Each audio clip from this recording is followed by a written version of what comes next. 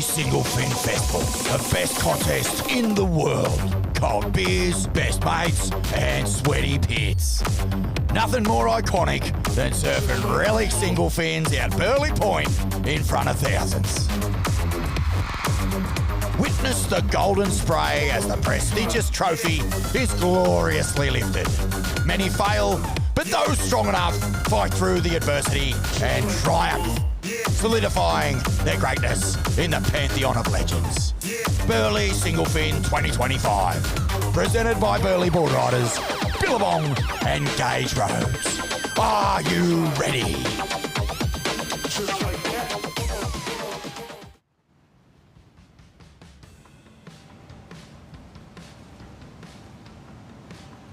Yeah, well, welcome to Burleigh Heads, the iconic Queensland point break here far out on the iconic Gold Coast. Vaughan Deadly, Wayne Rabbit Bartholomew, proudly in the seat to bring you this 28th annual Single Fin Festival at Burleigh Heads, presented by Billabong, presented by the Burleigh Board Riders, presented by Gauge Roads and Bugs.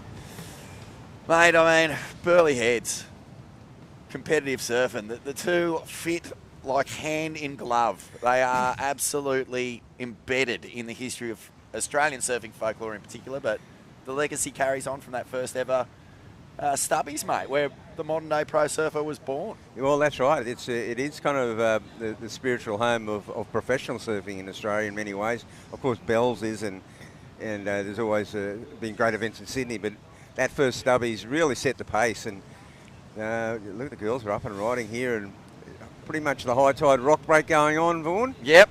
High tide this morning, Bugs, and beautiful little high line here. So this is heat number 2 of the women's, I believe. Groms have already surfed this morning. Opens, a full day of surfing yesterday, Bugs. Some really good performances. And yeah, look, it's been a bit like this, the Australian summer. It's been a dismal one for waves. We're in a shock and flat spell, and I'll tell you what, we have been spoiled for years, it feels like. Can't remember the last time we had a bit of a flat spell, but there's still waves, Bugs. That's the thing about off rocks here. You get these little pulses, and there's good little opportunities on them. No, there still is. And I mean, yeah, sure, the forecast did not look promising a few days ago, but the rock is always there. And mate, there's something. Like, were you the ASP president the year that they had to call off an event in France and just split the prize money between the quarterfinalists? That was, I think it might have been around 91 or 2. It doesn't happen that often. No, it doesn't happen. It actually happened. I was involved in one of those.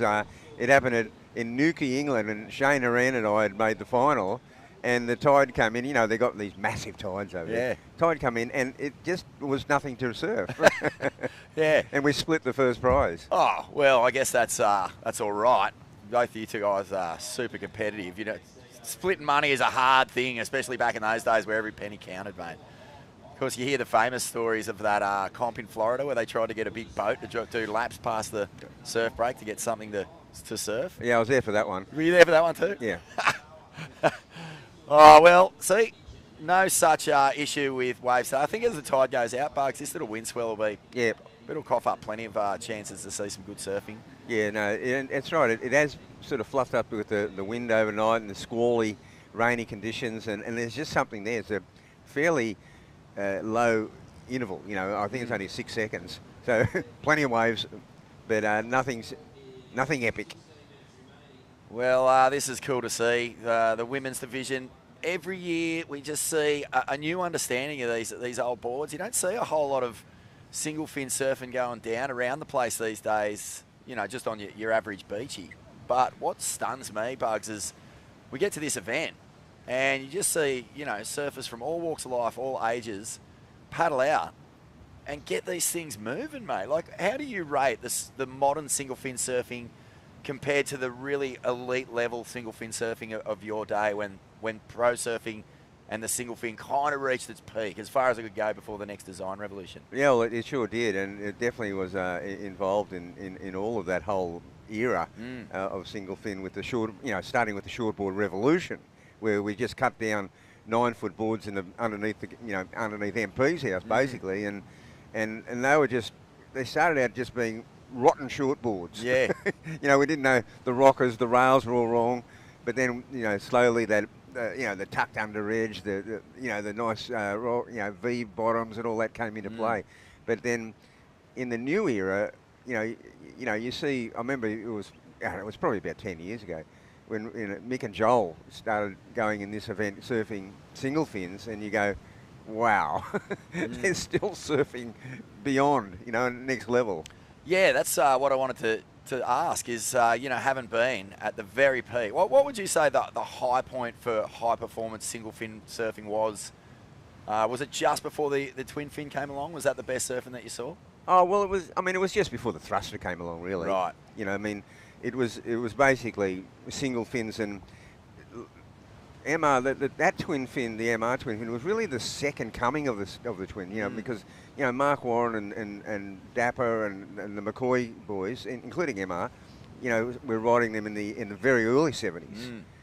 So twin fins were around a long time, but the primary choice of surfboard was that single fin. Yeah. And there was the one thing, if you look back at that era, there was such individuality.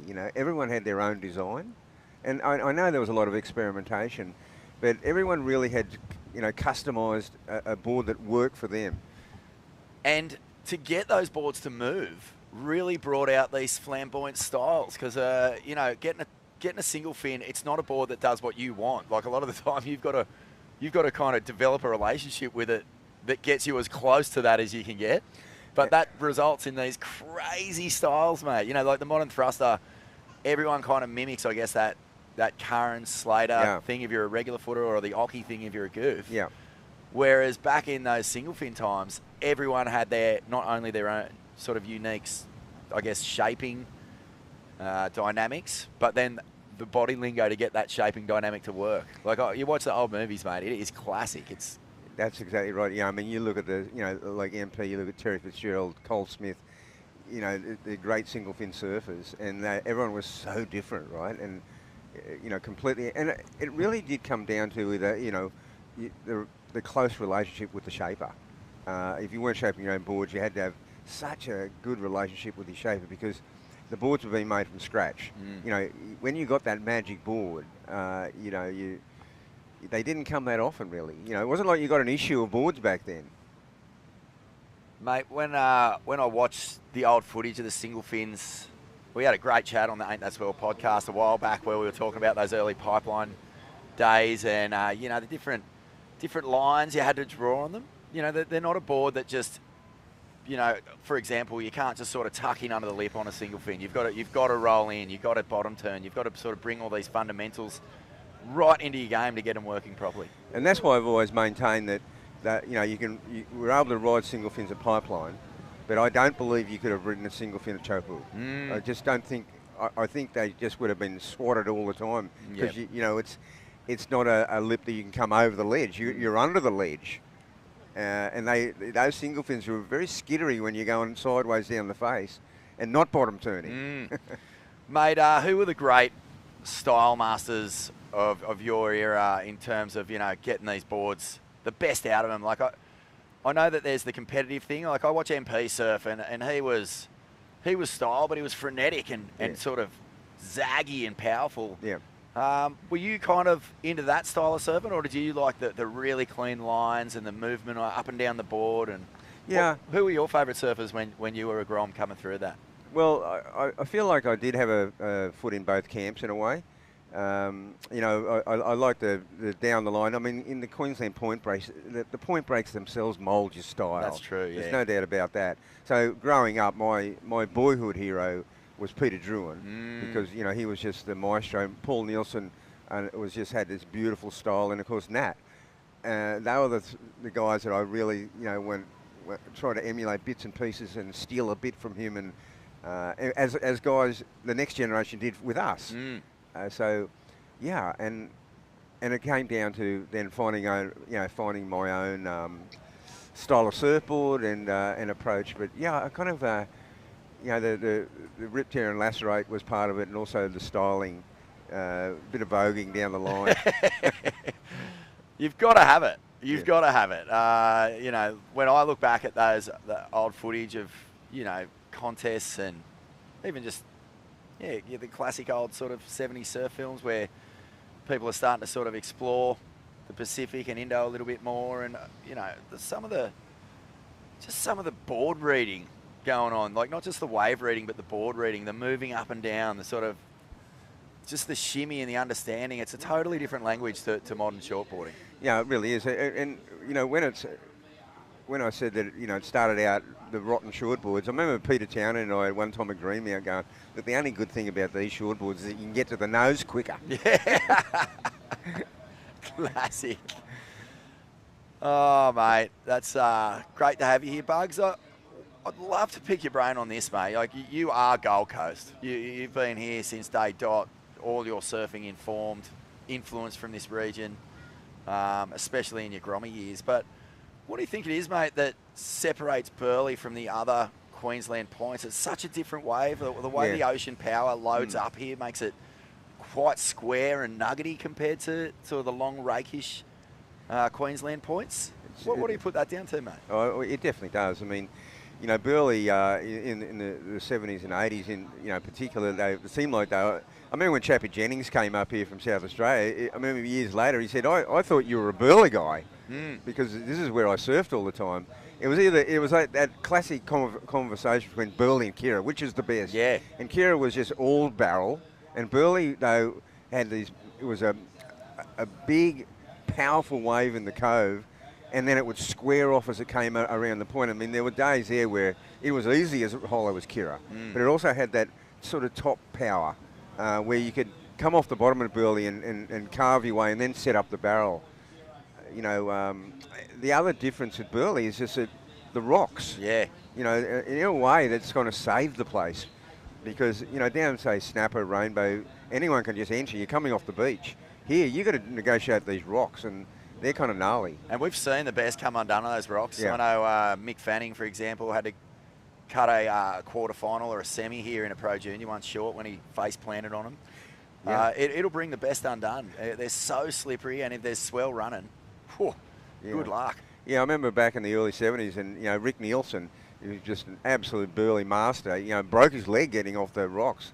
And I went, wow, this is serious. And I remember it was, on those big days when it's high tide and the surge is just coming so far up the rocks as easily as gnarly as Lennox. I remember being a grommet, and probably the photo that turned me on to the magic of surfing more than any other was a shot of Munga Barry out huge cove.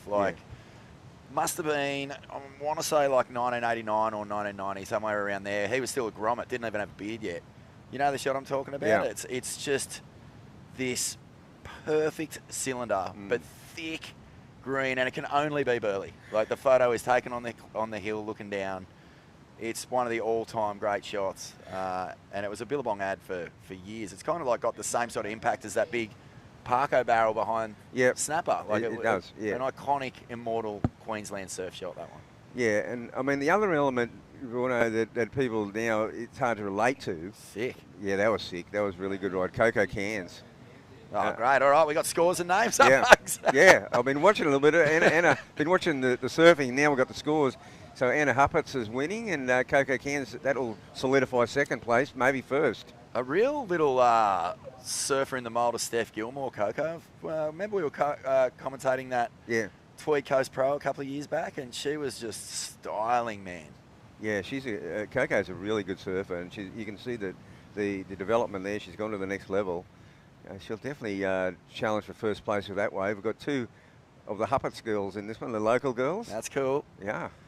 But the other element to here that people now, it's hard for people to relate to, you surf in, say, 6 to 8 foot cove, pre-leg ropes, a whole different way that you had to surf. And one of the things we had to learn to do was we had to learn to, when you're in the barrel and you're not going to make it, you had to do this technique where you got your board to get the blowback and to get it so it blows back and not go on the rocks. Because once you board, if you got one board, and we had one board, the Burleigh rocks, you're done. Yeah.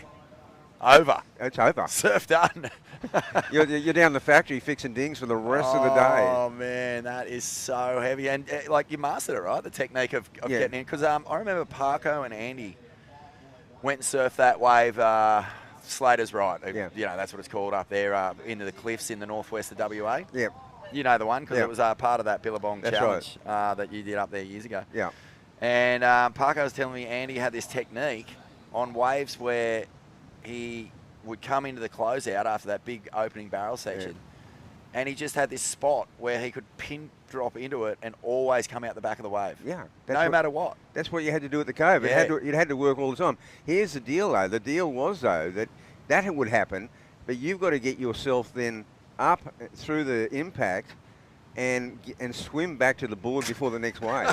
That was the key. And then get your board through that next wave because it's thick out there, man. So even though you're sort of coming, oh good, it worked. Yeah. Then you go, I'm still 20 metres away from that board, and I've got to swim a full sprint swim and get it.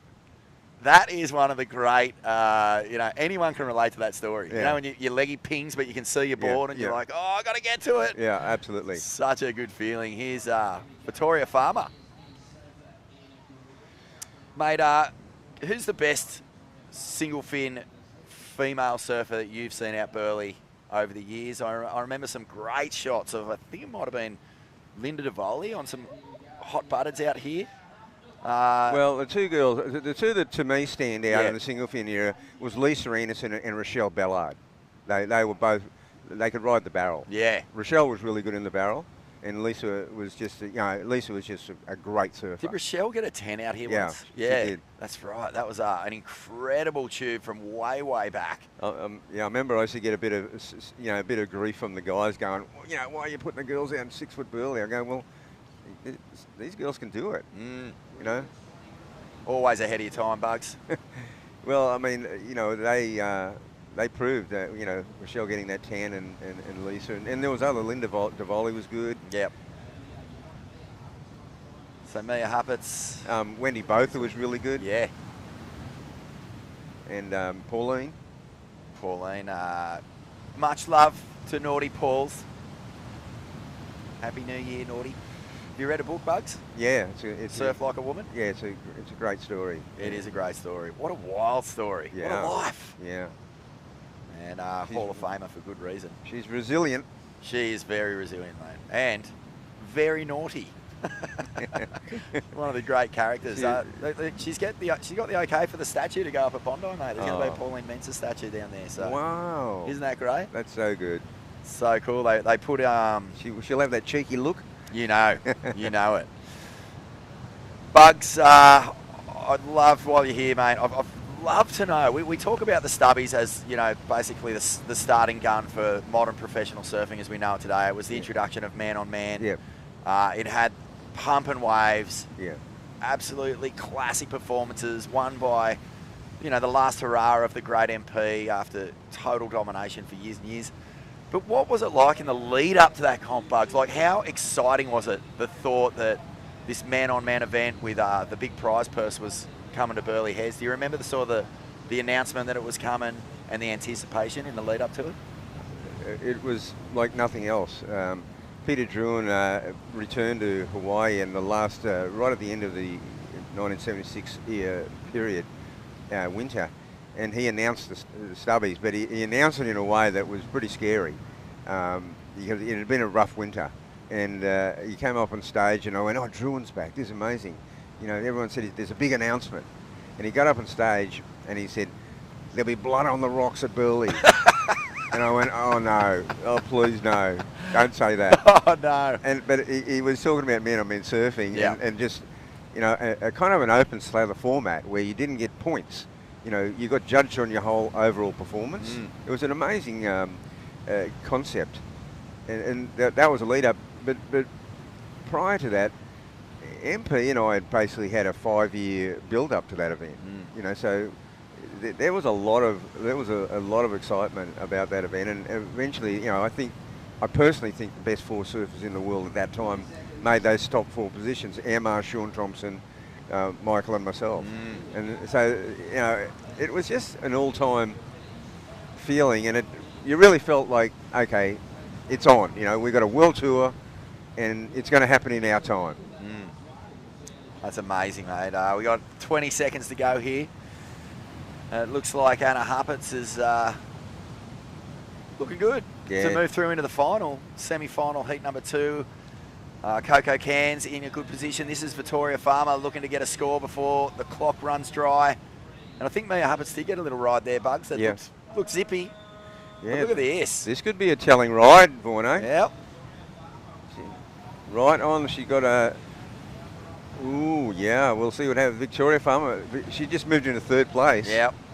Luana Matthias could be in trouble here. I'm wondering if there's a score still to go on for Mia. Yeah. Yeah, she doesn't probably need a big score. And we're going to kick straight into Open Men's Round 2, Heat number 1, Rabs. Oh, wow. Some good names in this one. Jeez. Kais King, who took out his first major QE event last year in Taiwan. Fantastic surfer. Yeah. Yeah, he's a great surfer. Kais is an amazing surfer. Noah Dorr, he's out there as well.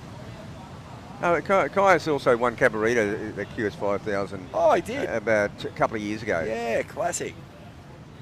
But he's been knocking on the door for some time. That year that he basically qualified, that win at Cabarita qualified him for the Challenger Series, and he injured his back. That's right. Basically before the second event, I think, and it took him out for the whole year. We'll come back to that in just a moment. A little break here from the Burleigh Singlefin Festival, presented by Billabong. See you in a moment.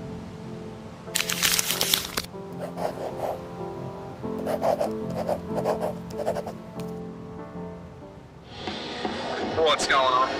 Excitement levels are high. Haven't even got on the step foot on the boat. We got on the mango. I'm really excited. Are you on the green juice program? Just having a couple of tans early, just a warm up. Bring it barrel, but we're gonna have a good time.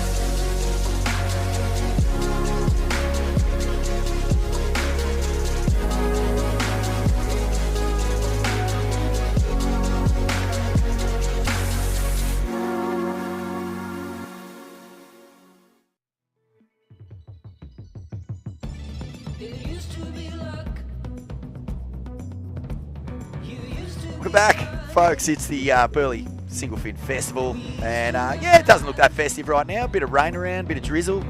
Not exactly crank and surf, but there's waves. That's all we need. That's all we ask for. And there's a good vibe, as always, as we kick off the year in fine fashion here at Burleigh. What month, Bugs? Someone asked me the other day, what month was the Stubbies, the 77 Stubbies? It was in March. I mean, and March was really... This is where it's all changed up here in a way. March was the really traditional because it was kind of peak cyclone season. Yeah. February, March was our peak of the cyclone season. March, you were pretty much still guaranteed good conditions. That first little hint of the autumn coming in. So you got the beautiful sou'westers in the morning, which is perfect for Burleigh. And so, March was always pretty reliable.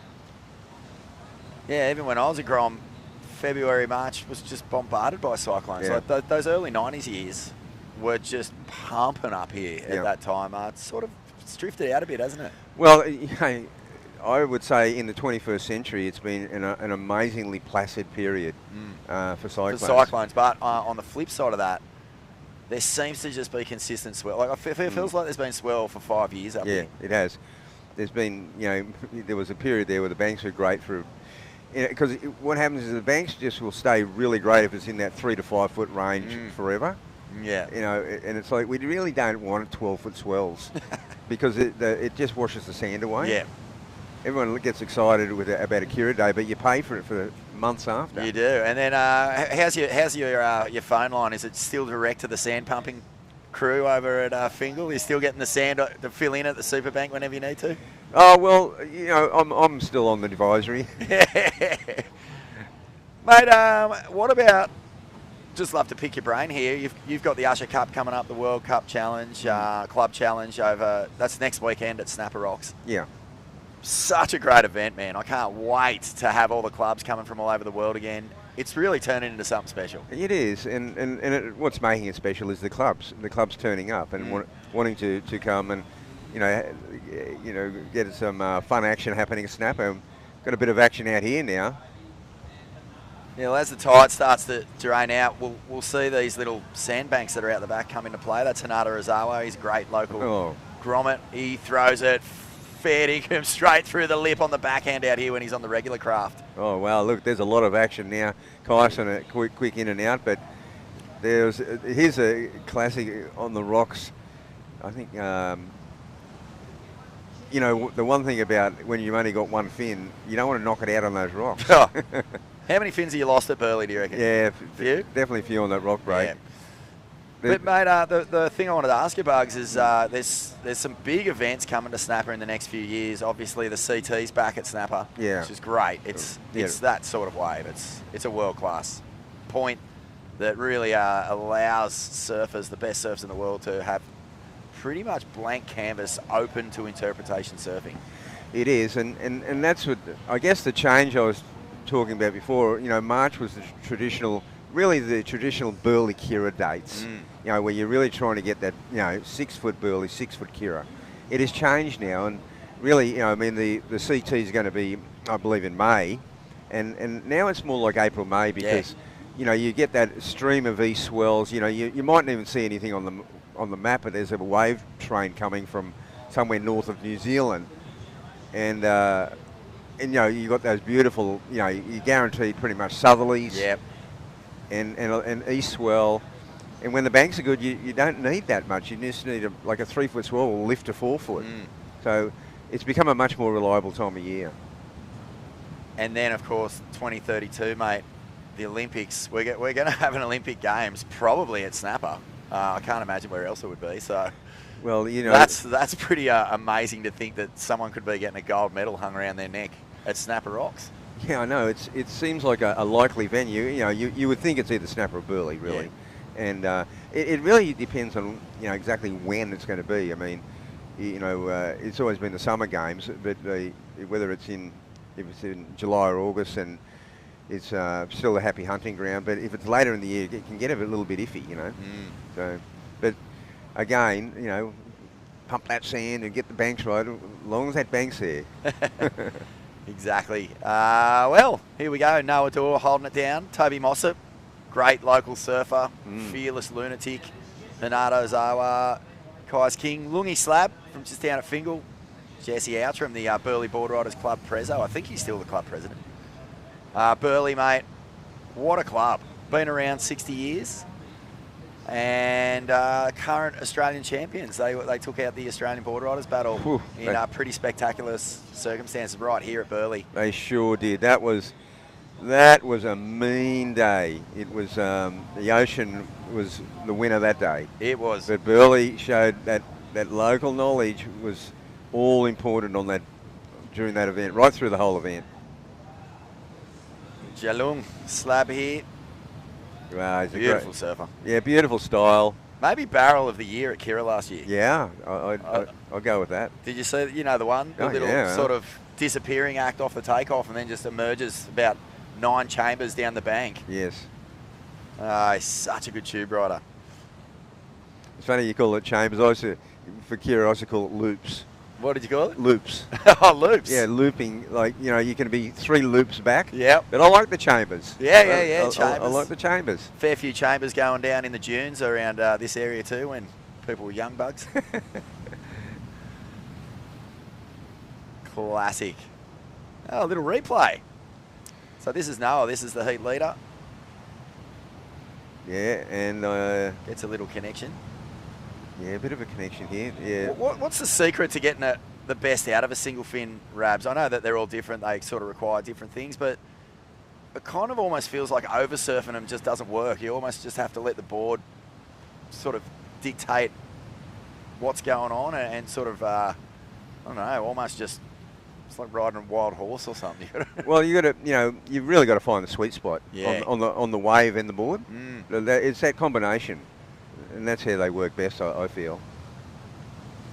If you get a magic single fin under your feet, and you, as soon as you get on it, you just know it's a magic board. Mm. You just, and sometimes I always used to say, don't give up on one, because the board, that could only just mean the board's better than you.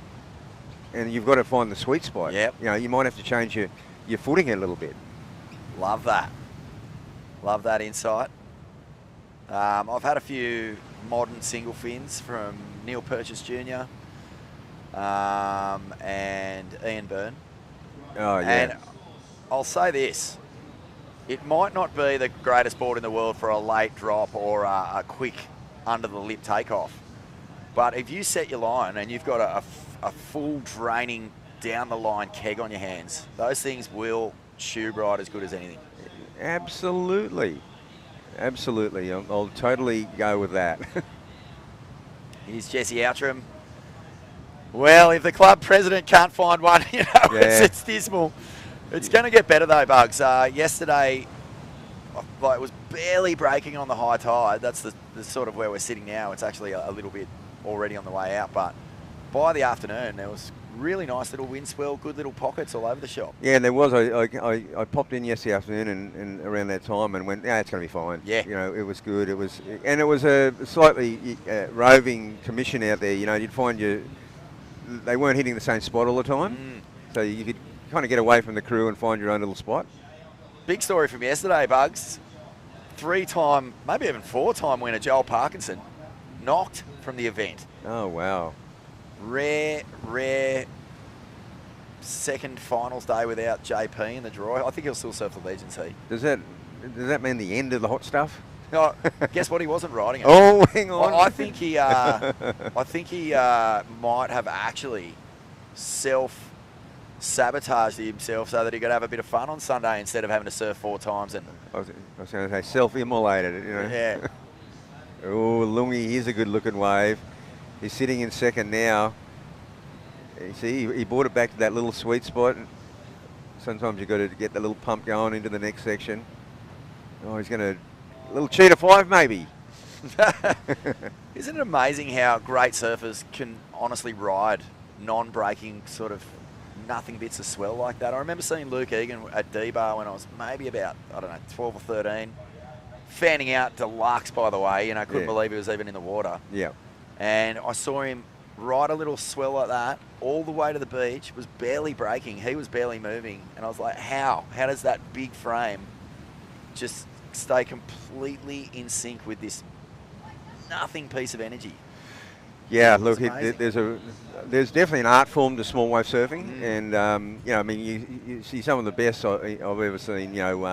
Armando Doltro, Timmy Curran, Rob Machado. Even though Rob could surf pipeline too, but they were so good on small waves. And back in the day, we used to have CT events in Florida, and this would be mega, mate.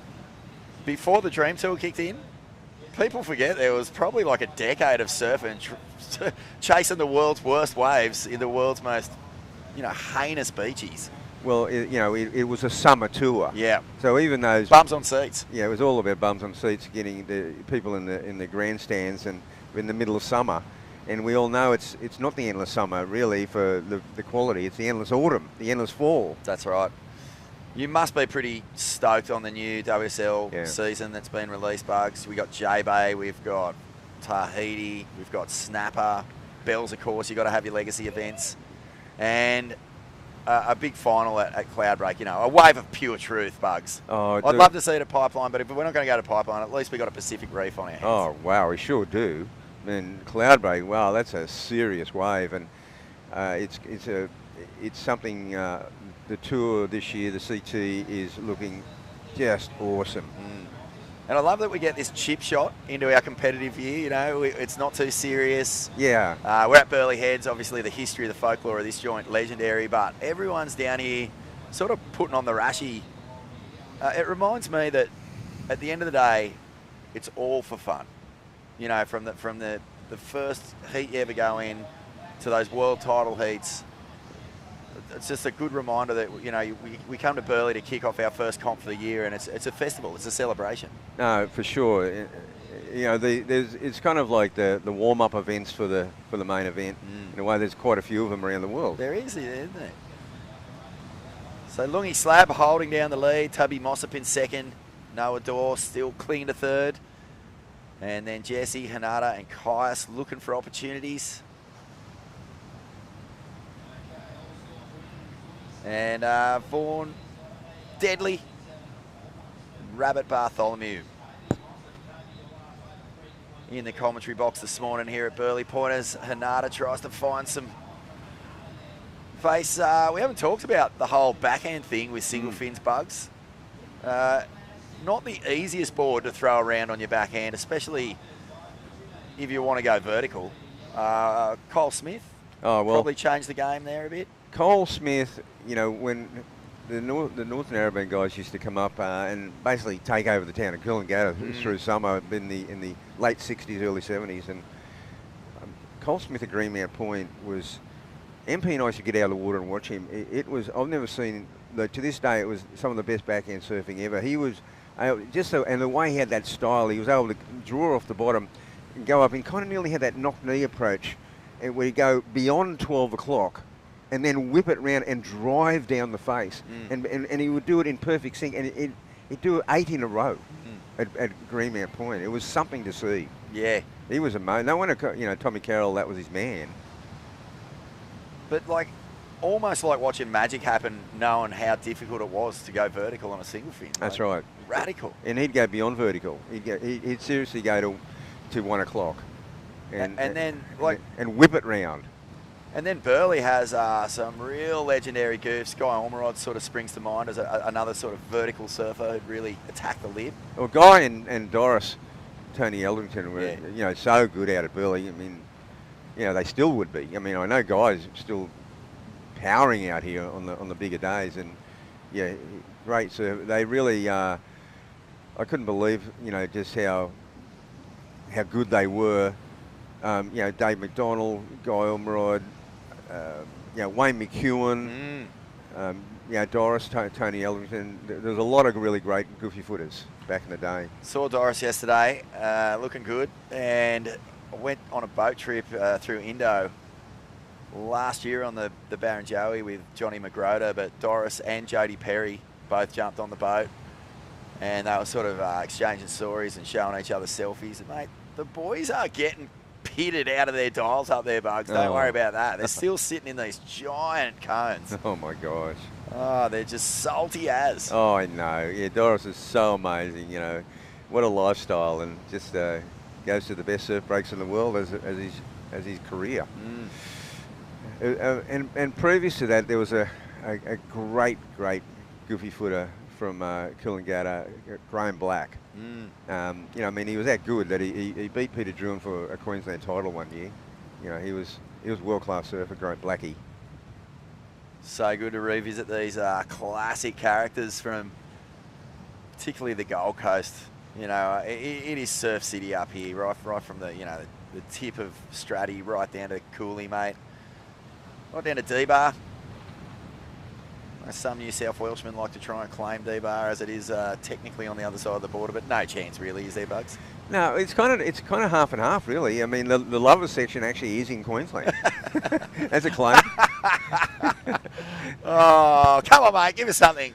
You know, when the the Blues, we had to cop 11 years of Queensland domination. Just give us D-Bar. That's all we ask. Okay. Well, look, the classic was in the lockdown, and that you know, I remember sort of making an approach to the Gold Coast City Council, going, look, just let us surf, and you know, we won't hang out on the beach, but let us surf and go home. Because I said to them, you'll never stop the guys paddling around from D-Bar. No. You'll never stop a desperate surfer. No. You can have all the roadblocks in the world, but they'll just paddle into Queensland. Isn't that classic? Yeah. Noah Dorr with a minute 20 to go, trying to get back up into the progression. He's trying to get through, is what I'm trying to say, Bugs. He's slipped down to 4th place. Yeah. And Kai's King's had a bit of a luckless heat, but yeah, it's like the Loke dogs are getting it done here. Toby Mossop and Anada, both Burleigh lads. And Lungi Yeah. Just down the, just on the other side of the creek. I wonder if Parko, apparently he was getting a bit hassled in his heat. Oh. He dropped in on someone, so that's what stopped him from getting through. Oh, well, there you go. But, you know, how many times can a snapper rock surfer legitimately come to Burleigh and walk away with the lollies? I don't think the Burleigh likes are really that down with that sort of thing, Bugs. Well, You'd know better than anyone as a Snapper Rocks club president. Yeah, I think we've always had a great relationship with the Burleigh guys, and you know, how could you not love Parko? You know, you know, he's one of the most loved figures on the Gold Coast, and no, it's always been a good vibe. It's up a here. friendly rivalry. It's a good vibe. Yeah, well, Joel has put on so many memorable performances out here. You know, as a junior for sure, there was some pretty memorable pro juniors out Burleigh Point. Yeah. Remember a year where Rasta went, paddled out here, he would have been 17 or 18 years old and just got barreled from the tip to the end, just all day long. All day long, and you know, he was really the fourth musketeer, you know, because it was, you know, the three amigos, right? But Rasta, say, you know, when he was competing, you know, in the under-14 division, he dominated. Yeah, and not many people, I don't know how many people would even know that this is where he cut his teeth. Yeah, Burleigh. I remember, you know, I was seeing him, well, it was probably mid-90s one day, and he was just doing exactly what he said. It was a good, solid 6 foot day, and he was just getting so slotted for right across, you know, from the cove, right across the point. And, yeah, one of the great surfers of all time out here. Yeah, Burleigh has certainly had its fair share of complete weapons. We're at the end of the heat here, Bug, so we're going to have a little break. We'll be back with more from the Burleigh Singlefin Festival presented by Billabong after the break. You used to be funny. We used to have time.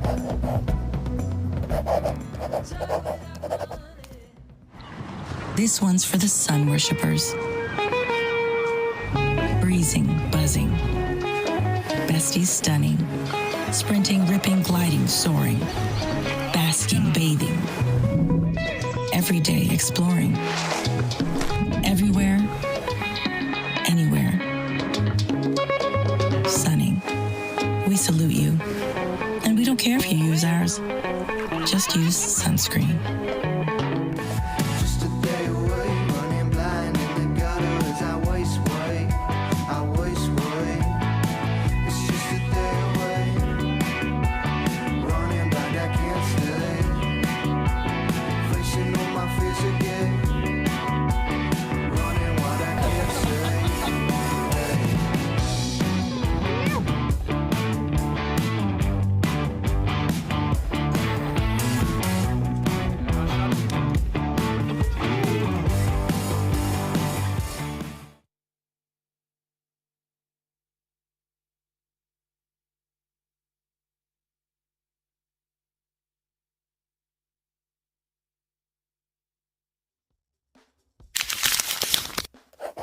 Welcome back, folks. It's the 28th annual Singlefin Festival here at Burleigh Heads, courtesy of the Burleigh Board Riders Club.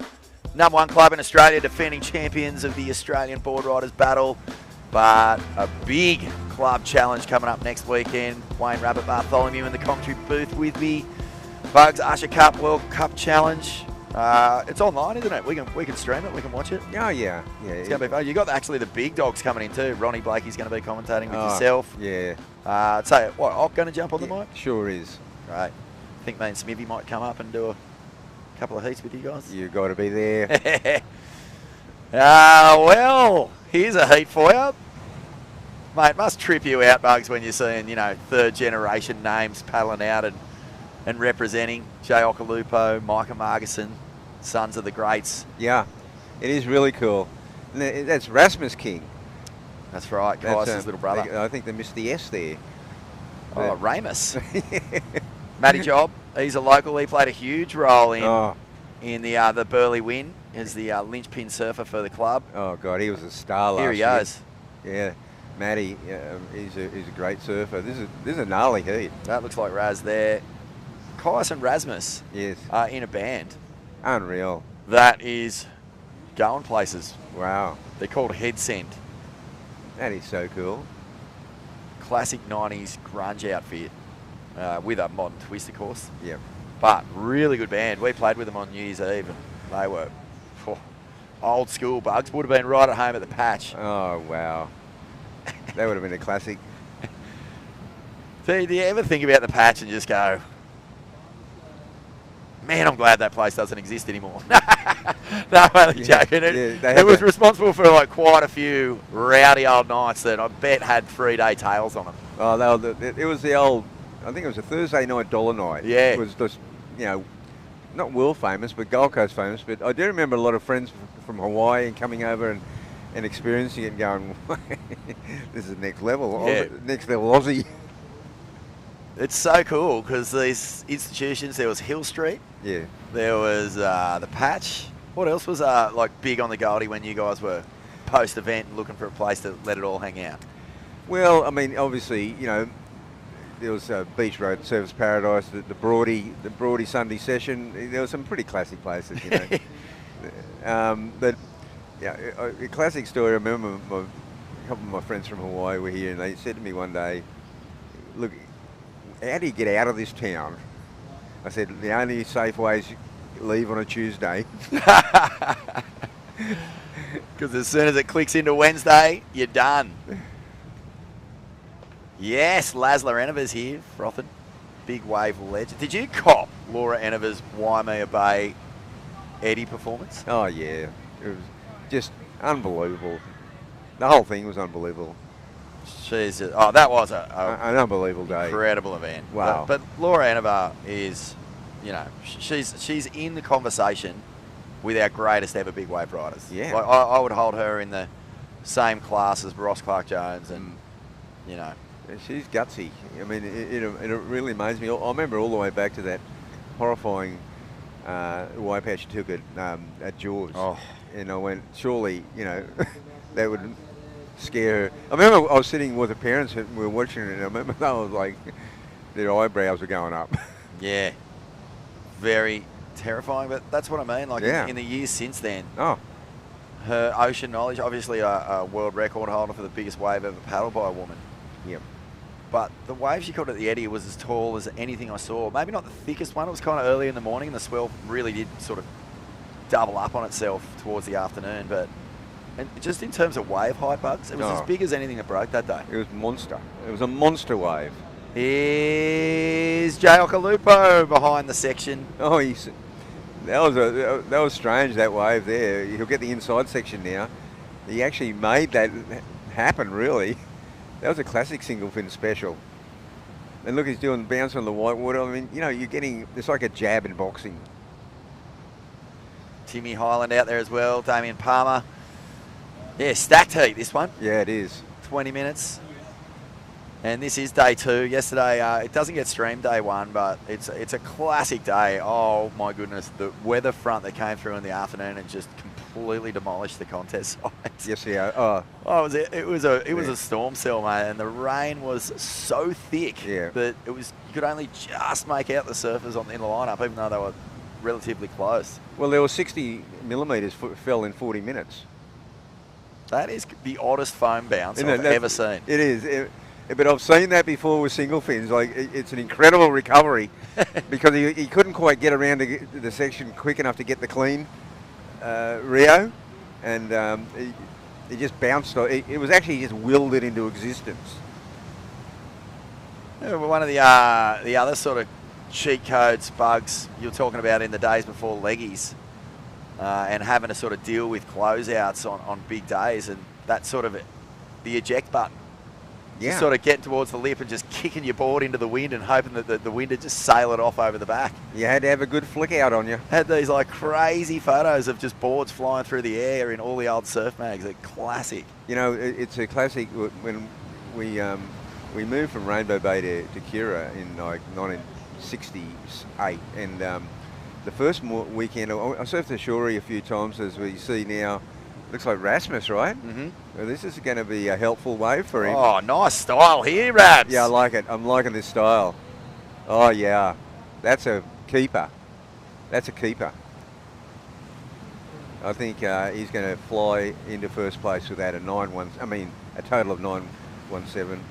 Oh, they've shifted around a little bit, but he's there. Yeah, well, it's just, like you said, the sweet spot. He wasn't on the tail, he wasn't up the front, he was just in the middle of the board, just fully grooving. And he was grooving, and he had his feet close together. Yeah. And it was just the mixture of style and technique. But, this is a classic. My very first weekend, we lived here, I surfed the shore, got off the school bus during the week, and okay, it's had a bit of fun. First Saturday morning, and we got down there, as we see, I guess this replay here, we want to have this again. I love this section here. Look at that. Just in the flow zone. Yeah. Nice finish. Cool stuff from Razzie King. Yeah, so, I'm walking down there. When we lived right on the Musgrave Street, which was on the beach at Kira, and there was I could feel that there was a real briskness in the wind, and it was a beautiful blue day. And as I'm walking along, I'm looking towards Kira, and it was like there was these waves breaking, and all I could see was, it reminded me of like a whale sitting on its side, because I just saw spits on every wave. Every section was spitting. And then when I got there, I went into the weather shed. It was a solid 6 foot day. And boards back then, the 9-footers and that, were very colourful. There was a lot of boards, Union Jacks and red and a lot of colour. But what had happened was that the guys were coming along the section. When it came to the super hollow section of Kira, they were flicking out into the wind. And so all I remember that day was waves spitting and boards in the air. Wow, that sounds so cool. It almost sounds like some sort of weird conceptual video artist thing, where you've got no bodies, but just porpoise spit and slinging boards. And I was basically going, wow, okay, that's Kira. And then welcome home. Did you get out there? Oh yeah, I went out there, but I was, I was a grom. I was just sort of really. My friend, an older guy, John Snake Sims, actually got me and paddled me out the back. It was a cool experience. Just like I paddled Dino out the back on a big day when he was a kid. And then what was the water eye view of those barrels like, mate, once you're out there? Because, being wide-eyed and seeing that endless grinding perfection in Kira, the first time you see it, you never ever forget it. No, and what was really apparent, though, was that the boards couldn't ride the wave. The boards couldn't surf the wave. That's what became very apparent to me. And even I had a shortboard. Wayne Dean had made me a shortboard. And I probably just wasn't ready. This was my first experience out there. But being out there, you're right, it was an amazing experience just to see it all. But I went to about 1968 here though, and boards hadn't. Wayne Dean made me a board. It was a 6'9", which was a friend of mine used to.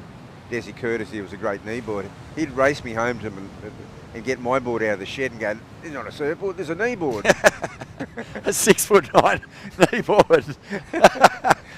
Oh, that is good. Yeah, 6'9" was pretty short board back then.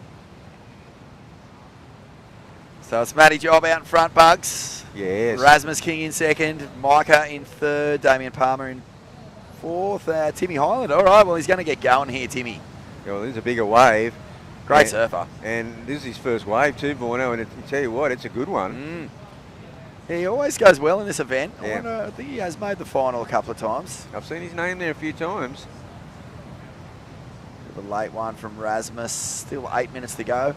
Yeah. It was super annoying yesterday, Bugs? I surfed the heat yesterday. Yep. And it was 1 foot. And the sweep was as hectic as anything. And I was just like out there paddling my guts out going, how is this possible? Yeah, those squally days, you get a bit of a current going, even when it's small, and it does amaze you that you're going, this should not be doing this. Well, not at this size. No. The other great indignity yesterday, I had a blue bottle wrap around my thigh just as I was paddling for a wave. It got me so good. Well, that's terrifying. It was a proper stinger, really. I'll show you the photo of it. It's hectic. I haven't had a blue bottle sting for a long time, mate. You forget how potent you they forget. are. It's like getting electrocuted, but it's not just an instant. It burns for a fair while. Yeah. Had a whole heap of people lining up to piss on my leg as well, mate. I don't know if I believe in that concoction as a healing mechanism anymore. No, okay. Yeah, Smithy! Pull up a pew, mate.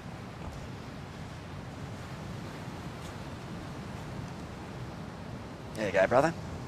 Smithy, he's back. The Burleigh Singlefin. Welcome to the commentary box, mate. Good to be back in an old-fashioned legend sandwich. Yeah, there you are, the meat and a legend A sandwich. couple of icons.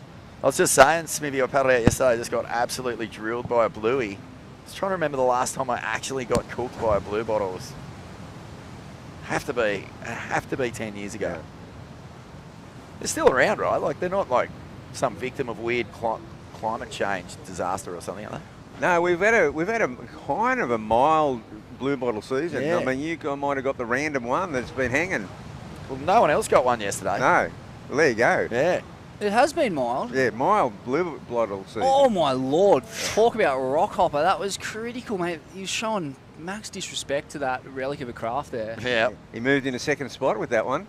J-Ock, J-Ock show some Alupo. respect, mate. Respect the pre-85 relic. Well, Bugs was saying he's lost a couple of fins out here. I wonder how many fins would be lying in that graveyard. Yeah, It's because the big single fins too. yeah. It's not like you just got those little pretender fins that are in thrusters these days. Careful. But yeah, I know what you're saying. Wow, they're really beaching it. Cheetah 5 Yeah. into a potential rock animal on the inside. Pretty skits behaviour.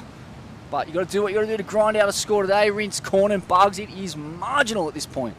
Yeah, it is. And I love that little Cheetah 5 coming into play there. Is that Rasmus King? Yeah, it is. Yeah. Star of Head send. Head Sand and Bosch and Rocket. Bosch and Rocket, that's what I'm looking for. He actually played Daniel Johns in a Silverchair mini film Are you joking? last year. Have you copped his band? It's honestly welcome back to 1990. Newtown Bolo Silverchair playing when DJ still had like long blonde bob. Yeah. Really good, solid, honest 90s grunge. Sick. Yeah, Mate, that's sick band. That's a proper lineage to be sitting in. That is an iconic Australian lineage. I dare say no one does it better. Nah, From the Cosmic Psychos through was it the Meat Puppets? Are they Aussie band? don't know, but yeah, the Silverchair. hard-ons and the Yeah, just you that, do it that well. whole You do era. it well. Good stuff. Very surf infused. Big time. Sunny Boys.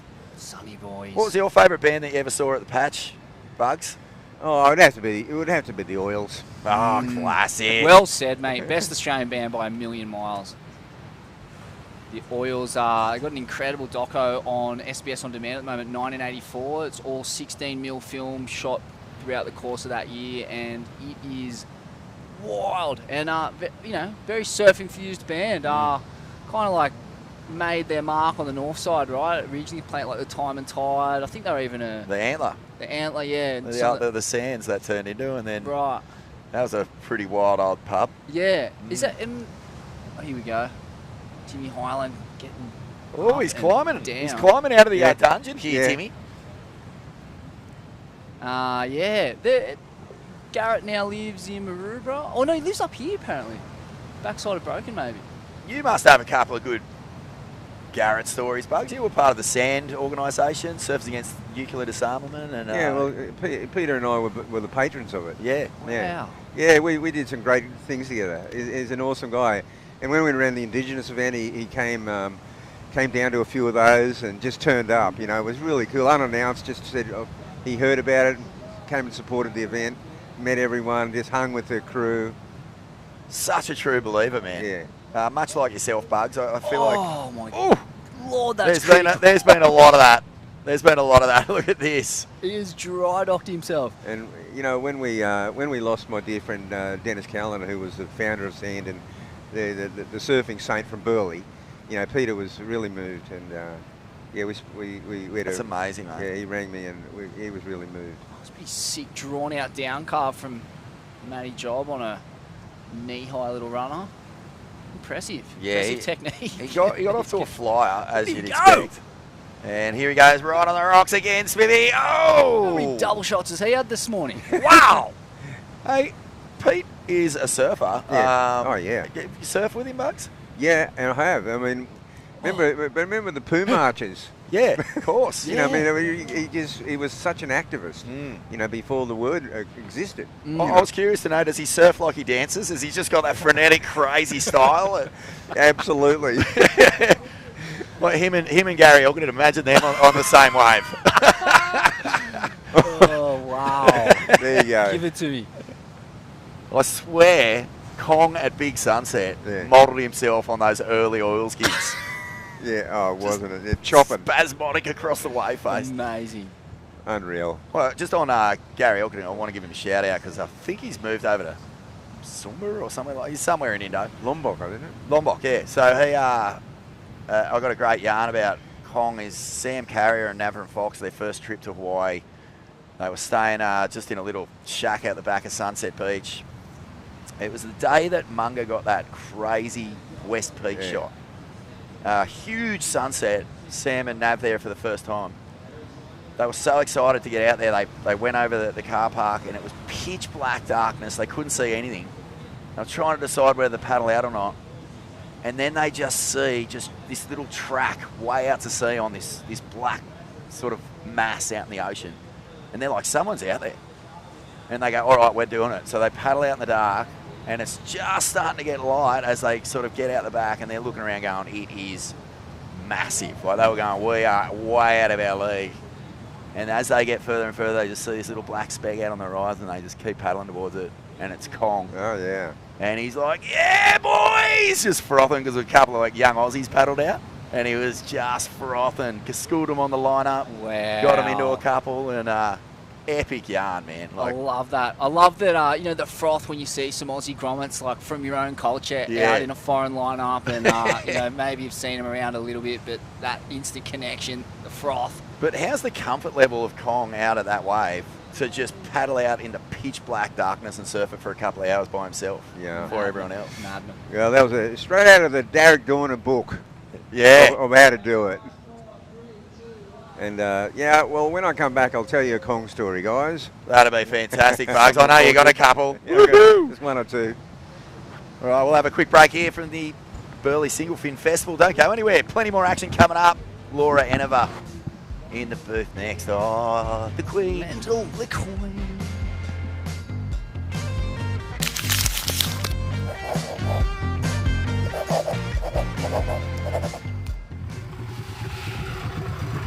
First Nations people have been using bark off trees for over 40,000 years. It makes me feel good when I paint on bark. It's a perfect canvas for painting on it. It feels good to keep culture alive in this fall.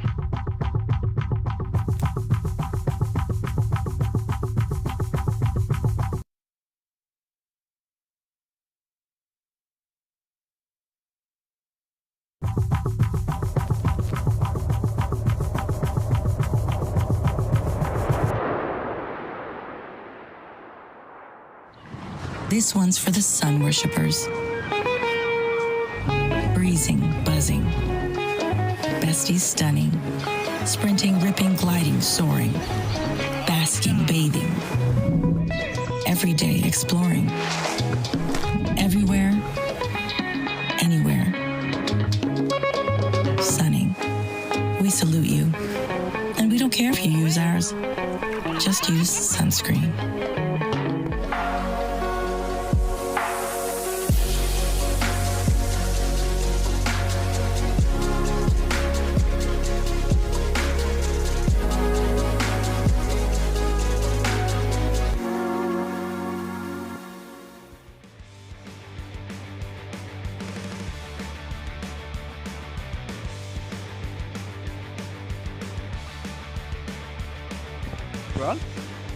We're on.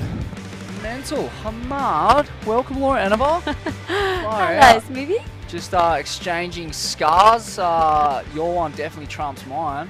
No, yours is actually pretty good. It's long. That's if my scar ends up like that, I'll be pretty frothing. Yeah? Yeah. That's just a fishing mishap, actually. Oh, just fell into a bed of oysters. Oh, no way. Trying to get a snag off. Oh, shit. Catching a couple bream, yeah. But it's a way worse story than yours, dude. You died in the Eddie Waimea shore break. Holy smokes. Give us a squeeze of that thing. Maybe show the camera if you can. I don't know. Let's see if we can Can we get get it a squeeze? Oh, I actually got a coffee, thanks. One was getting me a coffee, guys, but yeah, you can't really see it there. But Quite wait, Oh, it's the but depth of it, it was though. like it was like 3 inches that way, but then like that way, it just was like this freaking gaping hole in my leg. Oh, Anyway, wow. What was that the was last year. Yeah, that was last year. It's in the past. No, but it was actually pretty intense. Yeah, I Tense bet. scenes. We got Shez Boss, best name in the division. Is that Shez? Oh, it's Yaden. Hard to tell the colours out there in that overcast conditions. But, mate, what was the reaction when you... I mean, how did it feel in that moment? Did you get the kind of that big adrenaline dump where the pain's not such an issue, or was it instantly agonising? Yeah, it was actually one of those crazy feelings where it actually just felt like my board punched me in the back of the leg, and it didn't even feel bad. Like my fins hit both back of my, like just behind my knees, and I had this crazy bruise behind one leg, and that actually hurt more the other leg that didn't get cut, and then I just felt down to the leg that got cut, and it just was so deep. But I think that they say that sometimes when the cut's so bad, you actually don't really feel it. It goes so, like, it just felt like a thud. Yeah, more of a deep pain Yeah. rather than a cutting, slicing pain. Like, I don't know, maybe don't just not sure. God damn. But then I just looked down and saw, I was like, oh my God, this thing was just spewing out blood, and immediately I was like, oh my God, thought I'd hit the artery, and so it was Yeah. just got like pretty intense. But I got a tourniquet on it straight away, and everyone at the beach was so awesome. You know, all the lifeguards. I had spectators because it happened in ankle deep water, like when I'd come in. yeah. And I had like a board, so one of the other guys' board was floating towards me, and then my board just got picked up and just got like banged into the back of my leg. Didn't think Yeah. anything of it, and then just my fins just gone straight through my leg. But yeah, Mate, the the spectators were like running down, carrying me up, and being such legends. Really? Yeah, It's it such was an pretty interesting cool. vibe down there, isn't it? It's a little bit chaotic. You know, the fans and the competitors are all mixed in with the shore break, and the shore break suddenly on the fans. So it's like this cauldron of just do your best and help each other survive. Totally. No, it was such an incredible day to be a part of. It just felt like we started walking down to the eddy, because basically there's like 40,000 people that are all just like running to the North Shore. People were sleeping there the night before, just like on the side of the cliff, just in like a little beach chair with like a towel, and just posting up. They just wanted their spot. It's what people do here for the Burleigh Singlefin too. Yeah, on a smaller scale. I think they're sleeping here from the night the night out before or something. Totally. But, mate, that's such a crazy thing to be a part of. Yeah, it was actually so cool to be a part of it, and that was like, I even said, I was like, it was the best morning of my life before I almost chopped my leg off. Yeah, But frick. we're throwing those fins in the bin. What, you threw them in the bin? Yeah, Those now they're fins? out. And the shorey was really like kind of the most dangerous place to be on that day. Like entering and exiting the water, and some of the stuff the water patrol were doing on that inside part was like, you didn't see as much of it on the broadcast, but the bits, every time it panned there, I was like, oh my Lord, it's dead set like 15, 20 foot on the Yeah, shorey. the shorey is gnarly, but it was just crazy. When my board hit me, it was actually just, I was in ankle deep water in a surge, so it was so unheroic. Like, it wasn't like there was this bomb, like 4-foot shorey, like smashing me and my board snapped. It was just like, I'm standing there in ankle deep water and my board just got like surged into my leg. And it was just like, what? Like just 4 a real feet, but- freak. It was like I wasn't meant to go out there again. I don't know. Right. Something was stopping me. Yeah, that's an interesting take on it, because you performed so well. I mean, the I was wave so that you excited got to was go back out. insane, dude. That thing, like your timing and positioning on that wave was just pretty sublime. Hey, you must have been stoked. Yeah, no, it was just cool, because I've surfed Waimea like quite a bunch, but I haven't surfed it. I've surfed it bigger than what it kind of was in my heat, but super messy and chunky. But to be out there and have it be so clean and beautiful, you could really just position yourself. And I was just trying to look for the double ups, and I didn't want to go out there and just kind of shoulder hop. I was like, I want to go steep and deep. Yeah, and it was. It was steep and deep, and it was a thick one. And yeah, like you've got such a brief window out there to get the entry right and make sure you're under it. It's tight, it's a ledgy drop, and you just got it so right. I was like, you can't tell who it is in that moment on the broadcast. You're like, who is this? Wow! And it was you! I was like, yeah! Go, Loz! I was freaking out. I actually got that wave at the start of the heat, but they didn't show it. I think I don't know what was, I think there was an interview or something, but then, so it got to the very end of the heat, and they did the kind of like a highlight recap, and my parents were like, she didn't get a wave. boo. And then it was like, oh, she actually did. Right, okay. So But, it was a replay of that one. Yeah, they yeah. missed it live. But it was, I was frothing. I got that one at the start. Mate, And then it was a nuts one. Yeah, I'm just kind of trying to rack through all the highlights in my mind. But I think for the female competitors, I can't really think of a better one. some of the girls in the afternoon got some bombs. Like when it got Justine bigger, and DuPont. Bianca. Bianca, that's right. She got kind of the biggest one of the day. She got a pretty crazy one. She took off like, super deep, and it just kind of like barreled on her head. Wow. But fire out. These boys have a pulse in this heat. They are. I'm completely lost in the PTSD of the Eddie. While these guys are ripping these marginal cons to bits, doing incredibly well. Shelley's out there. Shelley's got an 8. Was that on one wave? Not sure. We'll have to double check. We're deep in combo land there, but yeah, Sheldon Simkus. No, he did. He actually slammed that one. An absolute prince of the zone.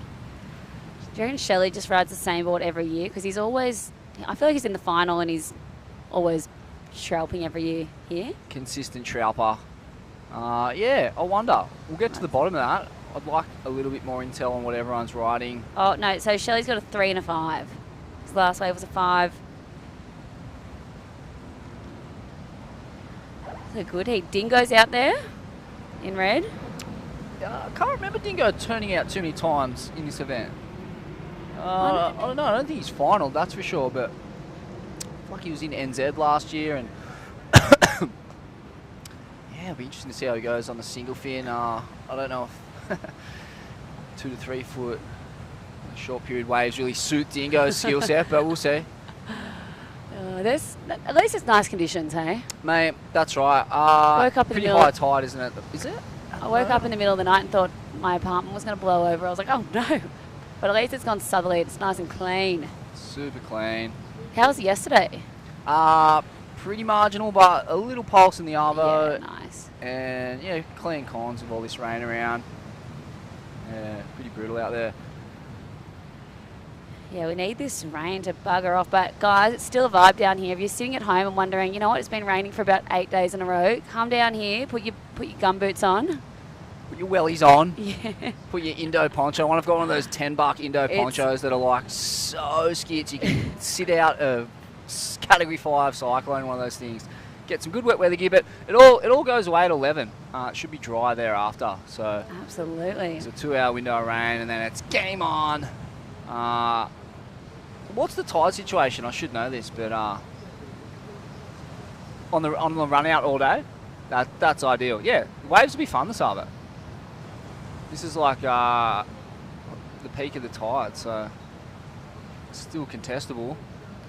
Oh, who's in the women's final? Let's see. Oh, Tommy Carroll's in the Masters is nuts. Wow. Margot, Ock, TC. Tom Carroll. Wait, let's see who's in the women's final. Oh, women's finals are doozy as well. Sage Goldsberry, Anna Huppert, Ziggy McKenzie, Coco Cairns, Dimity Stall, and Victoria Farmer. Mental. That's pretty rad. And the juniors, wow. Got a good day ahead of us. Low tide. Okay. It was a 1:38 low tide, so yeah.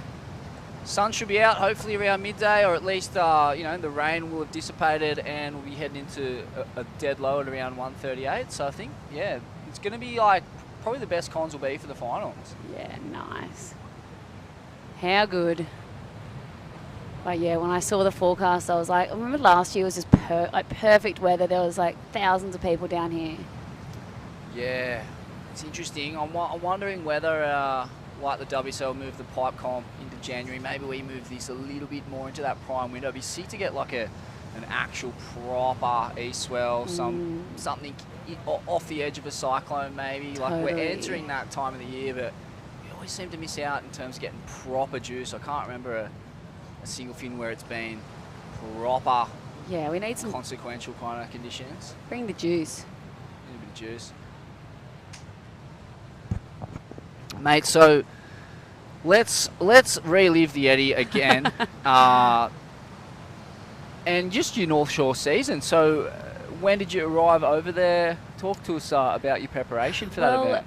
It was all a bit crazy because we went over for the Eddie ceremony, the opening ceremony they do every year, and I mean, the Eddie's only run 11 times in 40 years that it's been on, you know, been like, it's every year, but yeah, so every year everyone kind of goes over for that ceremony. It's such an incredible blessing. You go out and you do the paddle out, and like no one misses that. You know, you're there, you're an invitee, an alternate. What's it like to be a part of that? I mean, you're looking around that circle and the gods of heavy water are looking back at you. That must have been a wild thing to be a part of. Yeah, I feel like the first couple, I remember thinking back, the first year I got invited as an alternate, I remember just having the most crazy imposter syndrome, rolling up going, what the hell, like, what am I doing here? But, you know, the last couple of years it's felt good to go back and, like, be invited for a second time now. And then, you know, to have the event to run was just, like, crazy. But the event got called on 2 weeks after the opening ceremony, which was just, we'd all gone over. Flights at that time of year aren't cheap. And then we've come home and then literally we saw this, you know, this swell on the horizon. But then it was looking big, right? But I had kind of cancelled myself out of going back over because I was getting married on the last day of the year, on the 30th of December. So, and the swell was kind of around that period. So I was like, oh, I'll just do all that organising and shit.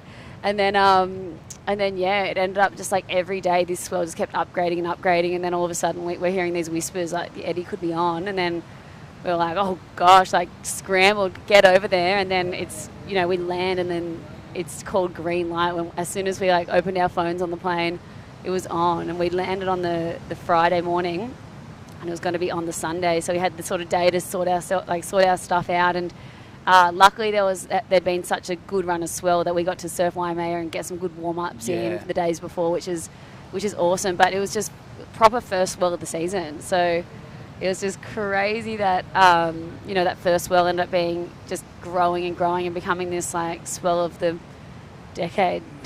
Swell bender of the decade, dude. It was crazy. It was radical. Yeah. Day after day, building swell in the kind of 30 to 60 foot plus range. But then it was pretty crazy because I felt like the day before the event there was so much hype and people saying, hey, tomorrow actually could be too big, you know, might not be able to run, it might just be straight up closeouts, like closing out the bay non-stop.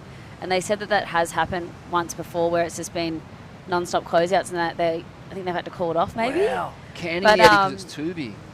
Yeah, so then because we woke up in the morning and like the swell hadn't hit. You know, like we were staying on the beach and we could hear the swell, but it wasn't like roaring the way that we kind of expect it to be that morning. And so when everyone was walking down, oh, who's that? Shez Boss. Can't believe that name. Such a good name. Are you joking? I'm going to rip that off for my child. But yeah, when we walked down in the morning, so basically the Eddie organisers told us, hey, bring your car down the night before because there's going to be it was a Sunday, it was 3 days before Christmas, and there was just, it's holidays, there was going to be so many people there, so that they basically said the road was going to be closed in the morning, so you wouldn't be able to get your car down after 4 a.m., 3 a.m. Dude. So we parked our car there the night before, walked home back to our accommodation, which took us like an hour, and then got up at 4 a.m. and started trotting down, and it was like we were leaving Coachella or something. The road was just packed with people, and it felt like you're at a festival. Oh. And it was just like you're in the early hours in the morning, and everyone's just like walking down with eskies and alive, all this anticipation nuts. and just everyone's just like on the road, and the road's fully closed, and it's just freaking such a. It was really really cool. Vibe. And to think that there's this immense outpouring of emotion and love and admiration for the heavy water exponents, but also it's all in memory of Eddie Aikau, like all of this energy, like this mainstream impact where everyone's coming together to remember this valiant, selfless warrior of the ocean. The whole thing's so supremely cosmic, and I feel like this event was like the most cosmic one I've seen. Yeah, it was just so special to be a part of. And you know, when you're down in that valley as well, you get down and there's no reception and you can just feel this energy. It's just like undeniable. And then I remember I was just like, felt like I was floating down to the comp side. And then when I got there, kind of all that heavy energy started coming in as soon as you walked into the competitors area. You know, you're there with all the, this is a bomb, Caden. Did so well to milk that thing to the inside. Rip off a nice snap. But it's kind of like all that like happy floaty energy kind of just changed as soon as I walked into the competitors area because, you know, all the heavy hitter, you know, Hawaiian guys, like, you know, a lot of guys want to go out there and just, have like a celebration and charge and stuff. But there's a lot of guys there that want to take the win, for their families, like Makua Rothman, Billy Kemper, I think everyone that is probably is from the North Shore and has grown up, just admiring Eddie and everything he's about and his family. They want that win more than anything. So you could feel that energy. And I remember my heat had like some heavy hitters in it as well. And you're out there with your heroes, just going, whoa, this is just surreal. Paddling out with these guys, and it was really cool. How did that affect your approach out there? Like, who was in your heat, and how did that affect your strategy? I had Makua Rothman, Jamie O'Brien, wow, are you joking? Ikau, no way, you had Eddie's brother, Eddie's nephew. Yeah, and sorry, Clyde. So Clyde's no longer in the event. Yeah, he's not in the event anymore. But it was his Eddie's nephew. So wow, and that was amazing because he was actually an alternate and he got in that morning and like he was like, we were paddling out together and he was just bawling his eyes out. Like that was such a moment for him to be in the event, and it was so cool to just be like, my first time ever competing, but these guys out there, just seeing how much this all meant to them. Like everyone was so emotional sitting in the lineup before the heat started, and I had Jamie Mitchell as well in my heat, and Tori Meister, and Billy Kemper. Oh my! That's the most stats heat like you could ever name. Yeah, and so I was looking at all these guys, going, every one of these guys here wants to take this. You've got the best heavy water surfers on the planet. Like that's basically the list. Makua's a big wave world champ. Billy Kemper's won Jaws 4 times or something. Jamie O'Brien, best pipe surfer of all time. Jamie Mitchell got one of the great waves last year, I thought. And then you've got Tori Meister's just a slab shaman. He's like the Russell Bjerke of Maui, full slab shaman. Wizard in the heavy juice. And then you've got this spiritual, the guy who's holding it all together, who's bringing in the, there's Dingo winding up. Dingo on a bomb. He's been waiting for this one. Gets it done. Are you serious? What does he need? He might need like a 7 to get... He's going to go close, I reckon. With 5 seconds to go. On the buzzer. From 6 to first. Are you joking? What a lord. That was some lordish behaviour, Dingo. Very lordish. Wow. I can't believe feel bad we've been yapping on. Nah, dude. I think this is worthy. It's a worthy relive. That's one of the most spine-tingling stories I've ever heard.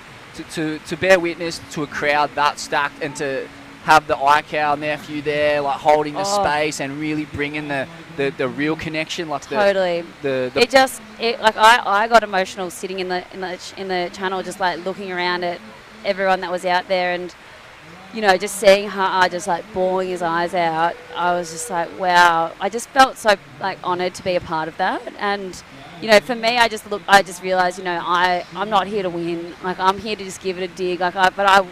You could tell how much that meant to them, and I knew that those guys would be out there wanting to get the biggest wave of our heat.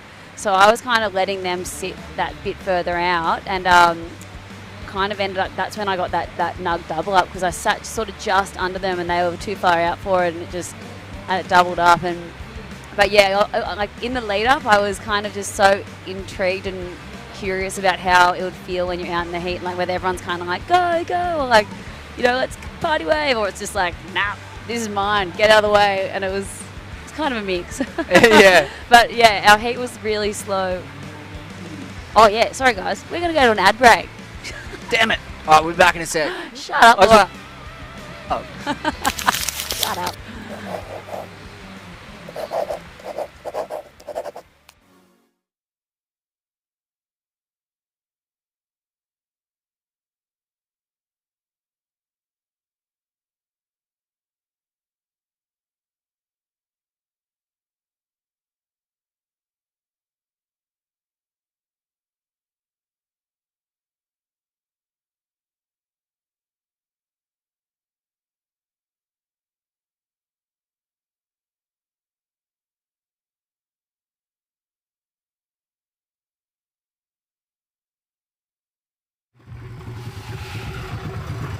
First Nations people have been using bark off trees for over 40,000 years. It makes me feel good when I paint.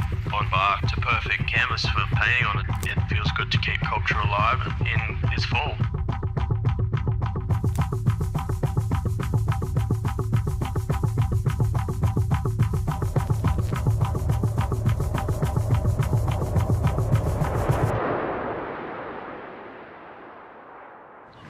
This one's for the sun worshippers. Breezing, buzzing. Besties stunning. Sprinting, ripping, gliding, soaring. Basking, bathing. Every day exploring. Everywhere, anywhere. Sunning. We salute you. And we don't care if you use ours. Just use sunscreen.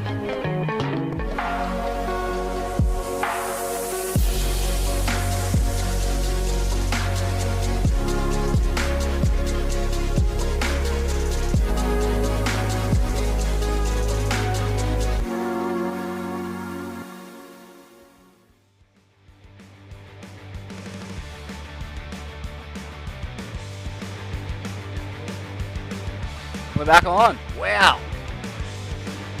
All right. Open men's round 2 heat 4. Your Chris Brooks in white, Blake Necker in red, Ryan Gray in yellow, Evan McGregor in blue, Hamish Williams in grey, and Tommy Hatcher in pink. But we got the star of the the Aussie star of the North Shore winner, Laura Enova, in the booth with us. And Laura, like, where does that wave rank among all the waves that you've caught in those kind of conditions? Because it was like you were sitting under the pack a little bit, and it just so happened that you got one of the real thick double up ones, like a thick ledgy double up heavy wave that required, you know, a lot of courage and a lot of poise to pull off the drop. Like it seemed to me to be a bit of a high watermark in your big wave journey so far. Yeah, well, I think I don't know, for me, even coming into this winter, my whole approach is just working on, you know, the lines that I'm taking when I'm surfing these big waves. Like I did so much sort of just watching, you know, videos and videos of guys like from like Eddie in 2023 and just lots of Eddies just on YouTube, like in the sort of weeks leading up to it, or on the days when they'd called it on, I was just on YouTube just looking at all these, you know, I just wanted to watch the way everyone was taking these drops and trying to position themselves, and it's all about just like that positioning and that paddling and stuff. But and then just like when you're taking off, how to knife it really, so you don't poke your nose and just do the classic fucking over the top. Because that wave, just like some of them can be, you know, have a really good lead in, but then some of them just jack up and they're just so steep. And, yeah, and that was your wave. Yeah, you know, you watch Luke Shepherd's line out there. He kind of chips in. It seems he's got this little on-ramp thing he finds like on those huge ones. But then there's like the Landon McNamara line. There's which is probably more similar to your line in the sense of like you're under it and you've got 3 paddles. Yeah. It's a tight window to get it right. Yeah, no. And so that was really cool for me because I got that wave, and I remember I think I got that in the first 10 minutes of our heat. And just because I got out there and I was looking around all these heavy hitters, going, oh, okay, I just want to get a wave. I don't want to just sit here and not catch one and then just have the nerves build up, and then, you know, so if a set comes, and I actually watched in the heat before. I paddled out really early, so I just wanted to watch that heat before, and so I saw Russ in the heat before just get a couple of those double ups as well, right under everybody. So I kind of looked where he was sitting, and just there was a few sets that came through, and everyone kind of paddles out. Because this swell's rising, right? So you just, any minute, you know, these closeout sets are going to start rolling in. And so I think everyone was pretty prepared to just start, you know, bolting out when these sets were coming through. And a couple of times they paddled too far out and they doubled up and just went under the boil. And so when I saw Russ get a couple of waves like that, I was like, oh, shit, I want to do that. And I think that's where it worked. Like my big wave surfing, I love watching and then trying to replicate what they do. So smart. Yeah. I love hearing the studious approach that you had to the lineup. I mean, I think that's really where, you can make the most gains and really visually map out where you're going to sit, how you're going to enter one of these waves. It's a good approach. But yeah, and then when that wave came through, I remember seeing it, and those boys, it was deeper, but it had this big long wall on it, and you could just tell it was a pretty nuts double up. And A couple of the guys looked at it, but they were all a bit too far out. And then I just realised, like, oh, I'm in a mental spot for this. And I just, like, swung. And just when it picked me up, I just realised, I was like, oh, my God, this is going to be a steep one. And just jumped up and just got to do that nice little knife, kind of almost got a bit, like, extended. And then I just remember saying to myself, get fucking low right now. And then, made the drop anyway. So it was just, there's nothing like that feeling, hey? It's just the best feeling in the world, like dropping down one of those faces. Talk us through. Worst feeling in the world, not making one. But oh my God, slapping. It's We've all a done fine that. line. Yeah, talk us through like the feeling you're on like a 10-0 or something, and the momentum, the push of a wave of that size doubled up on the ledge must be otherworldly, terrifying, and when you exhilarating. take off, you're looking down, and it's just like, you're like, wow, I've got a long way to get down here, but then. Yeah, it's just, it's like nothing else. And I think that's just what keeps everyone coming back. And, you know, all the highlights that I love from the Eddie, just people just sending it. Like, even remember Ross, did you say Ross's one that he got? He kind of chipped in and then it just doubled up and he just went, woo, jumped over the falls. Yeah. Mate, he put on an absolute clinic out there. He was so classic. And he ended up, he finished really high, like 18th or something in the and he got a gnarly fin chop as well across his fingers. Apparently, like one of his fingers was dangling off or something. Got 30 stitches. Oh my God! But he didn't have the full Shazam like me, the shebang. Yeah. Ambulances rushing you to the hospital, he was just thinking your legs darts going to drinking beers while they stitched him back together. Oh yeah, he was. I was like, we're doing very different things. I think I was like sucking on, I don't know, some sort of fentanyl or something. Fentanyl pen. Crazy too. I mean, you don't hear anything about RCJ, and then the biggest swell in freaking the last 20 years arrives, and he just, I don't know, crawls out of some cave. Flicks off his drueld robe and paddles out. And the goes best ballistic. thing was that at the opening ceremony this year, so, you know, like, there's obviously some, like last year, or maybe it was the year before, 2023, Michael Ho at the ceremony out in the, when we were doing the blessing out in the water, he kind of gets up and he says some amazing words, and he's like, this is going to be my last year. I think he's 60 maybe 2, or yeah, I'm not exactly sure, but he's in his 60s, and he was like, yeah, this is my last year. This is going to be, I want to pass the torch. And so this year, Greg Long did the same thing. He got up at the ceremony and was like, this is going to be my last year. I want to pass the torch to that next gen. All these hungry, amazing like charges coming through. And Ross gets up after, and it was only meant to be people that had won, like that got to speak. And Ross just gets up and takes the mic, and he's like, guys, do not stop inviting me. Do not stop inviting me. Quitting. He's like, you have to invite me until the day I die. Yeah. RCJ, a former winner of it. He's like, please, yeah. Ross, oh my God, he's just amazing. He's amazing. And, you know, this is this kind of twilight of his career where he's entered sobriety. He's been sober for a long time, and just the energy and connection and his intuition, like his ocean knowledge is just getting better with age. Yeah. It's actually wild. No, you can just tell how much it means to him, and he just goes out and he puts on just like his whole energy down there. Like he encapsulates like what the whole day is about, and just he had a pretty like special moment with Clyde. Just, you know, you can tell that they just all the memories and from over the years. Like it's just cool to just being like a newcomer to it all, and just to hear these stories and sit back and just kind of like watch and learn and just, I don't know, it's really cool. Oh, it's amazing, mate. It's amazing. What an honour and a well-earned privilege to be able to include yourself in that world and just watch these guys who have been doing it for the purity of the moment for so long, for decades. And for someone like, to witness something like that, Clyde and RCJ coming together, like RCJ's a relic from, you know, just after Eddie's era, and he's from that era, and he's still there, he's still relevant, he's still dominating, ranking 18th in the Eddie against guys who were, you know, not born when he was in his professional prime. I think this was the first year that they brought in a rule saying that you had to wear either an impact suit or inflation. Well, he would have hated that. Yeah, no, I think he was just like, nah. I don't know if he actually wore anything. He's like, just goes out in his board shorts, and like he's got his butt crack hanging out. He's just like, this is me. Let's go. I'm going to charge. Oh, best ever. And what about the winners? Again, supremely cosmic. Luke Shepherdson last year, a North Shore lifeguard, like couldn't be more in the image of Eddie Aikau. You know, he's chasing turtles around the lineup, using them as his like kind of marker. He's got some spiritual connection with turtles that he thinks like is like a totem for Eddie. And then Landon, his best mate, his big wave partner from the same generation and a very similar lineage, takes it out this year. Backside, I think the first goofy footer to win it. So cool. Gets like the wave of the event, just the craziest double up with this whole planet's worth of ocean on his back and sticks it. Oh, Man, they're like the core underground guys from the area. And they're the ones that, barely you know, sponsored. you just, and that's what it's all about, you know.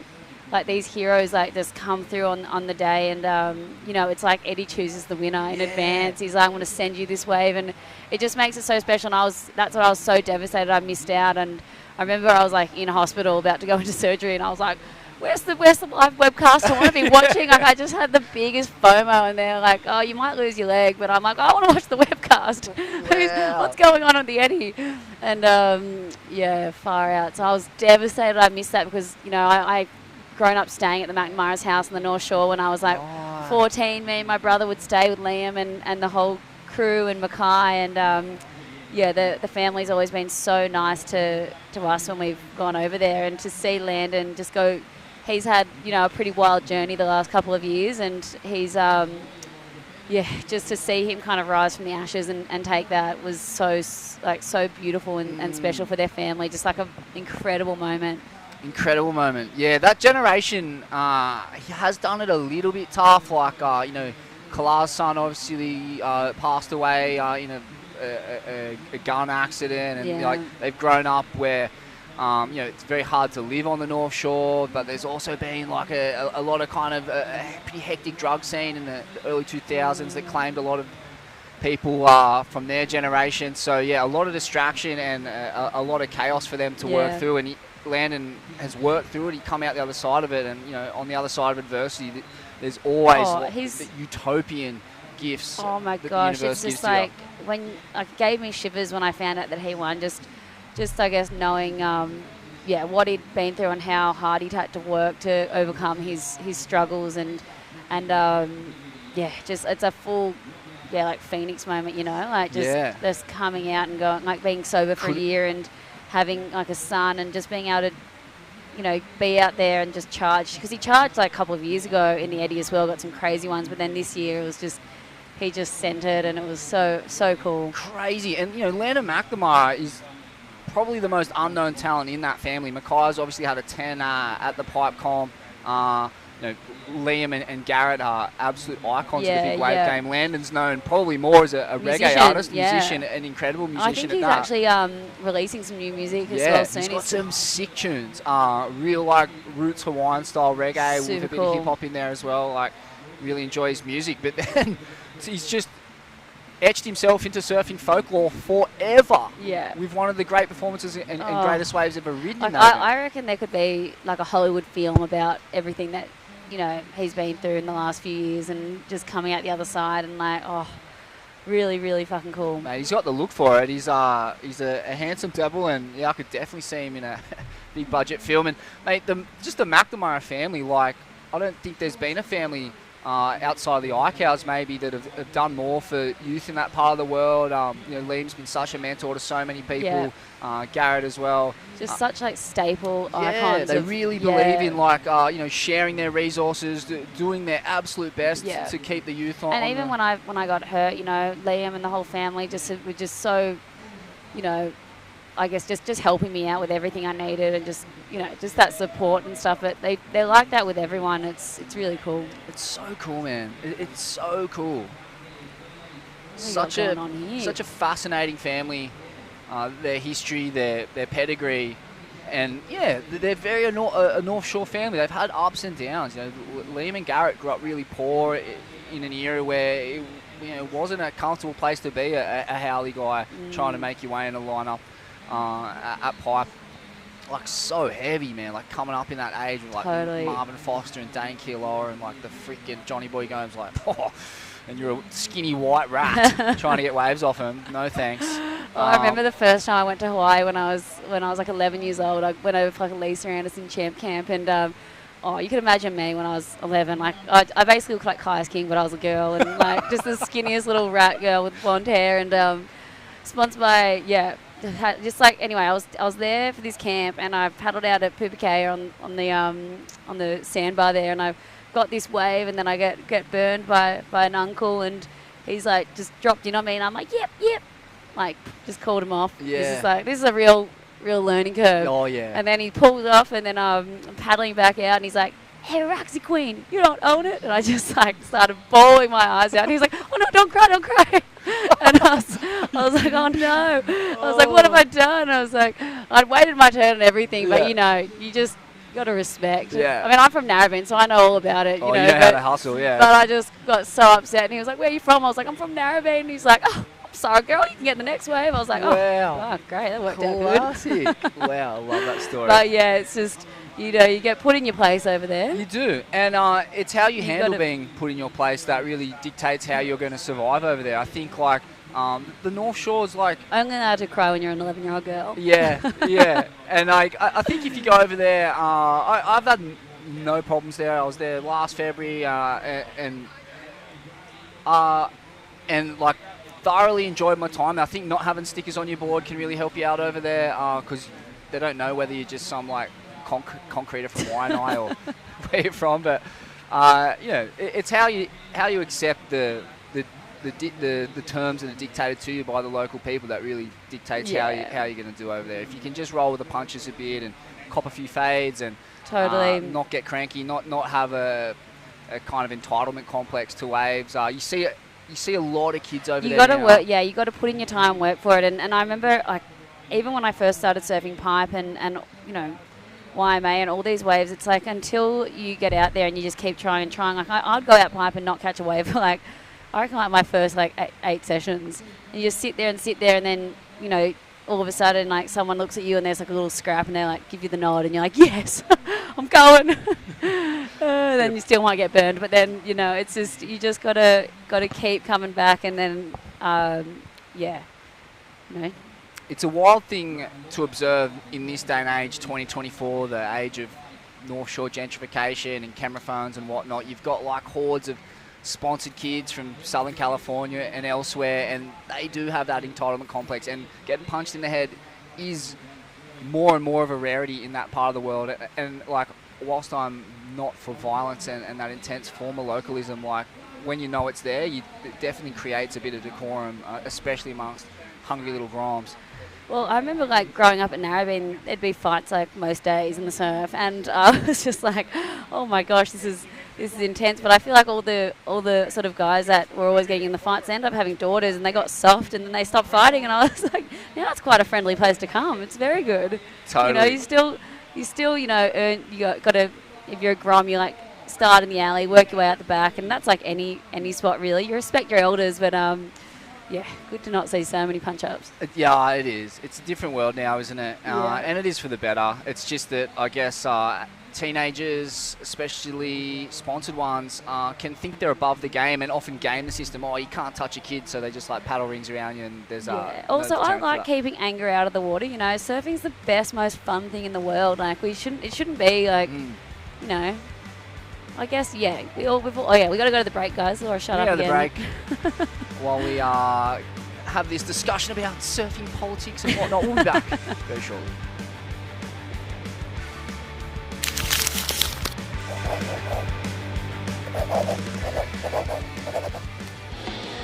What's going on? Excitement levels are high. Haven't even got on the step foot on the boat. We're on the mango. I'm really excited. Are you on the green juice program? Just having a couple of tams early, just to warm up. Bring it, barrel. We're gonna have a good time.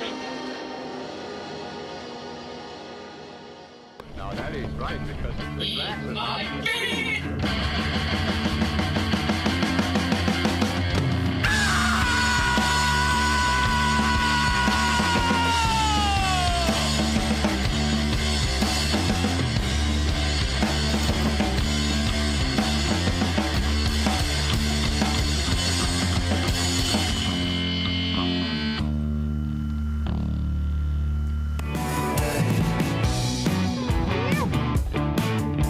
Yeah.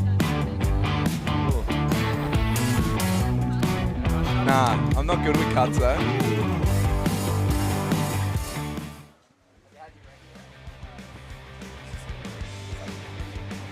Welcome back, folks. It's the Burleigh Singlefin Festival presented by Billabong, by the Burleigh Board Riders, by Gage Roads, and Smithy, Deadly, and the Budwan. Welcome into the commentary box, Bud. Sorry, yeah, brother. Left you hanging. Fuck yeah, bro. Good Nothing to worse- see you, man. Nothing worse than get left hanging, especially on a public broadcast. Yes, millions of people See watching you out there. flailing in the wind. like a... What a day, eh, boys? Great for the Ducks. It is. I know. Well, I thought it was apparently wet season in Bali. fully. Yeah. Well, you're escaping it. You brought it with you. Bring a few mushies. Mushroom. I didn't. Hey, Bud, like you've been a part of this comp for a long, long time, mate. You're a local. You're a loc dog. But you've got your own single fin event over there in Bali as well. Sort of a sister event to this one. Yeah, I think it used to be. Yeah. It's kind of grown in maybe to the bigger brother. Ah, there you go. Nah, I don't want to take any credit away from it, but I love this event. This is the rootsy one, and this is where it all started from. But yeah, we got one over there, the Uluwatu Single Fin Classic, and it's man, you boys have been a part of it over the years, and it's epic. It's Magical. gone bananas. We did one in 2023, and the waves. Oh, Jai Glindo, This is a stacked heat, isn't it? Holy he's smokes. got to be one of my favourite surfers in the world. But yeah, we did one in 2023. It was 6 to 10 foot outside corner, absolutely cooking, all-star lineup, and I was like, I don't know where we're going to go from there because that was so good. And I was just going, gee, that's it. That's the peak. Yeah. And then last year was even better. It was probably 4 or 5 foot perfect racetracks for 2 days, all day. And then the lineup that we had there was, some people were messaging going, that is the best free surfing lineup we've ever seen of any event around the world. Like, I could rattle them off, but the Mikey Fegbury's, Parkos, Ockies, Mason Hose, Marzos, man, the list goes on. Bruno Santos finally won it. He's gotten 6th, 5th, 4th, 3rd, 2nd, and last year he won. So, yeah, it was amazing. But, yeah. It's sick, man. The thing that the two comps have in common, really, is just the spirit of enjoying surfing to the absolute zenith. Like, you can't have more fun at a surf comp than these two comps. Especially sitting here in the rain. Yeah, mate. We're Under sweet the now. tent. Who's this in the green? Who is that? Cooper Davies? Was it? Yeah, maybe. So, yeah, what I want to know is how many goats did you have to sacrifice to get this run of waves for your event, man? You've never been skunked. Every time I've ever seen it, it's been firing racetrack. Like, even when it's like a touch on the small side, the tide has dropped out, it's been not a drop out of place, and perfect little cones. A lot of goats. So many goats, Yeah, hey? a lot Just of goats. tossing them off the cliff. Yeah. I mean, August in Indo, you're right in the guts of the dry season, the swell season, so the chances are high. We do it around the Independence Day. Morgan Sivlik, they still make these waves look good, these guys. Yeah, we should definitely pay attention to this heat because it's a stacked lineup. He's still going. See, I couldn't. I felt like my board had an anchor on it yesterday when I was out there. But Yeah, I can relate to that, mate. Yeah. Felt like I had seaweed Well, how's your stuck blue in my bottle? leggy, How's your leg? sand in both pockets. I felt like I was surfing with anchors on. It was a bloody disaster out there for me. Is your leg all right? Yeah, leg's okay. Yeah? Thanks, bud. Yeah. Thanks, mate. Come good. Did you get the full swollen glands? I didn't. But then again, I left a pretty mean little, snail trail down the leg. Pretty hectic. Big red scar. How you been, Smitty? Yeah, good, man. Yeah? No complaints. We had a great little chat at the house. Dude. Thanks for having me on, boys. That was Highest awesome. rating episode of 2024. Oh, sick. That's cool. Yeah, it was an absolute treat, mate. Incredible feedback on that one. Go listen to our chat with Buddha on the podcast. Ain't that swell? Mate, what a life you've led. It's a surreal life. And to see it come to full bloom over there in Bali and, like, the respect you've got from your local community and, like, you're a much-loved figure over there, man. It's rad. Yeah, cheers. It's mental.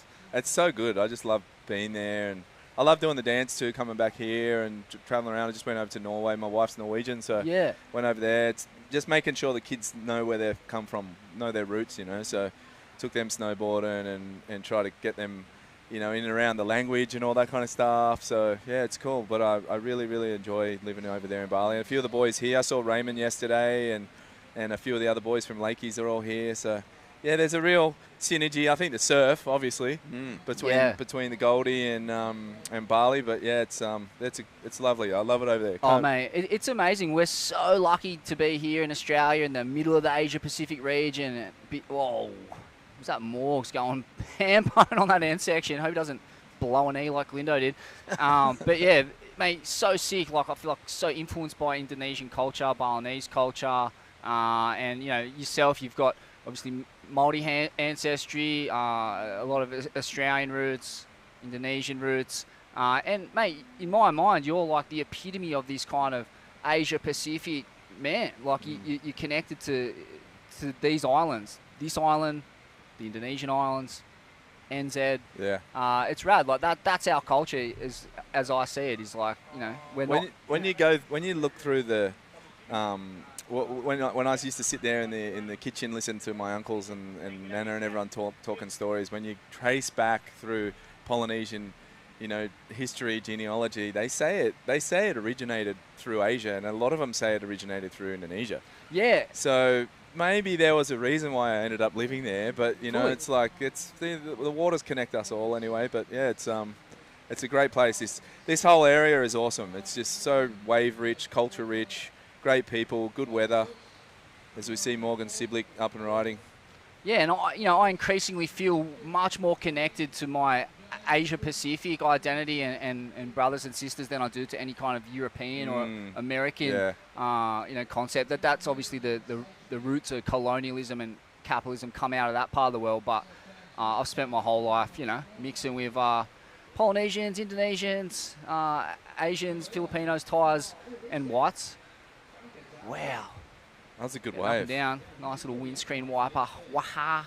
But yeah, it's a rad thing, man. We're so fortunate to be in this part of the world. And obviously the waves are the cherry on top. So, boys, what else has been happening in your guys' world? Ain't that swell life? Did you guys start off with a Friday podcast, live podcast, or anything like that? Not this year. Nah. I think the one time we brought the Ain't That Swell live experience to Burleigh, we were in a hall that had the worst acoustics you've ever heard in your life. Was that the bottle? It was a bolo, right? Was it Bolo? No one Bolo, yeah. It just sounded like we were at the bottom of, I don't know, like the Sydney Harbour Tunnel in peak hour. There was that much banter going on that we couldn't even get a word in. It's a hard one to compete against when you've got the warm-up night for the Burleigh Singlefin and everyone's just getting blind at the bar, and every minute the volume's getting a little louder and a little louder and a little louder. By the end, you just... I was there that night and I was looking around, I'm like, mate, you almost needed to crank the microphones up Funnily tenfold. enough, though, Bud, the very first sort of inkling that we had to maybe do a live show was at this event. They used to have the fundraiser lunch for the Bulldogs Club. And Smithy got up and interviewed Chris Walker, the footy player. former footy, Origin, Rooster. Oh, he's a fellow North Ender, Chris Bennett's. Oh, sick wave. Very nice from the Right to Ibis. the beach, clinical. But, Smithy and Chris Walker did this Kicked chat. off, ain't that swell? Unbelievable. It was so funny. And we went, you know what, maybe we could actually have a crack at this. Yeah, It was pretty right. fun. That was the birth of it. That was the first seedling, and then we did our first show down in Newcastle with Creed McTaggart, Jughead, and Matt Hoy. And Do you still do it? Is it still a Holy big thing, smokes. the live shows? Oh, yeah. Yeah. We're about to go on tour again. Wicked. It's a service for the people. It's an amazing thing to go out there and, you go into these little towns where there's not a whole lot going on. So they're frothing for it. They're frothing and we're frothing. And it is just a celebration of Australian surf culture, something that we do so well. Wow. I could imagine like the real rural, like South Aussies and the West Oz boys, and they'd get right into it. Right into it. Tassie. Mate, and one of the most amazing things is to drop guys like Yago Dora into that reality. Holy smokes, they don't know what's hit him. Yeah. You wouldn't know what's in them either. It's a real exchange of culture. I think Italo, Yago, The Brazilians. Joao, they were just like, what? Joao had no idea. He's like hardly, he's kind of showed up there. He's been armbarred into going to. He's like, what am I going to? And he rocks up and. Did he think it was like a little mini press conference or something like that? Yeah, I guess so. Because you could tell like the look on his face when he was walking up on stage, he's looking around. There's just all these gurning freaks in the front row, and Lane Beachley's on the panel with him. I have a feeling he didn't even know who Lane was. That's possible for sure. Yeah. You know what's cool is that everyone gets the sort of the feel of the swelling crowd really quickly. So, like Slater, for example, came on stage for his first appearance, started sort of giving Smithy a bit of lip, started getting booed. Yeah. Flicked on like, oh, this is Smithy's crowd. And then all of a sudden just started played the game beautifully. Sick. And Yeah, I feel like they understand that they're dealing with people who know surfing really well, like high surf IQ. They don't have to like dumb it down or give you the press release answer, because we've only had one surfer ever, hey Smithy, get on and just not deliver and get booed. And who was that? It was Jack Freestone. Oh. What, did he get a bit too serious? He was just a bit sort of like didn't read the room that good, but I love Jack. He's actually hilarious. He's such a good dude, but he was just sort of maybe just a bit nervous. It's terrifying. It is scary. Yeah, it is scary. right. But love him. On your Jack. Yeah, on your Jack. Yeah, and it was the only time where was that? People started screaming out, "Just give us a real answer! Get off the fence!" Like they were blowing up at him. Right. Yeah. It's not only like a high surf IQ, but culturally we know exactly who we are. Yeah. Like it's probably the. And you guys, boo! And you guys are talking straight. You're shooting straight. So Yeah, that's what very they straight. They want that straight. They don't want that political, like a press conference No, answer. they do not. Yeah. It's the language of job sites on our program in all of its vulgarity. Yeah. And surf culture's probably the only culture that in Australia we can really claim as our own. Yeah. Like obviously the Hawaiians brought it here, but competitively and culturally we've kind of dominated the landscape since the shortboarding revolution.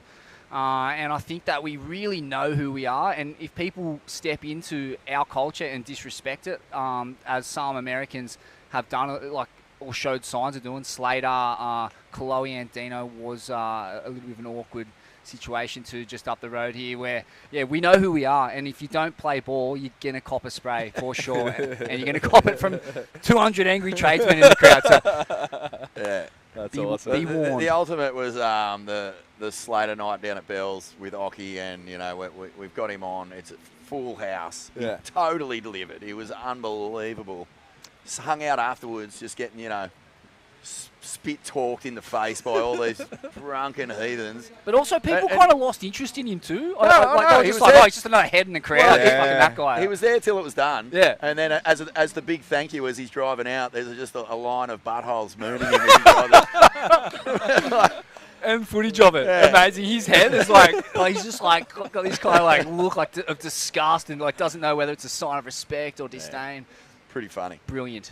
Oh, good stuff. Yeah, it's good stuff. So, more shows to come, though, mate. Good, sick. But actually, Smithy and I are thinking of doing a bit of a stint in Indos this coming season. Sick. So, drop an anchor over there for a bit. So, We'll do something for the single fin Yeah, this we'll do year. something for the single fin Do for something sure. else, whatever. that'll be fun, mate. Yeah. Love coming over there. Love getting the Bud vibes. Yeah, good. The one that we did with you and Banksy and Kasim, and we did that kind of very poor rendition of Balinese dancing. I was in that batik shirt with the rice hat on. How good's just trying to respect other people's culture but butchering it at the same time. And what But about the Balinese loved it? What about the end of that night? We go classic Indo style. We go to the sound engineer and we're like, hey man, just send that recording over when you finish. No, he was asleep under the desk, and he hadn't even pressed record. Oh, genius! That's that amazing. Good. That good. Just surrounded by Nazi jingo rappers. Oh my god.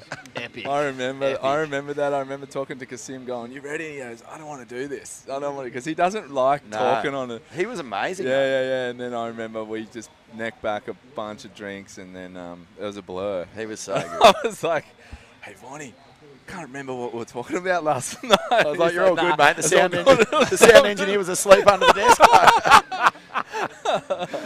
Oh, that good. That's funny. I think that's the beauty of these live shows too. They just always unearth one of those like piss your pants funny moments, and it's always a mishap. Yeah. It's just like, because you can't, like, it's so dodgy what we do that there's just these mishaps that are inevitable and potentially fatal at times with Bill Cillier falling was backwards. heavy. Yeah, that was heavy. Oh my God. Smithy's knocked himself out too on the roof of the Avalon That's bowler right. there. Rode a surfboard out. Should have had the gaff. The one time I don't wear the Can't gaff on. believe Can you it. believe it? Cannot believe Jumped it. off that single fin and didn't see the air conditioning duct and just sconed myself. Hey, like it was heavy. You know what Shook it happened to off, me though. one time? I was at a Pennywise concert here. Oh yeah. And the boys like, get up there on the surfboard, and I'm up there, like, what do you call it? Yeah, crowd Crowd surfing. Crowd surfing, yeah. I'm up there on the surfboard, and then the song stopped, and they literally just went dunk, like this, and I've fallen backwards, landed on my wrist, snapped my wrist, and they just started. It was literally the second song, and I was just like, I'll push on to the rest of this, and then I got to go, and I went to fucking hospital and got all busted up. But Hectic. I was like, I'm never jumping up on one of those things ever again. It's way more dangerous than it looks. Yeah. Crowd surfing on an actual board. Somehow, you need a posse around you that knows you, that wants to protect you. Oh, a little cone. Tube time. Who's that? Is that McGrath? Nah. He's a big boy. Oh, it's Jimmy Lewis, maybe? Nah.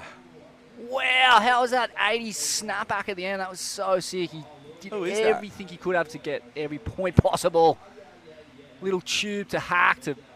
What do you body reckon? talk, You rebound. reckon we're in for some waves this afternoon with this little, a little bit of an inkling of swell? Definitely maybe? got better. That's Coops, right? That's Cooper Davies. That's Cooper. Yeah. So, And this is Morgan. yeah, yesterday got a lot better Yeah. as the tide went out. Yeah. So I reckon Wow. Morgie.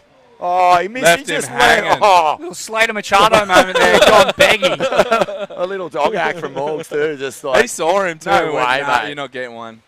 You're not getting one. I'm coming for you. Mate, every heat win is another step back to the big leagues, Morgs. Go, brother. Starts here. Campaign starts right now, Morgs. He's on the. He'd be on the mission still. He's still amongst the mix. Do you know what, mate? It's so heartbreaking. He's had, I think, 3 years in a row where he's been 1 or 2 spots out of requalification. And He's the such a good surfer. Challenger Series is doing nothing for these people who want to actually get back on there. It is a grind fest. Yeah, Needs a bit of right. attention, but, love the surfers on it. Yep. The level of talent, the different regions bringing all their best to that party, it should just be it needs a couple of waves of truth. That's what I reckon. Yeah, gotcha. Just needs an opportunity. It's a real beachy grind at the moment. Yeah, gotcha. Oh well, good luck, Morgs. Okay, Morgie. I'm sure he's going to watch this back and study how he went. James. Oh, it is James Lewis. No, James is. Oh yeah, it is James Lewis. He's looking. Glindo, come on, Glindo. How about Glindo's Hawaii season? Holy Mate. smokes, what a couple of pipe rompers. On the big horse. The big It horse. was on the That big your horse. model? Yep. Wow. Yeah, I was talking to him yesterday. Sick. I was talking to him the whole time I saw him over there. I'm like, what are you riding? He's like, big horse, big horse. Then I spoke to him yesterday. I went, honestly, how was it? How was the board? He goes, mate, it's the best barrel board I've ever ridden in my Wow. life. And I was just like, And he's had a few. yeah. And you've had a few. Well, that's why it's Yeah. the best barrel board ever. Yeah. You're probably the most cone man alive, Buddha. Wow. So, yeah, that thing has had some serious R&D done on it in the cone zone. But yeah, Glindo, like, he didn't even put a middle fin in. He just rides it as a quad. Yup. And he was just like, pipe backdoor, went to a couple other spots, went over to Maui. He's so good, eh? Oh, So mate. good, mate. Those pipe ones, those like big, sketchy 1.5 Yeah. second reefers, like on those huge days where it's kind of rush and roulette, but got the read and got it done. Like Yeah. that's some heroic stuff. They're the days as an Aussie, you kind of, that's your chance to get away with a Yeah. pipe, isn't Yeah. it? And I love that he just gets out there and fully gives the dot a Yeah. full-blown rinse. Oh, Like hard it out. is, it is as clean as a whistle. that Platinum. You could eat a bloody Nazi goreng off that thing. How classic is this, though, right? Gets home, and this contest has brought him undone before. He had a 6-month knee injury doing Yeah. a foam climb. Yes, out I here. recall. And he gets here yesterday. It's 1 foot in his first tee. He just jumps off his first wave and Headbutts. headbutts the sand. He's got He's got a big ringer on. yeah, he's got a giant ringworm in the middle of his side. Oh my god, dude! Billabong have got to. They need a sports psychologist come down and have a word to him before he competes in this event. Oh, that's so funny. That's so hectic. But This contest is watch out, Glindo, please. come on, Glindo. oh, that's gnarly. You can imagine him. Oh no, we don't. Yeah, we'll lift the curse. Lift the curse, Mate, sleeping like couch surfing over there in Hawaii too, doing it old school. He just- was, eh? Yeah. Yeah, he was just hobbling around. So good. He's got to be my most like the naturally gifted. Like when you look at like a Ras, for me, he's like, I think if I look at someone on a surfboard, that belongs on a surfboard since he's the best guy since Rasta and Parko. Well said, for yeah. me. The speed and the glide is just sublime.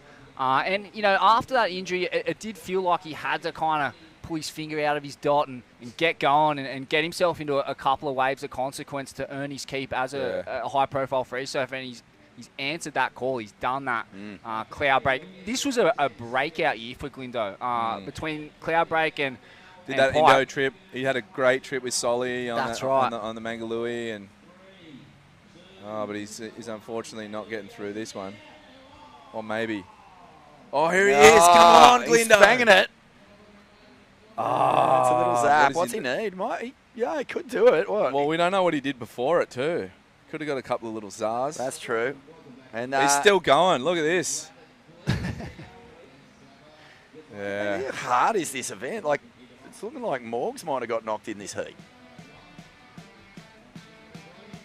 Aussie right. Yeah. Thomas Cavallo. He rips too, that guy. He's really good. Mackenzie. Yeah, there's some great surfers. Declan did the Reno at my unit. Hey, Deck, I'll have a quick chat to the judges if you can knock another 10% off, bro. We're going to have a quick break, boys. We'll be back with more from the Burleigh Singlefin Festival presented by Billabong after this.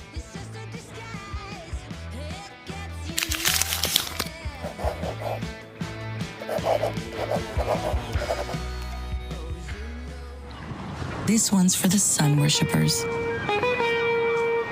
Breezing, buzzing. Besties stunning. Sprinting, ripping, gliding, soaring. Basking, bathing. Every day exploring. Everywhere, anywhere. Sunning. We salute you. And we don't care if you use ours. Just use sunscreen.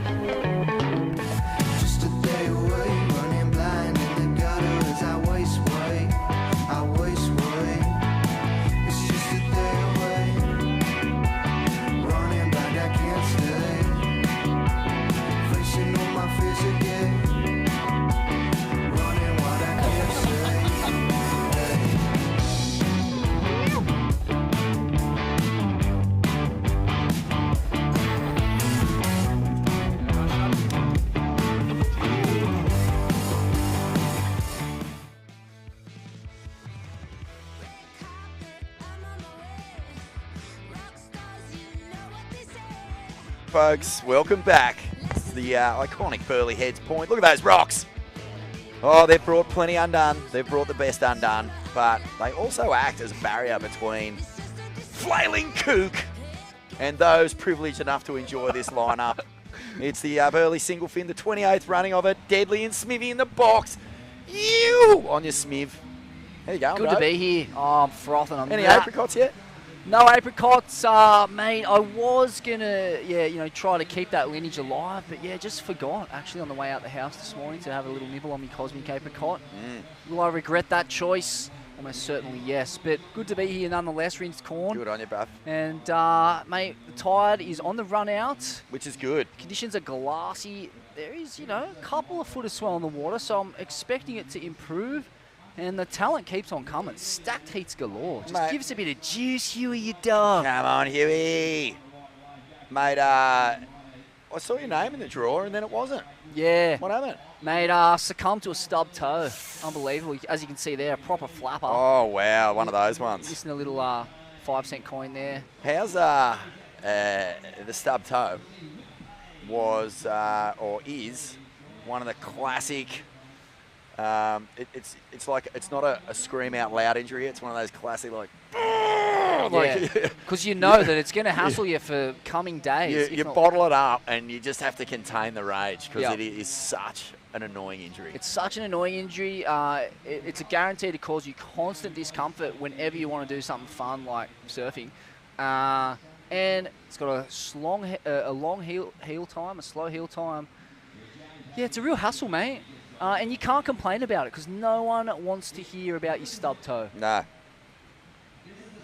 So, that was the reason for my withdrawal. But happy to give him a spot up to Wilco. How'd he go? He got through, but I don't think he's here today. Signature backside hangers. You might be able to take his spot. True. Just get on the Nilo, mate. Bugs was saying that his first board that he ever had shaped was from Wayne Dean. First single fin he ever had that was his. Wow. It was a 6.9. Oof. And guys used to pick it up and go, that's a knee board. That's not a a 6.9 knee board. So good. That's, design-wise, it's the other end of the spectrum from Greeno's spoon. Yeah. It's like 3 spoons stuck together.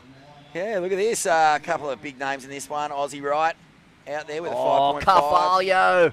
Some of that Ipanema / snapper flare. Yep. He was in my heat yesterday, Thomas. Flogged me. That's him there in the white. Aussie Wright in the blue. Mackenzie Bowden, Mr. Thank You, Please. One of the great internet comedians. Another really high rating podcast on Ain't That Swell from 2024. Yep. Macca Bowden. Plant medicine aficionado. He is. Incredible surfer, twin fin style master. Daniel Spear, he's out there as well. What do we got here? A little replay of someone.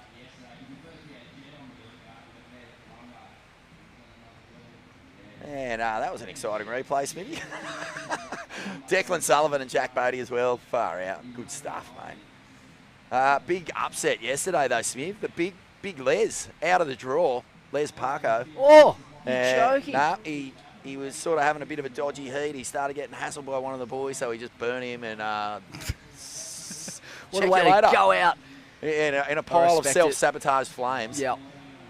And but no Parko on day 2. That's just unheard of at this event. He really is the. He's sort of owned this event the last few years. Absolutely has. On that pre-85 hot stuff, was it? A couple of just signature meat cleaving hackaroos. Oh, we've seen some Holy smoke. Single fin decimate. Another thing Rabs was saying this morning is we see a little hook in the pocket here from Deco. And flying back. I tell you, if you get down the line speed, you're pretty much getting through a heat. Like, it's really hard to get these things moving in this weird sort of chopped up wind swell. But Bugs was saying, I was like, so when single fins were at their absolute peak, just before the big design shift went to thrusters, like, was the surfing that you see being done on single fins now at that level? Or was the surfing from back then, does it sort of like line up with the best possible surfing you can do on a single fin now? And he's like, oh, mate. He goes, what Joel and Mick do on single fins would just destroy anyone from the peak of his time. Yeah. So I think it's pretty fascinating. Isn't it? You'd think the craft is limiting. Like you'd think there's just a spot you could get to where it tops out before you can move on to, the boards having to change the surfing. But he reckons Parko and Mick back in his day against him and MP in their prime would just flog them. It's so interesting. And it speaks, I guess, to the power of belief and imagination and having seen now the various lines you can take. Whereas back then they were forging those lines, blazing those trails. So, obviously Mick and Joel standing on the shoulders of these giants. And, they're able to create very innovative lines and just, more high-performance surfing than was possible back in the day. The big takeaway from that sort of combo, I was thinking about some of the turns that you were just speaking of that Joel's done out here in heats. And they are Formula One hacks with just perfect understanding of what that board's capable of doing. Pushing it to the very edge of the limit, but riding out with just no lack of speed. Like there's no mystery, basically. They know exactly what's going on. And it's because they've done that line and had so many reps on a thruster that now they're able to basically read the arc and understand the arc and the way the board's going to pivot. Yeah, it doesn't have 3 fins in it, but they can make it work. They know the contour of that arc so well that they can get the single fin into that position and just... It's actually almost, I would say, a superior turn to anything you can do on a thruster just for the sheer displacement of water. It dead set cleaves the wave in half. It does. It's wild to see. And you barely have to really move one to just get that big sheet of spray flying off the rail. Like, any surf shot on a single fin, if it's a half-decent turn, looks incredible, usually. It's like, I remember a tracks cover of Mick Fanning. It might be I don't think it's off the wall. I feel like it might be Pupakea or something, but he's on a sort of a modern single fin. And it is the most classic, beautiful carve shot you've ever seen, man. And the spray, just clean. Just this big fan. Just a masterpiece. Mate, and if you want to go back to the original cutback shot MP in Morning of the Earth, again, just the fan of spray, the just commitment and the cleanliness of that line. The single fin kind of stands alone. When you get it in the spot and you get that perfectly tapered down bowl section, that thing will gaff it as hard as any craft. There he is, Dingo. How about the buzzer beater win, mate? Are you joking? Still got it. A little bit of controversy, actually, with the artwork for the Burleigh Singlefin 28th Invitational, whatever, induction of it. The MP Cuddy Kira is on the artwork, but superimposed onto the Burleigh lineup. Ooh. Wow. Ooh, if you want to start a civil war, Smithy, get the Kira mob and the Burleigh mob starting to butt heads over where the great MP did his best surfing. Yeah. Of course, out here is MP's crowning glory. I would like to see and compare a couple of his severe Burleigh hacks from the stubbies to that Morning of the Earth iconic Kira hack. And,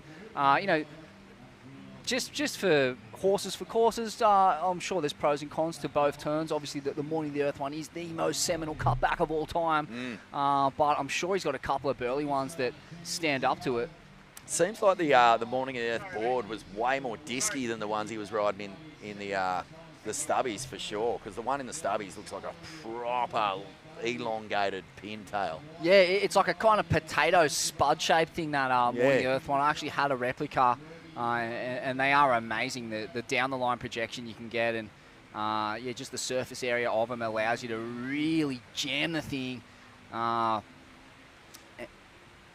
Yeah, go on. Oh, no. I was just having a bit of a giggle looking at Aussie Wright's name at the very top of the tree for a second there. One of the world's great free surfers just pulling on the rash. He having success. He won the single fin in Bali a few years ago when we were there, the Buddhas event. That was the one I was talking about, alluding to. It was kind of a smallish day at racetracks. Yeah. But as the tide dropped out, it just got ruler edge currents. Yeah, unbelievable. Sick final too. I think Dion Aegis, Chipper Wilson, Made Blackie Satyawan. Got a 10, Lana. Yeah, there was just a couple of 10s getting dropped. Good stuff. So I've actually got a Steaming Heats episode coming out, sponsored by Sunbum, one of the supporters down here at the Single Fin. Like if you're going to put on sun cream, Sunbum's the only gear. It's the one. So that good. I'm loving that zinc they got. But yeah, we the Steaming Heats concept where we just talk heats. Here's a couple of replays. Looks like Mackenzie That's Bowden. Macca. Down the line. But yeah, we did it. We did a little dive into Aussie's contest career pre-free surfing.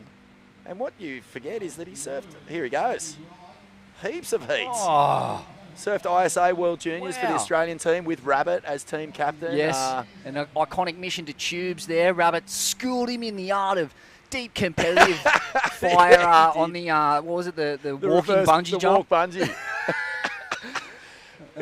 He reckons Bugs, so the object of the reverse bungee is to get as far away from the where it's pinned into the wall as possible. But they made you put on a helmet because it would just, as soon as you lost your footing, it would reverse bungee you into the wall.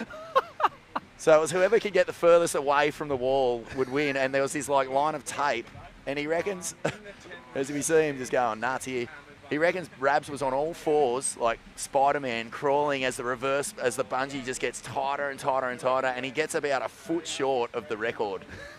And he just won't give up, and he's just pinned there for like 40 minutes, just trying to inch his way further until he finally just gets fully slingshot pinged back into the wall.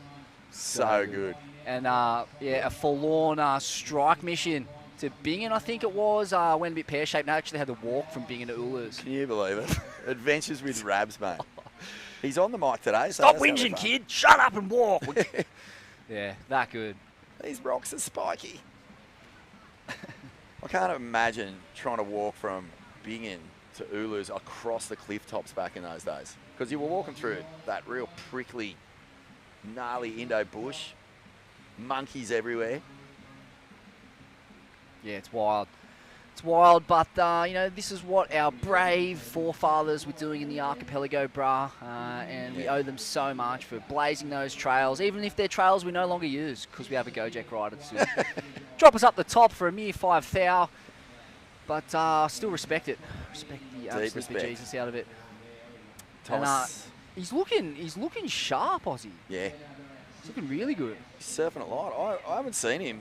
I mean, he does get on the single fins a little bit at home. He's pretty much just exclusively on the twins these days, but they're long twins. So there's a lot of like rail engaged in those sorts of in that sort of surfing. Thomas, man, how good is it that we get at the start of every year we do this comp, the Burleigh Singlefin, we do the Usher Cup.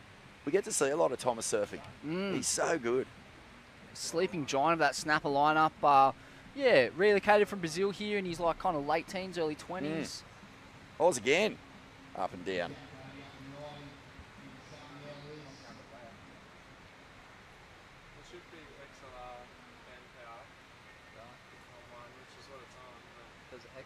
Yeah, it's been a pretty dismal start to the summer, Smithy. Not a whole lot around. I mean, enough to get your whistle wet.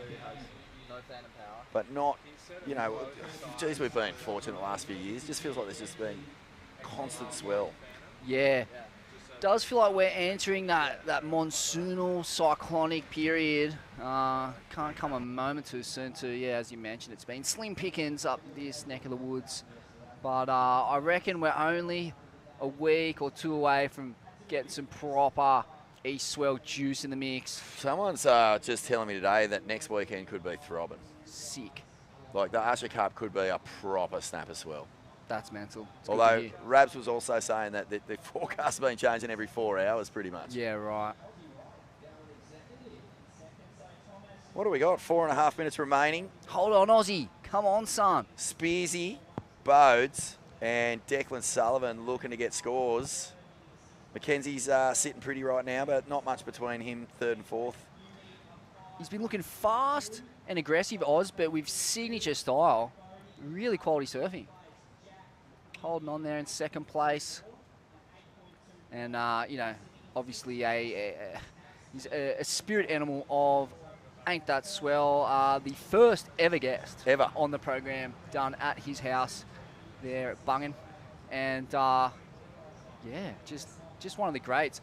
I was wondering too, should we try and rope him into this next live tour? Yeah, he's never done it. He's never done it. It'd be good to get him on the program and just get him to, experience the amount of love there is in the Australian surf community for him. He's one of the most loved figures in the history of our surfing culture. I've been pushing, correct me if I'm wrong, Smithy, but, the Australian Surfing Hall of Fame, right? Yeah. Like, if you go into that sort of, that hallowed list of absolute Aussie legends, there's a lot of culture contributors in there. There's like, Bob Evans is in there for, well, that's sort of like more admin and surf media and surf films, but Albie Fowson's in there, Peter Crawford's in there, and in the last few years we've been recognising a lot of like competition greats. But it's time we start looking back outside into the wider world of surfing and recognise the Aussies and the Rastas and the good call, the man. Lazzers, and actually start to sort of like recognise that it's not just about results. It's never been about just results. Surf culture is a much more broad thing than just competitive achievements. And when you think about it, like, it's hard to think of anyone who's influenced Australian surfing, even global surfing in some ways, more than Aussie. I mean, you look at the kind of Dane Reynolds, Chipper, Dion, Kai Neville, like there's this whole tree that descends from him.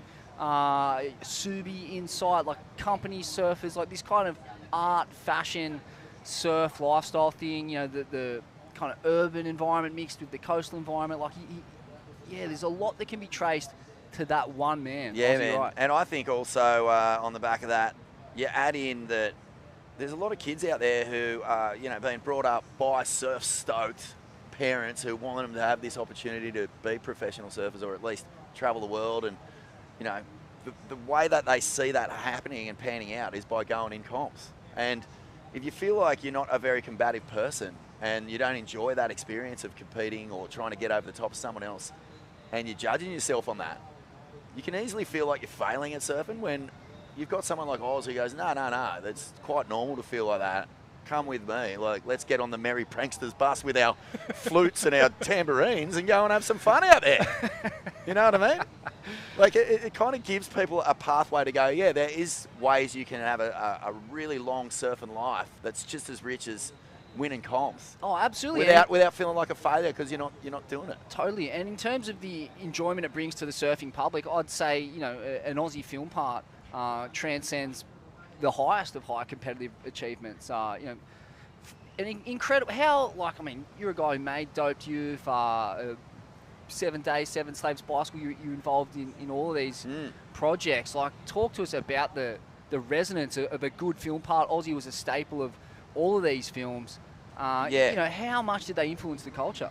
Mate, it all comes back to me in the generations that have come since, like you said, like the Creed McTaggart, Dion Aegis, all those guys watching those movies and going, that's exactly where I want to be. And it changed the course of their lives. So it permeates right through the culture, and I think people just really enjoy knowing that there's someone out there who, it just shows them the way that they can relate to. And it gives them value, you know. Absolutely. It's real cool. Let's not forget music too. Obviously, your band, the Goons of Doom, with Oz, I mean, far out. You can't imagine a band like Skeggs or the Terrys existing without the Goons. You guys have got so many classic tracks. Yet another way in which you've influenced coastal culture. On your Smithy. What are you saying? But maybe we could be in the Hall of Fame one day, mate. Oh, I reckon. 100%. Why not? I'm going to talk to Bugs. Start planting the seed. The Swellians, we're in. I reckon it's not just you and me, though, Smith. It's the whole army. If we're going in, it's the Swellian army getting inducted into the Hall of Fame. Yeah, mate. It'll be it. Oh, I love it. So good. All right, we're going to have a quick break. It's the Burleigh Singlefin Festival, presented by Billabong. More in a moment.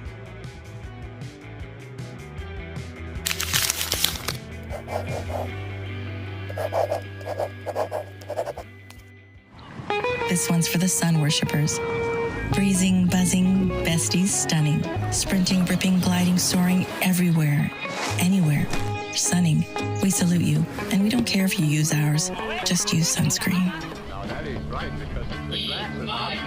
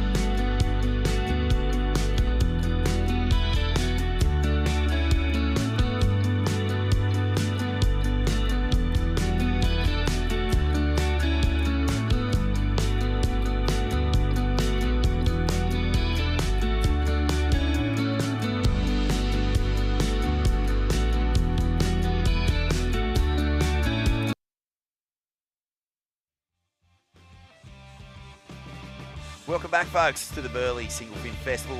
Burleigh Heads, 28th running of this epic event. Started off as a memorial event for a local surfer, Bugs, and now it is one of the marquee. Well, it is the marquee kickoff to the competition year. We all get down here, big sense of celebration and fun, and we kick things off in the right spirit, mate.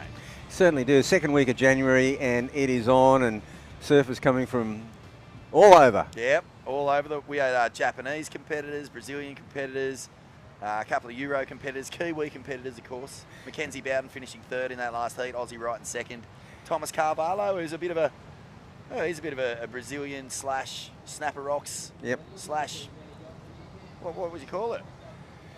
Well, Thomas. Mongrel. Absolutely, he's a competitive animal. But tide's gone out now and just looking a lot cleaner. Yeah. Yeah, it's nice, mate. The rain's a little bit of a dampener, but actually it's kept the lineup nice and clean. Oh, conditions are just pristine out there right now. Hey, Rabs, just while we got a little break in the action, we got to hear from Laura Enovar talking with Jed Smith this morning about the Eddie. Oh, wow. You know, her experience out there. Got one of the waves of the day, I thought. One of the tallest. Ridden with absolute steeze and style and calmness. I don't know how she does it. But, mate, what's your best Waimea Bay story? Can you share one with us, just while we got a little break in the action? Yeah, I was. I was in a couple of finals out there, but this was a semi-final of the Duke of Hanamoku and Classic, and it was, it was 20 foot, and it wasn't as big as the Eddie Day, but it was a solid Hawaiian 20. Yep. And I was paddling out, and we could see a set coming. It was just Larry Bertelman and I. With paddling out together, and there was only two of us in the lineup for some reason at that time. And this big set, this one of the biggest sets I saw of the day coming through. We paddled over the first one. The second one was solid 20, and Larry turned around and went for it, and then I paddled over that one, and there was a 25 foot wave behind it, and it was the moment of truth. You know, it's like just you and the ocean bugs. And the big crowd ringed around the whole of Waimea Bay, and you just go, and I went, I want this one. You got to want it, and I took one. It was just my best wave I ever had out there. Wow, that is sick, mate. You just gave me goosebumps thinking about it. Yeah, it was a real good moment. That's crazy because, it's a whole different thing when you've got all the froth and the energy of a crowded lineup, and you've got kind of people jostling, but to just have that moment of just you and the wave, and it's like, what's going to happen here? What are you made of? Well, also, are you made of grit, or are you made of fluff? Well, that is the moment of truth, because then you go, I'll pass on that one. I'll do a couple of like those weird little dummy paddles. It was a perfect direction, though.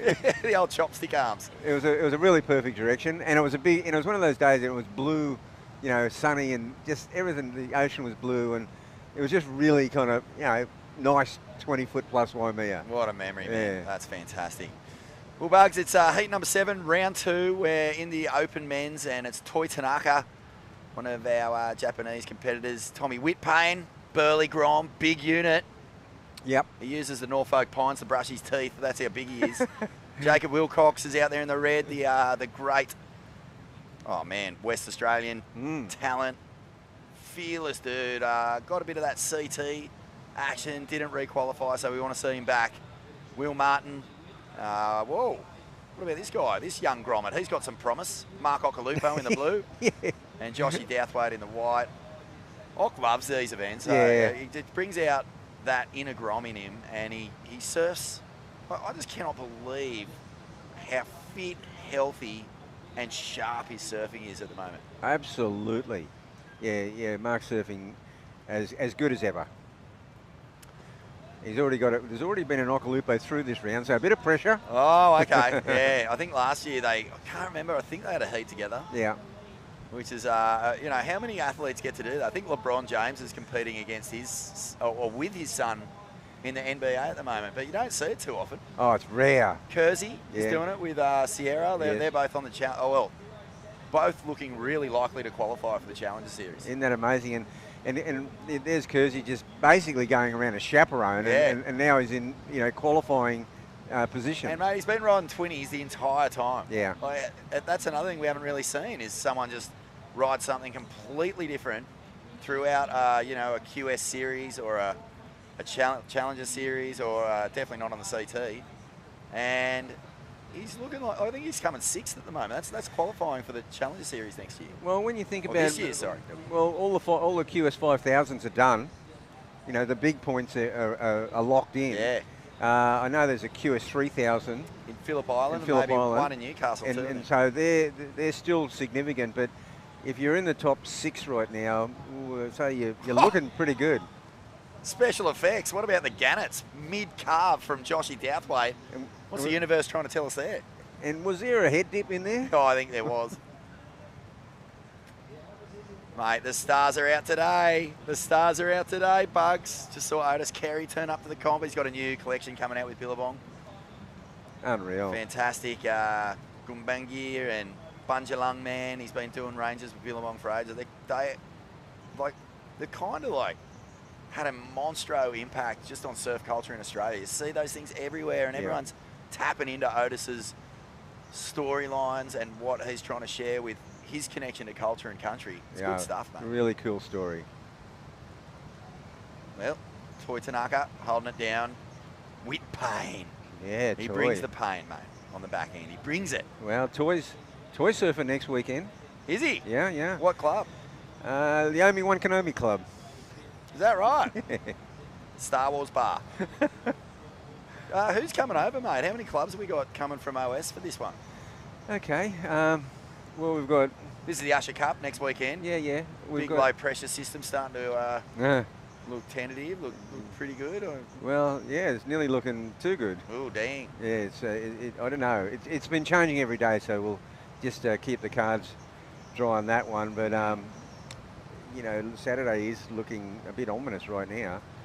It seems like there's something spinning off the coast. Here we go, Bugs. Pretty close to us. And here we go. Yeah, I know. But, no, we've got Encinitas and Newport, we've got Huntington Beach and Santa Cruz, we've got Treasure Coast, Space Coast, Jacksonville. Maui, all islands, Maui, North Shore, Town and Kauai.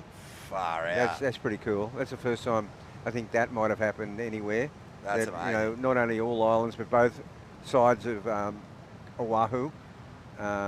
You know, I didn't know about the West Side Club until it was a bit late. We invited them, but it was, you know, it takes a fair bit to get it together, but definitely next year. Yep.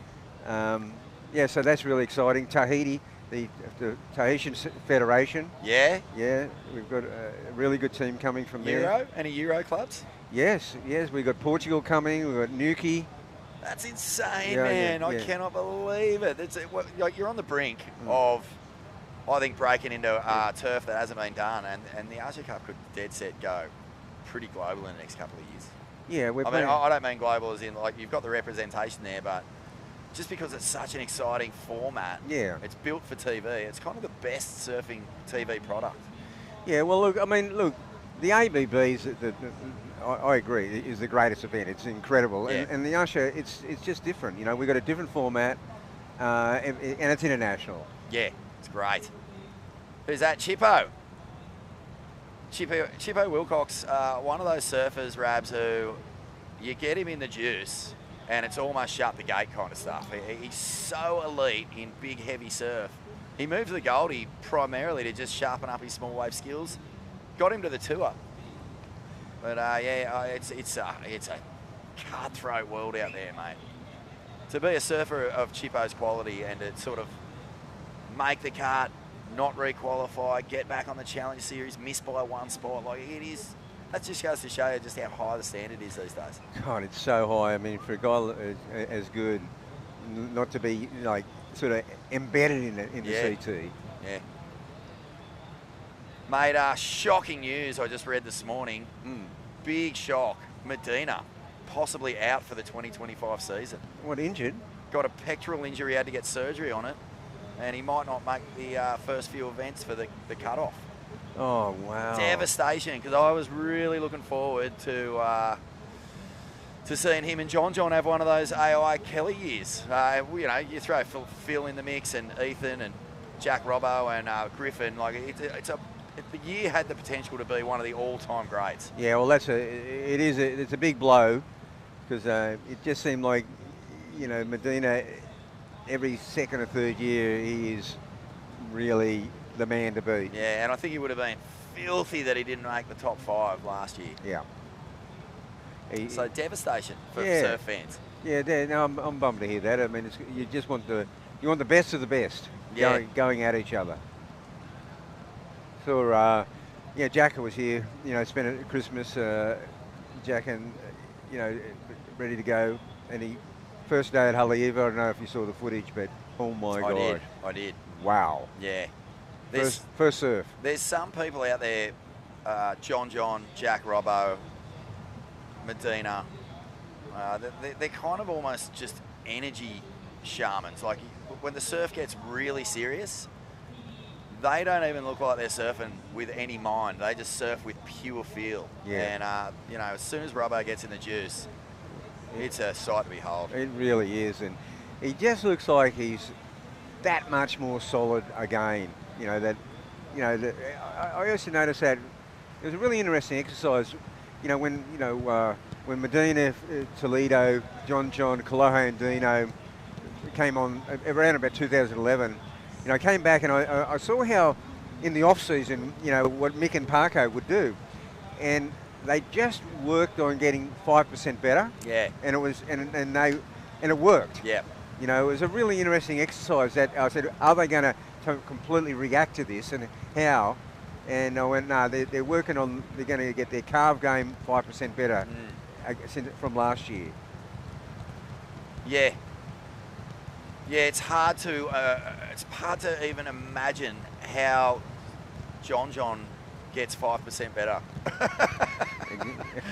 I mean, he's the 3-time world champ right now, the defending world champ as well. He's going to be hitting this year pretty, you would imagine, feeling pretty on top of his game after a run of injuries and stuff. But he just released this clip called Here Bugs. I don't know if you've seen it. I don't know if I've even seen better surfing in waves of that magnitude. No. Well, but see, what'll spur him along is that, you know, his brothers are starting to take the limelight off him. Oh, nothing will get you more fired up than your brother getting a good wave in front of you. That's exactly. For sure. Yeah, it is it's a huge shame to hear about this Medina injury. I just hope it's such a quick recovery and he can get on tour as quickly as possible. Oh, well, I mean, as soon as you said the word pecs, though. No, they're bad. Because, you know, you look in the NRL, the pec ones are like pretty much season ending. Season ender, yeah. And again... And we're so close to the season opening up.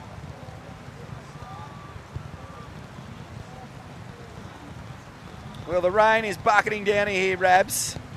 It's nearly like in tennis how they've got I think Nick Kyrgios and they get a seeding allowance for injury time off. Yep. Because I mean, when you've got the cut, you know, if you're injured for 2 with the cut, you're out. That's you know, it. Maybe there needs to be that, you know, that little safety check where, you know, you're going on historical seeding. Agreed. You'd think a 3-time world champ is going to have the kind of respect from the organisation and what they've done to be looked after. Oh, he'll get looked after as far but as... hopefully just not at the expense of someone else. That's what hurts. Well, that's true too. Yeah, that's true. Rabs, it is torrential here right now, mate. Like, it is. We're in a lucky spot. We're kind of covered, but... Well, only just. Just. You know, I can see build-up of water. It's flooding here at Burleigh. And, yeah.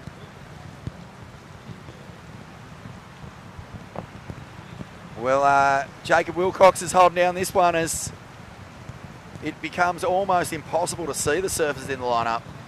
Joshy Douthwaite second, Whit Payne holding third. The great Mark Okalupo has climbed up into in reach of progressing. He's in fourth now, Will Martin in fifth, and Toi Tanaka, who was winning this heat, has just been put in his place here, Rabs. But Oki got a nice little wave then. Yeah, well, Oki needed to get a bit of a wriggle on, and yeah, Toi was winning this heat, and now it looks like there's been a shift in the wind because it's coming into us now. Yeah, slightly onshore.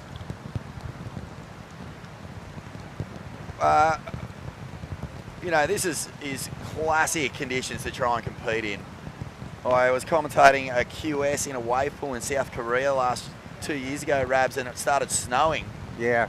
In the pool during the event. Oh, wow. What's the wildest conditions that you've been in where you were just out in the water going, what is this? What are we doing here? Have you had like hailstorms or lightning or anything like some sort of natural disaster play out while you were surfing?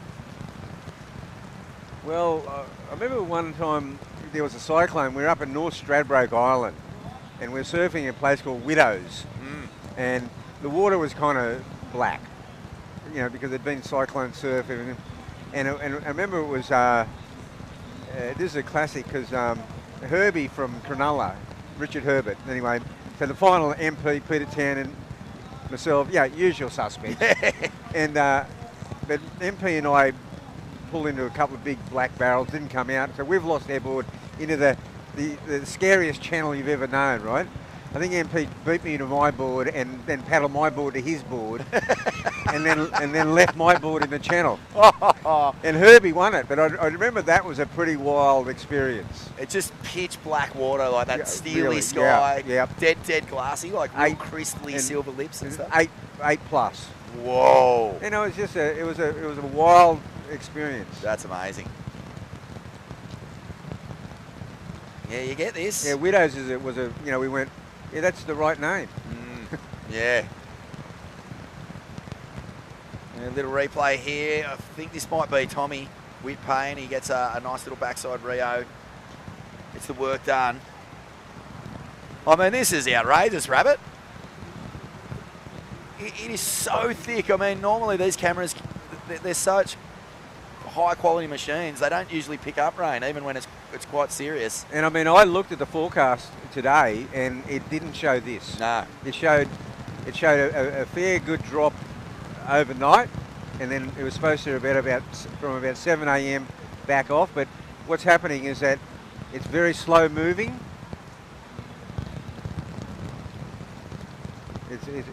It's actually, I think it's just stuck over top of us right now. Yeah, it's It's a very slow moving system.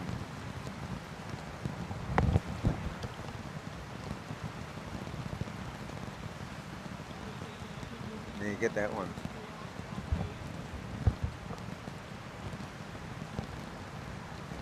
.40 seconds remaining in this one. Jeez. And windscreen wipers. It is, I can't remember the last time I was at a comp and it was raining this hard. No, this is really torrential rain. Ocky's needing a score here too, Rabs, with 25 seconds. Is that him there? I wonder if he got any work done out the back. It looked like him. Yeah, it was Ocky. So he's had a wave. I don't know, he doesn't need too much. I mean, first and second look a little bit. Third's still there. I will say this, he was going fast when he kicked out. Yeah. So maybe there was a little bit of something for Ock, but doesn't look like it. Didn't see a change of position. We're going to have a quick break from this totally drenched Burleigh Singlefin Festival contest site. We'll be back with more action in just a moment. Wow.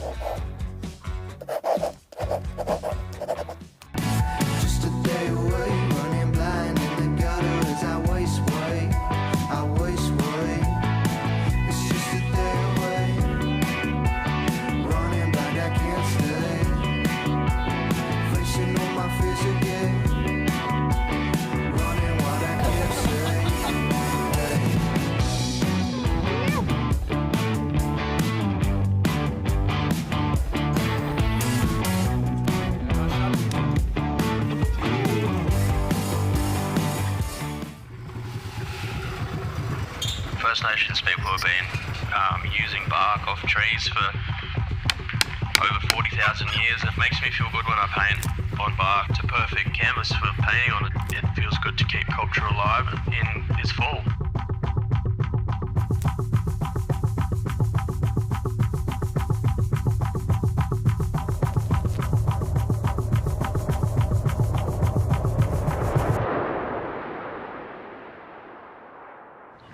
This one's for the sun worshippers. Breezing, buzzing, besties stunning. Sprinting, ripping, gliding, soaring everywhere, anywhere. Sunning. We salute you, and we don't care if you use ours. Just use sunscreen.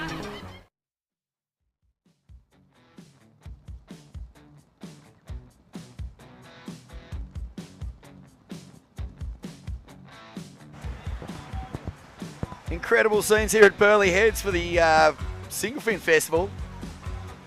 And it is torrential rain. We're talking proper cyclonic conditions. Vaughan Deadly and Wayne Rabbit Bartholomew, AO, in the commentary box, Rabs.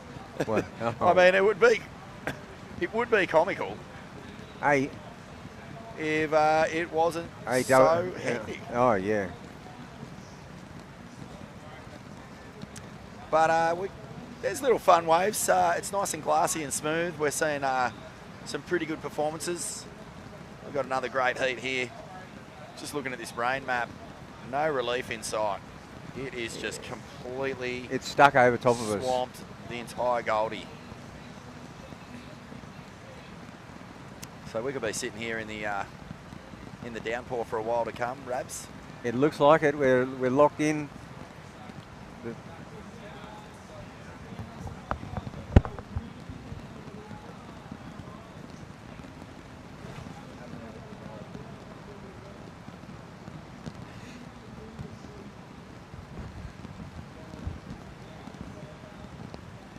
Alistair Reginato is in this heat.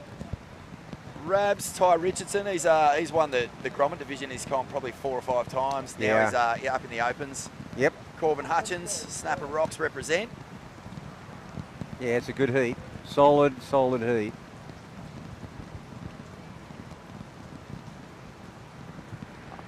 Move that towel off, just the name, so thanks.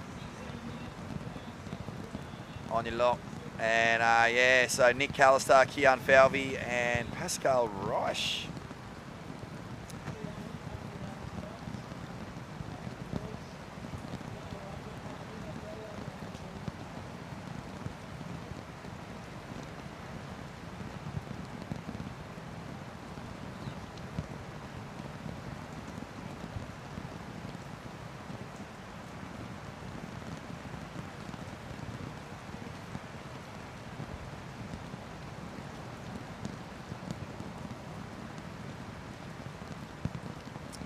You know it's raining pretty hard when you see the broadcast staff really looking worried.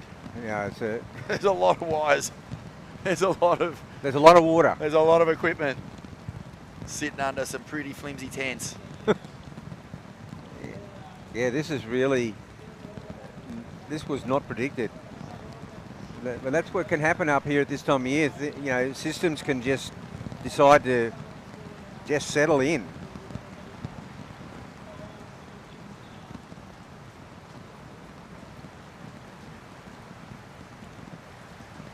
Alistair Reginato, Rabbit, from the North Shore Board Riders Club. Yes. One of the great surfers, representatives from the sunny coast. I think Shane Bevan's the president. Is he still the president, club president up there? Oh, I'm pretty sure he is. Yeah. I mean, he was the Snapper Rocks Club preso for a few years. Yeah, after me. Classic. Yeah, he was. You know, we've only had, in the 60 years, we've only had 6 presidents.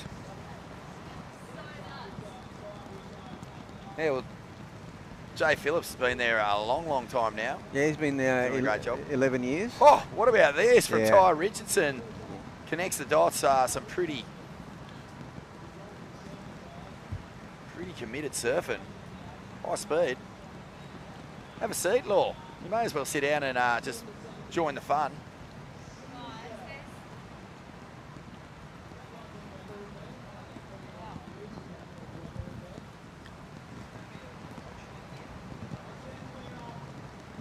Yeah, wow. Sorry, yeah. Laura, how's the... I haven't had a listen yet, but I can't wait. How's the podcast going with Felicity? You guys must be getting a fair bit of traction on that, I'd imagine, straight off the bat, because you're both legends. Well, we definitely, we started it last year in Feb, recorded our first episode, and it sat on the hard drive for about 7 months. Yeah. Just did nothing with it. And then we got to October and we're like, we bought all this beginner grade 1 podcast equipment, and we're like, all right, let's try again in October. And we finally got someone to help edit, which was good, just someone Helps, that's a bit of a, Yeah. both of our computers were just like falling apart, and like, all right, we're not very tech savvy, So got someone to do all the editing. Wow. I actually just went to go get a coffee before and got fully stuck, and then had to get saved by someone at Burleigh Pav. Yeah, it's a little bit wet down here at the moment. It is. It's Nick Callister gotten busy on the back end. They're still trying to surf heats. So I was just asking Rabs before, do you have any stories from your career of surfing in the just diabolical sort of natural disasters? I feel like, where was it? Like when has nature sort of stuck its head up in a weird way? Remember the time Carissa Moore was surfing at Snapper and she just got completely done over by blue bottles? No, that was me. Was that you? Are you Yeah. crying your eyes out? And it was Yeah, just no, like, I literally got, good old the Northerly just picked up, and this like herd of blue bottles. Do you call them a herd? What is the collective noun for blue bottles? Just a throb. Just, that sucks. You suck. Yeah. I call them an armada. Yeah, that's what it is. But I literally I was paddling back out, and I ducked over, and one wrapped around my neck, and then one wrapped around like my my leg, my upper thigh, and like, I'm allergic to shellfish, right? So I don't know, they don't have a shell, obviously. but I don't know what happened. My throat started like closing up, and I couldn't breathe. I started feeling like I was having like an anaphylactic reaction. So it was like midway through my heat, and I looked at Carissa and Coco, and I was like, girls, I got to go in. And Coco started helping me come in, and then ran up the beach, and I think I had to get like an adrenaline shot or some shit. Yeah, that's hectic. Wow. It was a bit crazy. But that was pretty nuts, and I think just like crazy fog, you know. Oh, yeah. I think I've been out in, sometimes when it rains this hard, can you see any of the guys hiding under their boards? 'Cause you know how sometimes it feels like just like daggers, like you're just getting like, someone's just hitting you with a cactus. Yeah, and it's for some reason it's freezing cold rain. Like you can be in the Mentawais and you get caught in these little rain squalls, and all of a sudden you're shivering. You're just like, oh. I remember there was they used to run the Catons Classic in winter in Huntington Beach. And I went down there, and I think it was in the second heat of the morning, and it was just socked in winter fog, right? Oh, the fog. And it was so thick, I just went, oh, great, I'll be going back to bed in a minute. And I heard the hooter go. And what were the judges doing? Just guessing scores? I don't know. You could not see. I feel like that happens a lot in Portugal at those events. Like this fog will come through, and they're like, they have to put the event on hold, and even at lowers and stuff. Yeah, I think actually the Challenger Series in Portugal last year kind of just like was hard to watch because of the fog. In the end, it was just annoying. It was like, it just sort of sucks a bit of the life out of the surfing or something. I mean, I was just saying to Bugs, these cameras are literally top of the line cameras. Like we're coming through the best equipment you can get.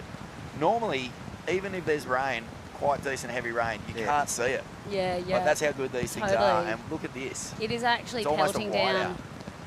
It's going to stop soon though. I can see a bit of blue sky. Where? Where is that? Is that that's just in your mind's eye. Because every moment is. No, guys, everyone's got to come down the beach once it's stopped. We'll let you guys know because it actually is really fun. It is fun. The only thing we don't need is that the wind is swinging around in northerly right now. Oh my God! Then no, we're absolutely that would be cooked. That'd be a washout for us. Yeah, I reckon we'd probably have to pack up and head to the Pav. We could commentate live stream from the Pav. Well, that's where we normally set up there, but I'm kind of glad we're not up there this year because we're out in the open. What else are the crazy weather stuff? I remember like that day in Hawaii when it was huge, that eddy swell had the craziest fog, and that was just from like obviously like the mist of the waves, like you couldn't see through it. That's eerie, isn't it? Yeah, it's so eerie. Big, and like big surf. I remember I was trying to watch the first heat of the eddy, and you just couldn't see anyone on the waves because it was just like, it's nuts. I remember that one. Yeah. And that's probably the only reason why me and Flick ended up paddling out that outer reef that day was because we couldn't see how big it was. I reckon if we could have seen it, we would have stayed on land. Wow. This looks like Ty Richardson. He's found so many down-the-line runners. That's a little replay of his big snap on the inside. Yep. And then a nice little up and over. There's still waves right now. So hard. It's actually pretty funny out there. Now it's on the outside bank. No. in Hawaii, they always say like the rain like usually stops like all the sets. Like if you're gonna be in your heat and it starts bucketing down, then you like say like no one's gonna really catch another wave. It's funny how that happens. Yeah. I feel like the there's ocean been just sort of slows down when there's I feel like there's been some times at Chopes in the CT where, you know, someone's known that, like, they've kept an eye on the forecast and they know that wind's about to kick up and they, like, get started really quick in their heat, and then all of a sudden, like, I think it might have happened with Jack and Gabby. It happened in the Olympics. Yeah. And then the weather just shifted and then no one catches a wave the second half. In the next heat, I think Ethan was in the next heat. It was onshore. Yeah. Like chandeliering, you know, in a big way. I think that was the Sen Merchant heat of the year. Yeah, so that Connor O'Leary Ethan heat was just... It was unbelievable. It was the most terrifying 40 minutes. Tactics went out the window. I was just thinking, this is a full death march, this thing. And also the Jack, John, I mean, not many people come in and sport in the Olympics and go, I nearly drowned out, I nearly died. Yeah. You know, and that was like Jack. And John said the same thing. Yep. That's pretty wild. Yeah, they said that was the scariest they'd surfed at, hey. Holy, just super massive and west, hey? Yeah, it wasn't that huge. It was just the direction. West. Yeah. And like maybe like big periods. And so pinching it was just a bit. Yeah. Scary. So this is Kian. Really good surfer, holding down second place at the moment. Nick Callister in third, Reggie in fourth, Pascal and Corby. Yeah, so I reckon if anyone has any kayaks, they'll probably have to paddle down here soon. Yeah, I'll paddle over to the sausage sizzle tent. Classic. What have you got on this year, Law? What's on the program for you? Oh well, I was meant to be in Hawaii a bunch, so now that's over. So yeah, the injury's on the. Oh, good little snap there from Reginato. That'll get some points. Yeah, what's the sort of healing time on this injury that you've got? Yeah, I got my stitches out a couple of days ago, and I guess because it like cut through all the muscle, I guess they say it's like a 4 to 6 weeks until it starts feeling like you can sort of surf. But at the moment, I still can't really bend it, and it just feels a bit weird and dead. Got a bit of a dead leg, but should be back soon, I think. Yeah, and what are the goals for the year when you're a big wave? Yeah, well, I think hell creature like you are. I just want to get fit again because I feel like I had 2 chicken legs and now one of them is literally just like a bone and then with nothing on it because I just haven't been able to put any weight on it. I looked in the mirror the other day. I was like, you've never seen it's like a noodle. Wow. Well, the other leg's like pretty strong, so yeah, got to get the other one back up to regular chicken leg status, and then we can go surf again. Wow, Alistair went to first. Oh, straight to first. Ty Richo, is this his first year in the Opens, or is? I think he surfed in the Opens last year from memory. Nice. But yeah, he's such a great surfer, so fast. Shreds. He's an incredible wave magnet too. He just knows where the bank is all the time. Really good like that. The little doff of the cap from Kian as he flies down the line. Backside now. Nick Callister. But yeah, then I think just go on some trips. I'll probably miss the rest of the Hawaii season, but hopefully maybe I'll get back over there in March if I'm back, and then yeah, just try find some big nice waves. As we see Reginato, he throws a little slob out there. Now, Bugs, do you lose points if you're throwing out this non-single fin traditional style of surfing with manoeuvres like that? No, but see, back in the day, that just wasn't done. Take me to a hypothetical land where Alistair Reginato is surfing here in 1970, let's say 75, 76, and he busts out a slob air like that in front of yourself, MP, and what do you think your brains would have done if you saw a manoeuvre like that? Broken his board. I think his car would have got broken into. His board set on fire. Yeah. Or stolen at least, to see how he managed to get above the lip. Like It was so Was it in the field of possibility for you guys to do airs back then? Like, was it part of your imagination? No, not really. But What do you get for that? Was Oh, they're making a big fuss yeah. out Oh, of well, it? you got a big score. Was that a Might have been a 9 or something. I'm gonna look it up on But the the live thing is, feeds. you know, to me, the first time I used to see it, there was a couple of guys in Florida, because you know the small wave surfers. Ooh! That's sick. The era even before Matt Keckley though. You know, this guy John, can't remember his last name. He did some crazy airs. You got an 867. That's probably the high score of the event. But it always Gotta rubs be. it always rubs a couple of the traditionalists on the point up the wrong way when big airs and tail slides get scores. I don't Yeah. think you can deny it, especially on a No. day like today. But it just goes to show. I mean, one manoeuvre, he gets nearly a 9. Do you remember the first air you saw in real life, Rabs? Well, I remember trying to flick off at sunset one day and the really strong offshore wind, and I accidentally did an air. Yeah. But that was a flick out. Still felt good though.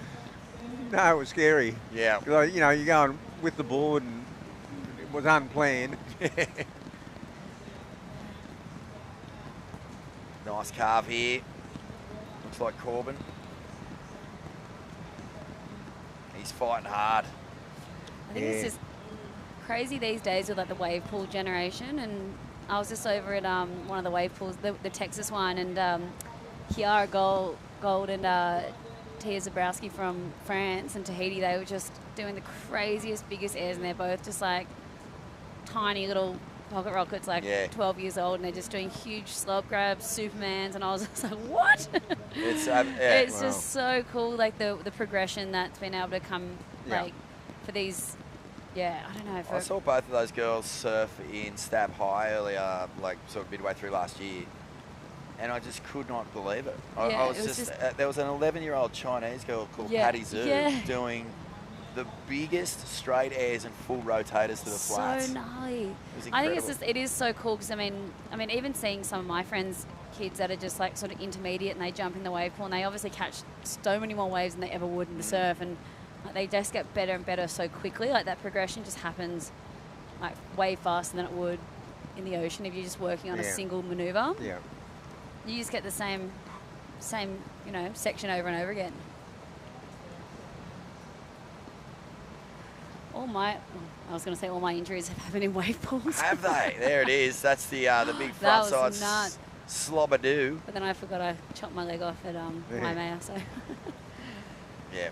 A lot of your best airs, Laura, have come from the top of a wave to the bottom rather than the other way around. Yeah, no, that's the way to go. I mean, lots of airtime. I'm landing in the flats. Yeah. Sticking Always it. in the flats. Yeah. He's So a little. Oh, the Vish. It's nothing better than a barrel, hey? Little head Sky dip. Richo. Well, he's not the biggest kid on the block. Hang on, there's a 5, hang at 5. So he's done a head dip and a hang 5. Hang on. See, now I reckon that's an 8.5 at the Burleigh Singlefin Festival. All right, folks, we're going to have a little break. We'll be back with heat number 9, round 2, Billabong Singlefin Classic. Burleigh Heads. I think I'm hanging.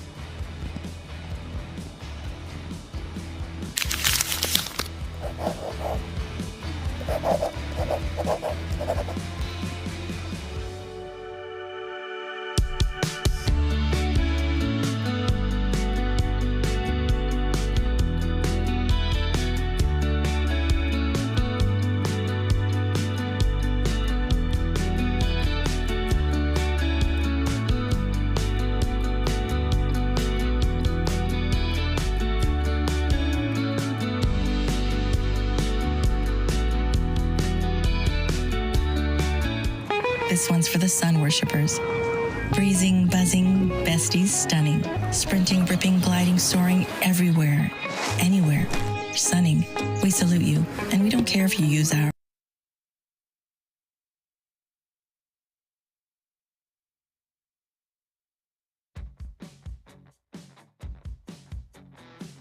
Welcome back, folks, to the Burleigh Singlefin Festival. And the festivities are on hold just a touch. Surfing still ripping, though. And great heat again. Quarterfinal number 1. So game on. Toby Mossop, Matty Job, Lungi Slab, Jay Okalupo, Hinata Ozawa, Timmy Highland. Whoa. Stack them up. Oh. This is a beauty. And Lungi off to a flyer. 4.75. Another little head dip there.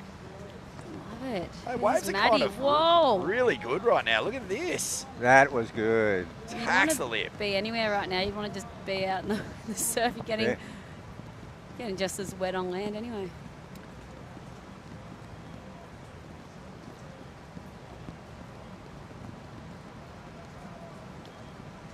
Yeah, who are you earmarking to be? Well, I mean, women's surfing has a huge year coming up. One of the youngest world champs we've ever seen in Katie Simmers. Erin Brooks about to do her thing, but there's this next generation of women coming through who are just on another planet as well. Absolutely. You know, Miller Coco Brown and Sierra Kerr, they're just around the corner and just doing crazy stuff. Yeah. And it felt like it all started, obviously, here in Oz with like Molly, you know, starting to do those airs. And then obviously Katie, just what a year last year. Yeah, that was incredible. Just put on an absolute clinic, and it's just been crazy. Like Erin is just like, she's so petite, but she's so strong, and she just, the way she was surfing pipe this year, it's just, I don't know. Like, I feel like the gap is, I mean, they're just raising the bar absolutely. That's really cool. Who do you reckon will take it this year? I just really think Erin Brooks could win the world title. I just, the way that she surfs, the vertical nature of her surfing compared to anyone else on tour is without peer. I think if she makes the 5, she's going to be the favourite. Yeah, she's also fierce, like such a fierce, like strong-minded competitor. Like, I remember watching her at the Narrabeen Challenger Series, and she was like comboing her competitor and was still just like hunting them around the lineup. I was like, whoa, like she just won't let down at all. What a cool first wave from Lungi there. Just a little head dip, Mossop. Oh, you can feel that finals energy just already in this heat. You know, you get to the quarters and you think, you know what, I've come this far. Let's go for the win. Look at this backside. Is that Hinata? Hinata. Crew, this is a competitive heat, actually. Yeah, it sure is. Wow. These are a lot of these kids are there or thereabouts the same age. They would have surfed against each other a lot. It's quite a young heat. So Matty Job, he got an 8.33 on that first one. No way. Yeah. I thought he was going to get a big score. I think that's the right score too. Is that right? Yeah, let's have a look. And here goes Jay. Yeah, he got 8.33. He'll always go to the air every time. Oh, this is a great heat. Look at it. This is action. The tide's gone out even further, and it is coming on. It's amazing that, you know, you just don't really need a whole lot of swell rubs for that back bank to come into play. It just sucks and slurps and gives you enough energy to sort of get down the line and rack off a few turns. Yeah, I'd say this is better than it was expected on the forecast. Rabs, I want to ask you a question. Best Burleigh surf you ever saw? Or give us a top 3 or a top 5. Jeez. Well, you know, like definitely Peter Harris.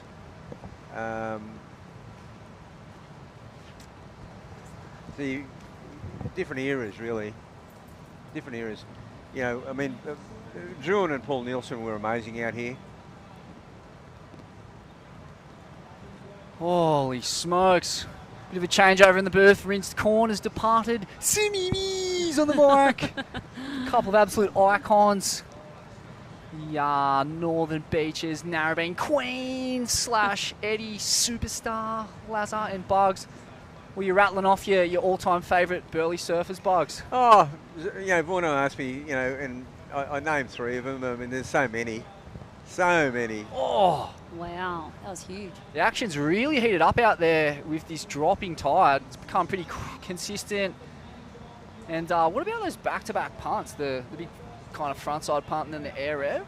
How are those things? Yeah, they were huge. What did you make of them, Bugs? Yeah, they were sacrilegious. Yeah, well, it's interesting because they definitely got scores. They got big scores. But then the Matty Jobs 8.33, I thought that's a pretty solid balance. bit more traditional. Yeah, traditional, but it was a real big swooping. His technique was awesome. It was a bigger wave. Yeah, this is a real Gold Coast underground bludgeon fest. Matty Job, Hanada Ozawa. Matty's from Burleigh, isn't he? Yeah. Hanada from Burleigh, and we got Lungi Yeah. Slab from down the road there. Fingerhead via Snapper, Jayhawk, another Super Bank, Wunderkind, Tobes, Mossop, Another Burleigh boy. Let's see who's coming Timmy up Highland. next. Yeah, this is psycho. What a stacked heat this is. I'm loving the youth aspect to it. Quarterfinal heat 1. We are on. We mean business now. Heat 2 is. Oh yes. It's actually a cracker as well. And pretty fortunate in that the tide's going to bottom out, so either side of this low tide's actually going to be pretty contestable, like probably the best cons of the day heading into the final. Timed it perfectly. Yeah, the last heat and this heat, it's pumping out there.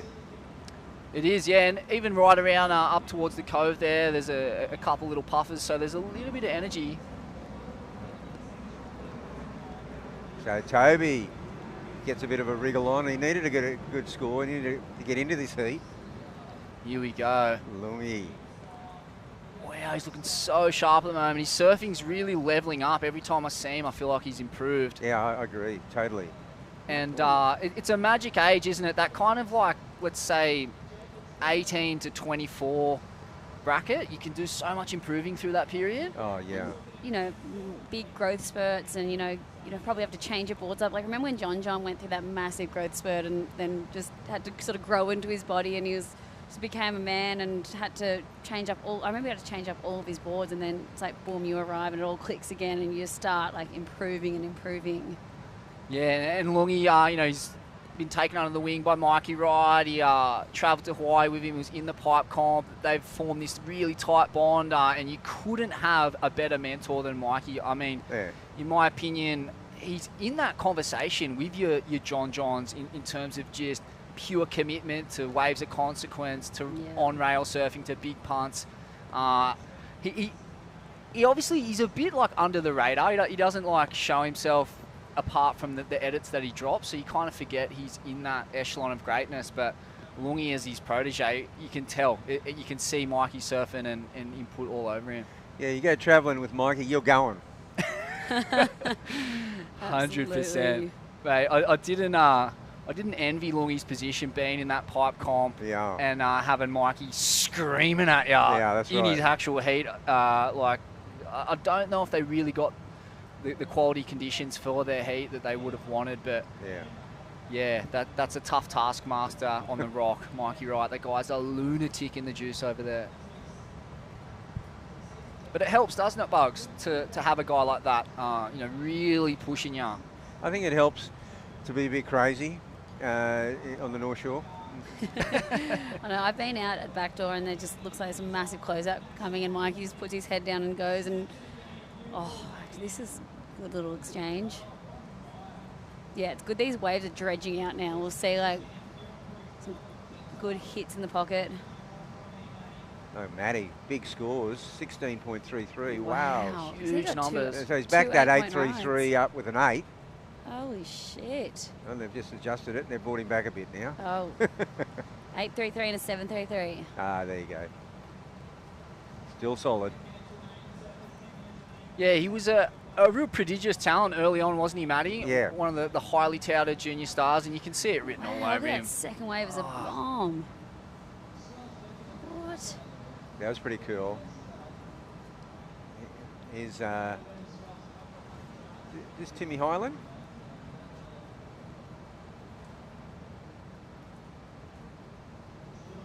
Wow. What do you reckon? Do you think all these crew out there just ride the same board over and over again? They kind of switch it up every year. Have you seen anyone warming up the last few days, dusting off the single fins?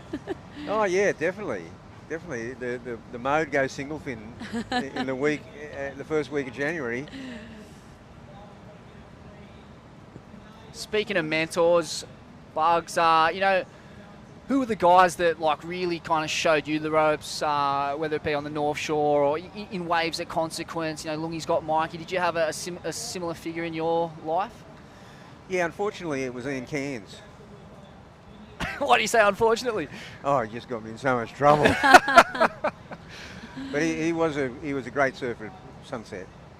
You know, definitely. You know, he definitely showed me the ropes at sunset on the northwest peak, the north peak, the west peak. Definitely, yeah. Kanga, big body, West Oz originally, right? Oh yeah, yeah. Margaret River. Margaret River, Well, yeah. I think, yeah. I mean, you know, coming from there, you know the rules. I mean, they revel in the power. They do. It's a very similar kind of energy in the ocean there to the North Shore of Hawaii, and mate, wow, what halcyon times that would have been, having Kanga screaming instructions at you on a massive day at sunset. Well, I started out being his caddy. You know, the world's most dangerous job. Yeah, cop a big West one on the head, lose Kanga's board. I don't know what's worse. Yeah, well, I mean, I remember one day at Waimea, and hey, is there any food at all? Yeah. Oh, anything? Yeah. Thanks, bro. Sausage Sanger. Hey.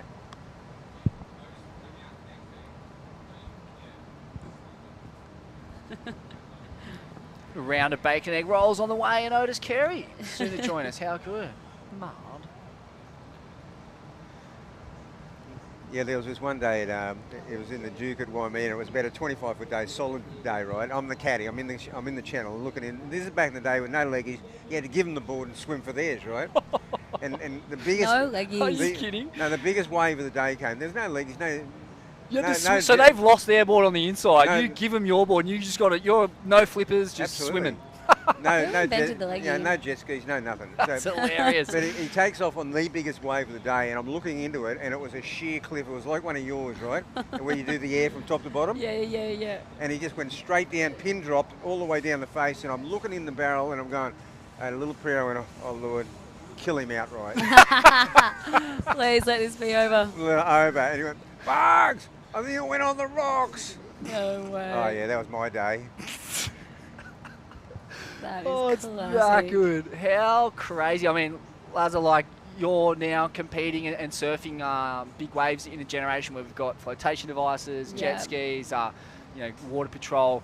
It must blow your mind to hear what these guys were doing back in the day. Totally. Well, I remember like some of my first times going over to Hawaii and surfing sunset, and I used to surf in like this little tiny bikini, like little string of bikini, and then it was all over the day that I fell over and water almost came out my eyeballs. I was like, never again, must wear a wetsuit at all times. Oh yeah, that's a classic. You know, a natural enema. It's Yep. horrible. It's every surfer's nightmare. A Laura Enema. Yeah, that's what I got called in high school. You know, the worst thing about having a big brother is that like they go to high school before you, they get all these terrible nicknames, and then when you get there, you just have about 5 nicknames. I was Laura Enema, Chicken Girl, the Orblet, and like all these other Wow. Shout out to Chris, wherever you are, mate. shout out on Chris, your love brother. ya. But yeah, we were Laura and Chris Enema in high school. Love that. Comical. Love it. Yeah, crazy, man. It was so cowboy back in the day. It's absolute crack up. I was chatting to a guy in West Sumbawa recently. He was, kind of part of that Garrett McNamara, like Derek Derner early toe scene, and just like whipping huge, is it backdoor, backyards and that kind of like outside sunset zone and early jet skis, like. People didn't know how to use them. BL's they're like trying to teach BL how to operate these things in the midst of 25-foot Hawaiian swell, like madness, absolute madness. Crazy more people weren't seriously hurt and killed. Totally. I think, it's all the safety and, the vests and everything that have come in now have, definitely saved lives. And I feel like when they first started getting used a lot, people were kind of still, didn't want to pull too much. It was kind of like, even with the helmets now, it was kind of not cool to you use it as like a last like resort, but now everyone's kind of like, we want to do this and we want to go back to our families. So just everyone's wearing their helmets, wearing, like I feel like the last couple of years at Pipe, there's just been so many like gnarly injuries. And I mean, It's just we had to push back on leg ropes. Yeah. People said the purists said no leashes. Kook cords. Yeah, Kook exactly. cords. But I mean, you know, what it's opened up though, Laura, is that now you can, you know, you're riding 50-foot waves. Yeah, You yeah, know, it exactly. just opened You that can whole push, realm up. push Totally. the limits more. Here we go. This is a pretty This important is a cool score ride. This is a cool ride in the by. context of this heat. Oh, Maybe a Wow. sausage sanger, Left please. no meat on the bone. And he's moved up into second place. yeah, that was a good ride by Lungi.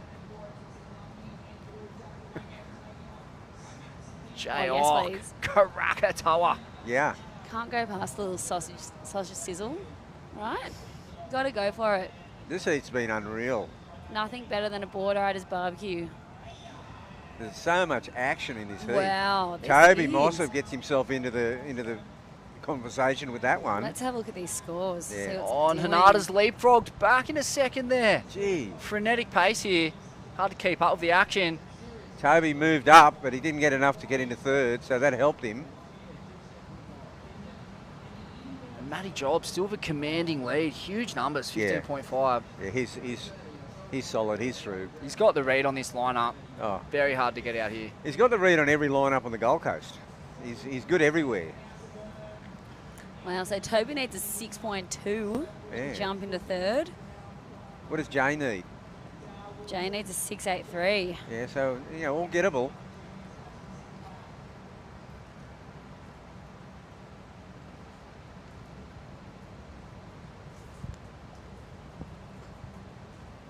What about Tobes' star turn? What was that film? It might have been the Axod film or some recent session out the box anyway. He was going ballistic. Who would have known the Goldie sand-bottom Shaman could, mix it in the West Oz slabs? I think him and Hanada, a gaffed up Hanada, put on a real, and Mitch Cruz actually, the old bull.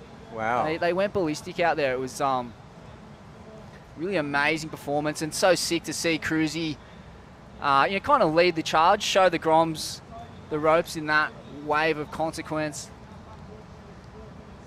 And I think he ended up getting an ad for Whistler, is it? He's riding for these days, Toby, I think. Yeah. But Yeah. Man, he's not scared, that's for sure. Here we go, Lungi. Nice little foam ride, snap to a carb, another carb. This looks like that earlier Oh, wave. it is. It's a replay. Now this wave got him into third, right? Yep. Are you sure I that's a think- single fin? Got him in a Who second. shaved I that know. single fin Got him in down? a second. And Here's then Jay. But then Hanada displaced Oh, him. no, that was Toby Mossop, wasn't it? I think that was Jay. That was Jay, you're Yeah, right. Jason Blue. They both got long hair.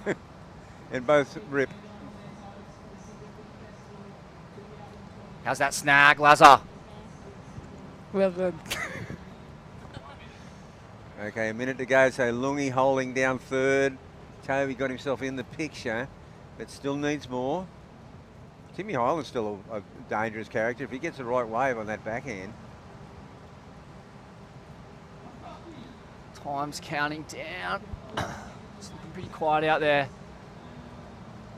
Yeah, Matty's almost locked in for sure to take the win here, but Hanada, Lungi and Tobes in a three-way fight here.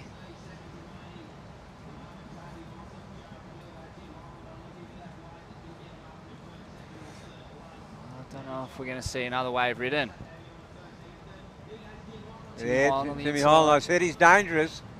If he gets another move in here, and he does, and he stuck that thing.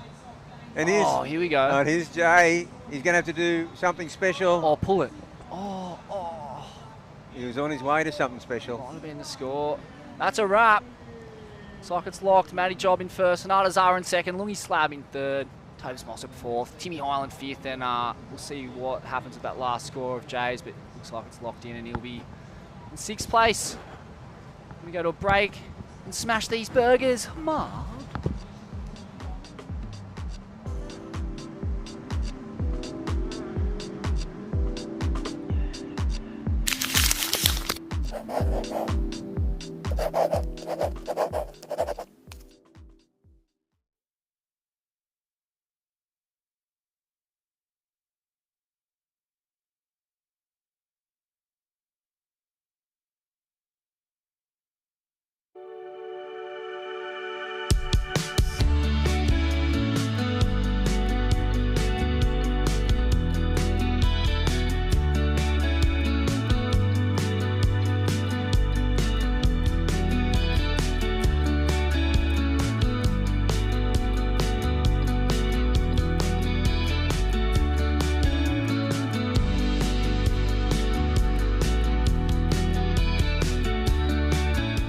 This one's for the sun worshippers. Breezing, buzzing, besties stunning. Sprinting, ripping, gliding, soaring everywhere, anywhere. Sunning, we salute you, and we don't care if you use ours. Just use sunscreen.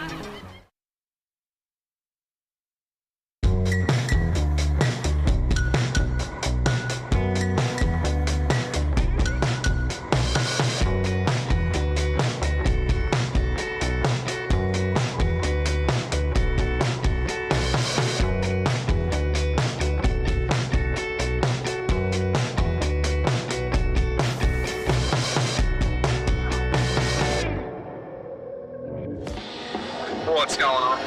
Excitement levels are high. Haven't even got on the step foot on the boat. We're on the mango. I'm really excited. Are you on the green juice program? Just having a couple of tams early, just to warm up. Bring it barrel. We're gonna have a good time.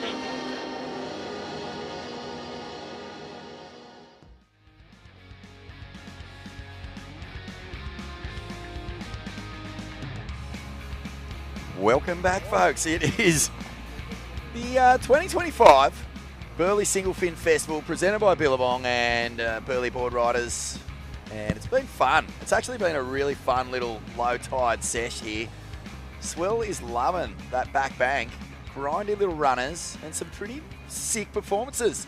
Smithy, Deadly, and Otis Carey in the commentary box. Oh, dog, happy Howdy. New Year, Thanks for bro. having me. Good to see you, mate. Good to see you too. Not surfing in the single fin this year. Oh, I didn't think there was going to be waves. I told the boys at Bong, if there's not going to be waves, I'm not going to surf. Got too much going on. Yeah, fair call. Last time that we surfed, you and I had a heat together in the most dismal, I reckon the worst conditions ever seen for this comp. was that when it was dead offshore and about ankle height? It was just big enough to I think paddle I into. took off and that did was one it. pump and got like a fall. Yeah, you did. Yeah, mate, ripping. How's things, eh? Going good. School holidays, been busy with the kids. Yep. That's always fun. But I'm doing good. Doing good, yeah. Getting a bit of surfing in? Lenny, my 6-year-old's actually been. He's got the surf bug these Oh, that's the these best. holidays. So I've just been taking him surfing. How good. Yeah. Yeah. It's a whole different sort of experience of joy that you get out of surfing when you start pushing your groms in. Yeah. My groms never liked it, so it was always torture for me. You know, like Yeah. you'd go like, come on, groms, come on, get out there. Yeah, I never wanted to be that parent. I just wanted him to fall in love with it on his own, in his own time. Yeah, all right. So now he's fallen in love with it. is that where I went wrong? I was there going, have a go! Neck up! What are you doing? Oh, God. How embarrassing. You're embarrassing me! Look out. It's Dirty Dingo Morrison out there in the white. Yaden Wilson in the blue. Thomas Woods. Seen someone do a big slob straight Yeah, that out was before. Reginato. That was mental. That was the big front side punt and then an air rev straight on the back of it. An air rev as well. I think it was the surf Ding. in blue, but Look at the little keg. it's looking good, Dingo. He's thick. He's fit. Very he's- fit. He's got kind of like a 1970s rugby league physique going at the moment. Little hooker. Yeah, reminiscent of Jamie Goddard, a bit of a deeper tan, but yeah, he's thick set, Yeah. he's fit, he's looking fully locked in. I was thinking more like Trevor Gilmeister or Cement Gillespie. The old school frame. Turbo chunks. The axe and cement. Oh yeah, Keg on legs. how good are those nicknames? So good. A couple of hard units there. Cement, the axe. Ev McGregor, the Lennox head. Nice snap there. He's gone deep in the event. Got the flow. Running a kind of that Lieutenant Sipowicz from NYPD Blue. Take me Yeah, dude. back. Oh. Coolie kids, 3 degrees. Where are you living at the moment, Oat Dog? You down in Coffs or you back up the coast? Nah, I bought last year in December. I bought a property with 7.5 acres in my Oakham. Nice, mate. It's basically Mullumbimby. It's next to Mullum. You spent half your life on the ride-on, keeping the grass down. It's been such a wet, Nah. hot summer. It's like a big greenhouse effect. Mate, ride-ons are so expensive. I'm still saving up for What, you just pushing the old No, I pay someone to mow it at the moment. pushing the old wheel with the blades? It'd take me a month to mow it. That's bad, mate. Oh, Is that Turtle in this heat as well? Ryan Gray. Classic. Hamish Williams. Mate, I know that, you know, over the years you've been releasing these collaboration ranges with Billy's, you know, getting the artwork on there.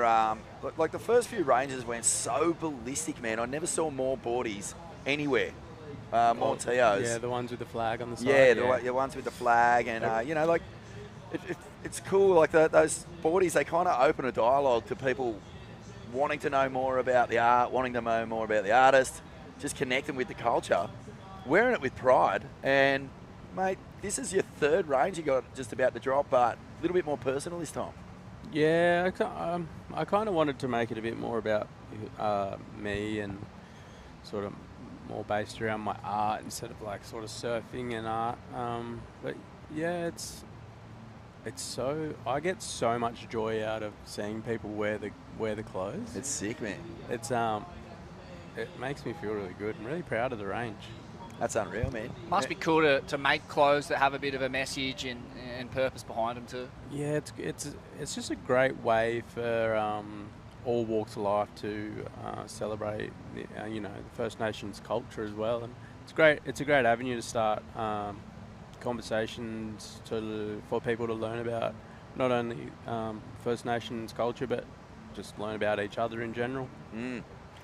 It's rad too, your position, you know, like fathers, you know, white Australian mums, Kambangi, so you're able to kind of fuse the culture, bring together the people, create that oneness that's kind of been so sorely lacking at times from Australia. We really need figures like you out there bringing us together, and through your art. And what a better way to do it? Yeah, it's a great avenue. It's a great avenue to celebrate First Nations culture together.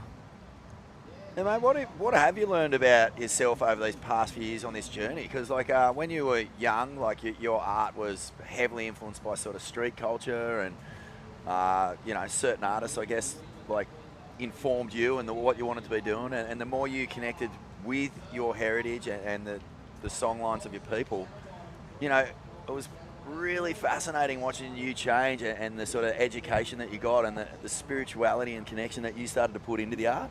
Yeah, I think for me, when I started doing art, it was more of like just an exploration of being creative. And then once I sort of started to learn about a bit more about who I was through the creating process of painting, I then sort of lent into my culture, you know, my family stories, and then it sort of transpired into wanting to share, you know, cultural songlines and stories. And yeah, it's been a beautiful process and a beautiful journey.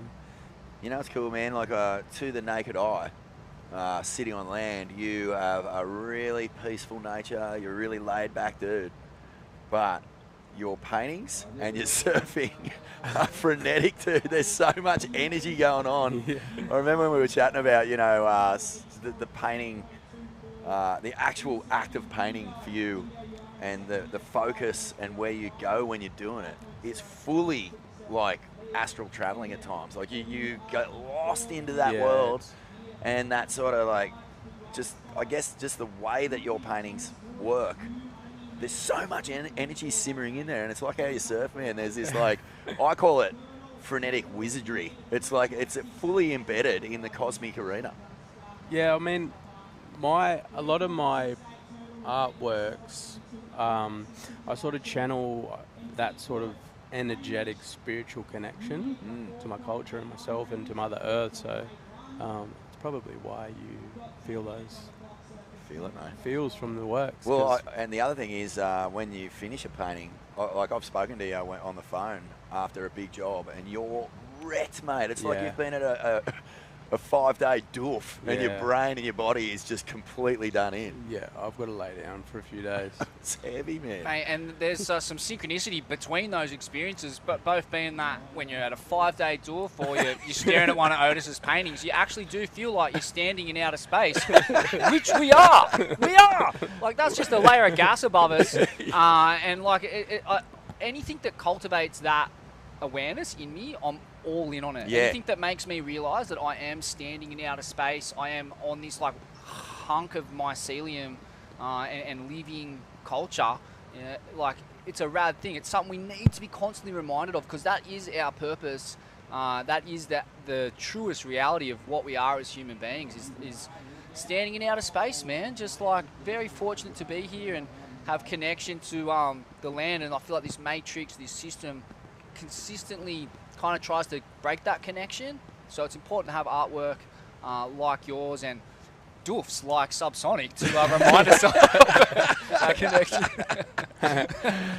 That's sick. I actually love, just because we've been such good mates for such a long time, mate. Like, I get a buzz out of seeing your clothes on other people too, because I know that the energy of that particular design or what's going on is somehow starting to seep into the core. You know what I mean? Like, they might be walking down the street a little bit oblivious, but I know that energy is starting to somehow seep into them. Because you can't wear that stuff without feeling it.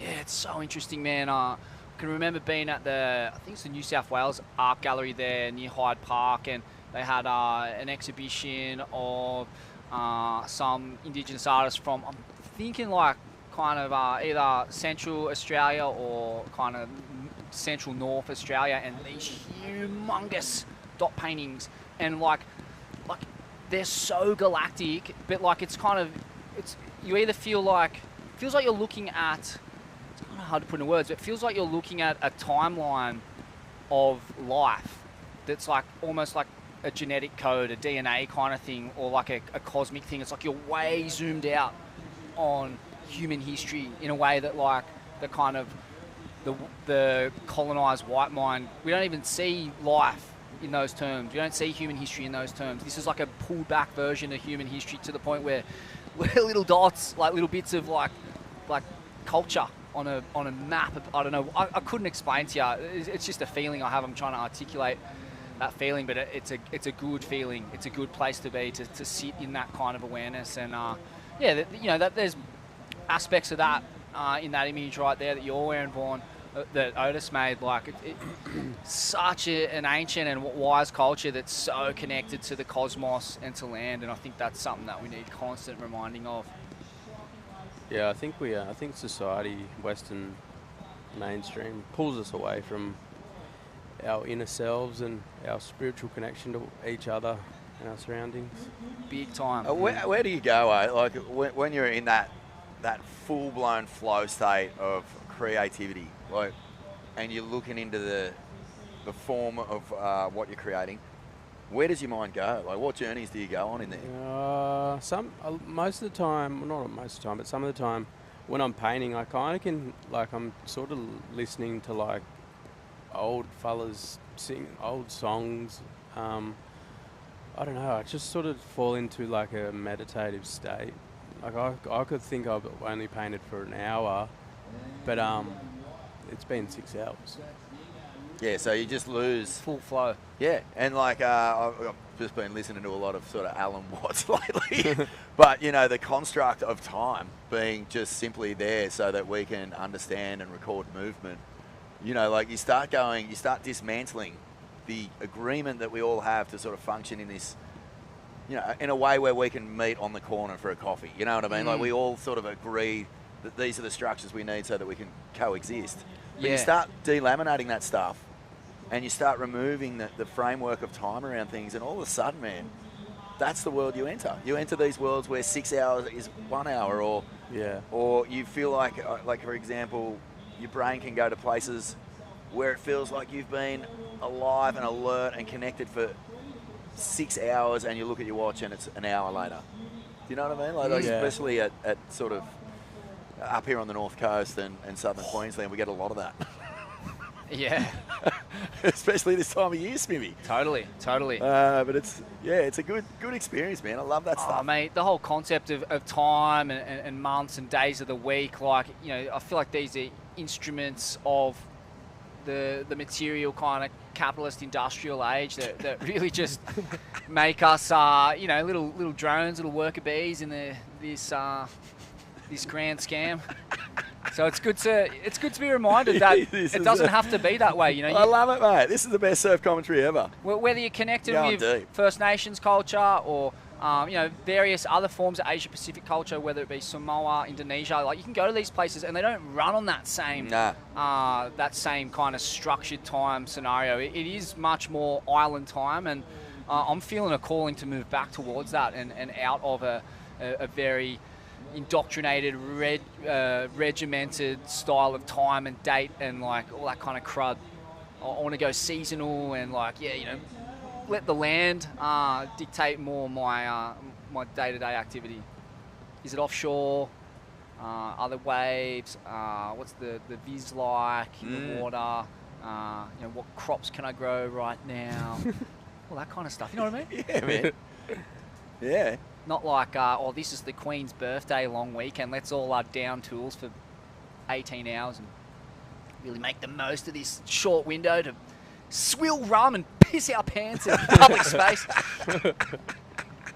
Quick, we've only got 24 hours, double time, boys. I think we can do better. Well said, Smithy. Well said. I like it. Yates Wilson out in the lead. Jeez, that heat went quick. Speaking of a bit of a time vortex. Yeah, well, we need time for heat, so we can't fully junk it. 3 minutes to go. Or do we? Mate, maybe, It'd be interesting, wouldn't it, to see the world tour without this time construct around it? It's a long heat. How would it work? It's a long heat. Maybe more of a kind of Druid Robe Core Lord set with flaming staffs, just snuffing like Survivor style when someone isn't active for long enough, or dogs a couple of sets out the pipeline, we snuff out their flame. Yeah, I like it. Beat it, mate.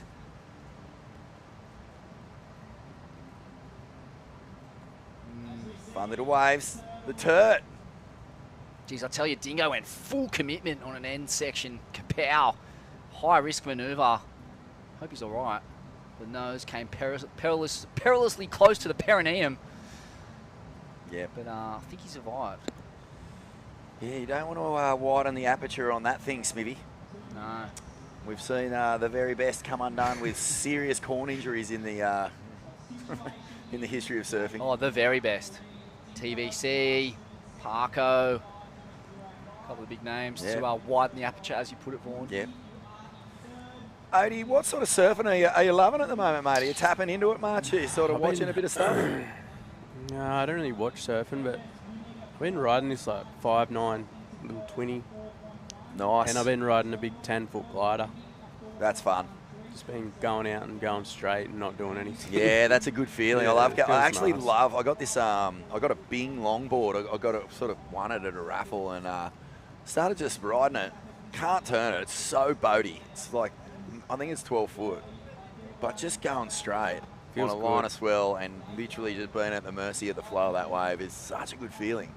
Yeah. Sort of stripping it right back. Really good. Maybe I'm just getting older. Yeah, mate. I mean, that's what happens. I remember talking to Simon Anderson about his surfing one day. I said, hey, how you going, mate? Are you enjoying it? Fucking born. I've just reduced my surfing to the three things that matter. Bottom turn, tube, cut back. Like, do you need more than that? Like, when the elders speak, mate, you got to listen. That, to me, is good advice to keep your surfing fun for the rest of your life, pretty much. Got a special delivery of Gage Road Singlefin Summer Ale, and you can win a custom troopy I'm all right, thanks. with full every Dometic kit purchase out. of Carden. Full Dometic kit out. That's a cool prize. Yeah, crazy though how the fundamentals of surfing stick around the longest. Tubes, cutbacks, high lines, bottom turns, and you know it still looks so good. It's timeless. We're talking about that. Here we go. Ev McGregor, nuts. A nice backhand snap. He's got the big one going. That's the end of another heat. Well, Odie, thanks for coming in, bruv. Thanks for having What's me, your boys. plan today? Go and eat some food. Nice one, mate. I brought the missus up with me. Great. Take her out to lunch. Oh, there's a really good little Chinese yum cha out the back I with was looking at this good crab. What's it? Maybe called like Piata Co or something. Mm. I don't know.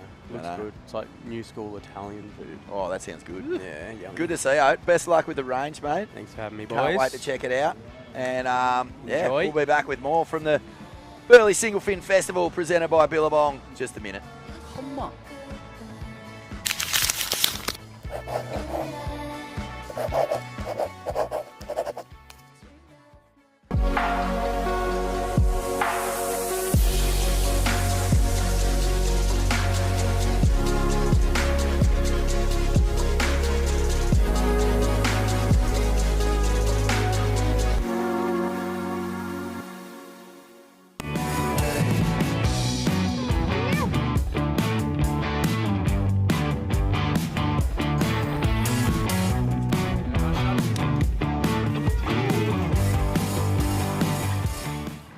This one's for the sun worshippers.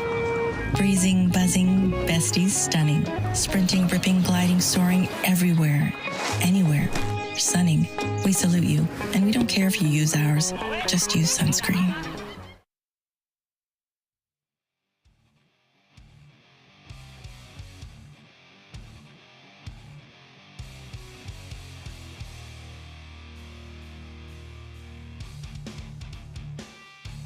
Oh, quarterfinal heat 3 underway. And what a eclectic mix of surfers. So we see the Ibis, Savage, Foot Stomp, Hackaroo. Ah, that's good surfing, man. Love how he just kept the power and energy through that turn and the momentum down the line. Another couple quick tags, beautiful flow, big exclamation point on that first hack. Lead-footed it. But yeah, what an eclectic mix of surfers we got here. Tommy Carvalho, the Brazo / snapper, shred lord, Rock hi-fi solid. shred lord. Rock solid carve merchant with a little bit of tail blow on his day. And who's this? That's Cooper Davies, is it? Oh, I really like this wave. Bit sleepy at the start, but then darts. Wow, that was really good. Jeez, things are stepping up at quarterfinal, Smithy, you know. Every year we come down here and we get to the quarters and we start going, whoa, okay, these heats are gnarly. So gnarly. The level's so high. James Woods is out there in the yellow and Cooper Davies in the green, yeah, so. Coops, Sunny Coast? Yeah, not too sure.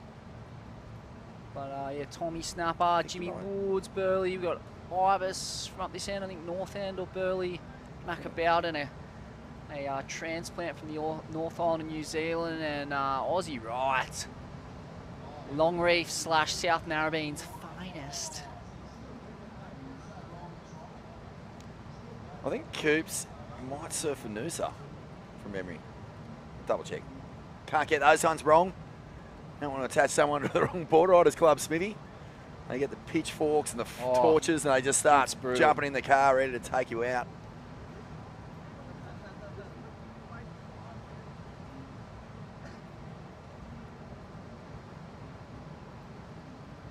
And now that the rain's gone, in comes the wind on the back of it as Thomas. Oh, brutal combo. Slicing carve into the end section, kaboom.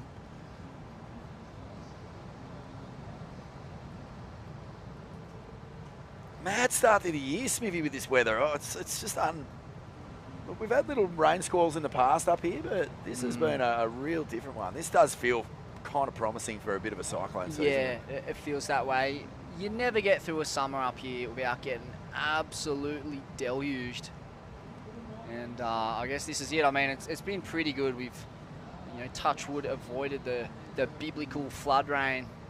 But this definitely had a feeling of that, didn't it? Touch that at times. There were moments you could not leave this tent, but anyway, it's all clear now as we see the replay of Carvello Bushka. Cupped out, thick section in the Combo chest. town too. Destroyed it. Pow. Oh, and down the beach there was sick little drift on Cooper that Davies. end bowl. This is a bit of a slugfest. Seems like there's a bit more energy in the ocean now too. Yeah, there definitely is. A tide dropping out, it's revealed plenty more swell. Very contestable. This is Mackenzie. Baldo. And well, I actually didn't get a chance to listen to the potty with Mackenzie Bowden, mate. Any takeaways from that you enjoyed? Yeah, I mean, it was a really wide-ranging, philosophical kind of discussion. He's such a brain. He's such an interesting guy with so many varied interests. You know, this is a guy who, raised on the North Island of New Zealand, an incredible surfer. He's been living on the Gold Coast for a while, but then also was based out of Lisbon, based out of Berlin, and doing long stints in Indonesia. He really gets around. He visits like cultural meccas and really kind of swims and marinates in that influence. Just got back from a trip to the kind of remote indigenous communities around the top end of Australia, Arnhem Land, with Rourke, his sponsor. He's with Gage Roads as well. So, yeah, he's an eclectic guy, and the podcast reflected that. I loved it. I really love the guy. He's a really kind of spiritual, tapped-in kind of truth-seeking guy, really, connected to compassion and kindness, and makes a real effort towards equanimity, treating everyone the same. So, but when it all boils down to it, an incredible surfer in that kind of Mikey February bracket of just pure lines, high line, big hacks, twin fins are his weapon of choice. You'll find a pretty sick edit of him at J-Bay, I think, with MFeb from memory. But yeah, that's his kind of genre, and mate, I've always got time for boards that travel at light speed on down the line rights when you're frontside out there. Incredible surfer. Aussie, watch out. Board on the loose. And just on top of all of that, like an amazing sense of humour. There's a real sharp, he's a funny classic bastard. Sort of satirical mind that, along with his good buddy Raglan Surf Report, Luke Cedarman, they've kind of invented their own genre of sort of piss-taking. Mate, it's baked into them, isn't it? The Kiwis, they've just got the most offbeat, bizarre sense of humour that's all their own. And it definitely traces back to your Taika Waititis, your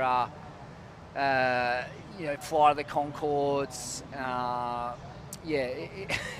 don't know how to describe it exactly, but it's very distinct to our sense of humour, although we're very much able to tap into it. It's a familiar kind of culture and language, but yeah, they got their own spin on things for sure. Yeah, they do for sure. Yeah, it's a real laid-back version of the kind of chronic, hard-edge Aussie humour. Like, it's a way more sort of like, it's almost like a little more removed because of where New Zealand is just geographically. They kind of like look at the world and it's just sort of like all like so full on. Yeah. Everyone's out to always get everything. Just sitting there going, "Sure, bro, it's all good, man." Yeah. There's a lot of dead air and pregnant pauses. Weird looks. Very good. Oh, this is a wave. How's the accuracy of that turn? Pegged it right to the spot. Pegged it right to the wall. Needed a score and got it done. Oh, that was very aggressive surf from Jimmy Woods. Woodsy, brah. Woodsy got some pretty mean pits on that last Kira swell. I remember seeing some footage and clips of him getting big old drainers across, not the actual Kira section, but the Spot X section of the Coolangatta Beachy. Good stuff. It's kind of like the worst kept secret spot on earth, Spot X. Just before the groin. It's you can't sit on it. Glorified closeout, but you can definitely get some crazy doggy dog. This is a great wave from Bennett's here. This next turn, was it? Timing just spot on. And looking speedy on the singly. Oh, that's cool too. Woodsy, brah.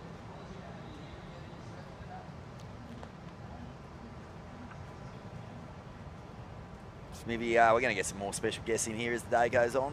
Anyone in particular you'd like to have a chin wag with? It'd be good to have that bloke who just walked past along his slab. I'd love to get the lowdown on his stint on the north shore of Oahu under the wing of Mick, the mad, mullet-headed Hamad man, right? Got a mad little duo going on. And, yeah, I was just saying to Bugs, like, every time I see Lungy, it feels like his surfing is just levelling up. He's continuing to build on his skill set and learn. He's looking extra fast and whippy. And that's what I was just watching his heat before. He looks so fast. So like, sick. getting those singlies, like, moving like that is pretty incredible. Mate, he's such a cool kid. He's so locked in to kind of clean living and just that pure surfing lifestyle. And I think, like, you know, this period of like 20 to 25, there's so much improving you can do. Yep. I'm so excited to see where he goes. Yeah, me too. And he's just got that timeless style too, you know. He's got a style that you feel like you could watch it when he's an old man and you'll still be enjoying what he does. Yeah, he's a product of pretty much the most consistent point break in the world.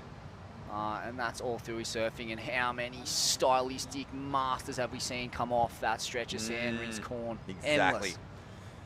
This is Tommy. Down the line speed, Carvalho. Tommy Carvalho, Koala. Oh no. Ominous thunder. We do not need another downpour. That thing was psycho. I was deep in the tent and still getting wet. We've got to get Rabs back in here and just sort of dig around in that Peter Garrett world a little bit more. I want to get some stories from those two hanging out together back when Rabs was rockstar Rabs and Pete was rockstar Pete. Hanging out with the oils. Pretty cool stuff. As, yeah, Cooper Davies. Yeah, Noosa, sure of it. That end section hit was sick, so well timed, a little drift. I just love end section lip line maneuvers. It's just one of the most flowy, fast, aggressive turns in the business. If you time them right, they feel incredible. If you get them just slightly off, they can bounce you. They can just, you can really feel like a goose. Ooh. That was Mackenzie going for the Larry. Big hack, copped a little rib at the bottom of the wave there. That thing was a sketchy little section of water. Watch out for the big fin, don't want to widen the aperture. Yeah, Laura's just showed us a photo of her leg injury from Waimea Bay Shorey, and it's awful. So graphic. So sick to relive all that with her. Can't wait to have a listen. As Cooper Davies flies down onto the inside, and there it is. That's an up and over too, Smith.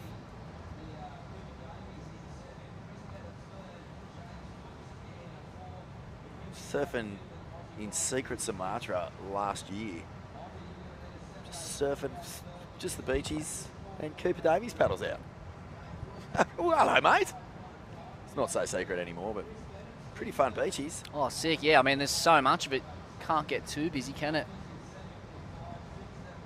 Endless stretch of coning, consistent beach break. And that's pretty much pumping right now. That's the like kind of like the first edge of swell as it hits. Yeah. That kind of archipelago that runs up north, isn't it?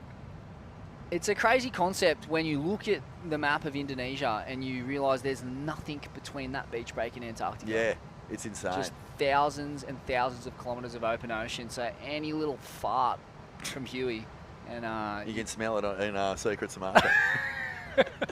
Gets carried on that Gulf Stream all the way across the many oceans, and you just get puffed out with a bit of brown smoke. It's great. Sick beachy. Love that joint. Yeah, it's a sick joint. It really is amazing. Pretty unique sort of like zone, the way it's all set up too. Oh, yeah. Remember like the road that runs through the palm trees along the beach front there, and it's just cool. Aussie wrong. Does not belong in this lineup right now. Having one of those heats.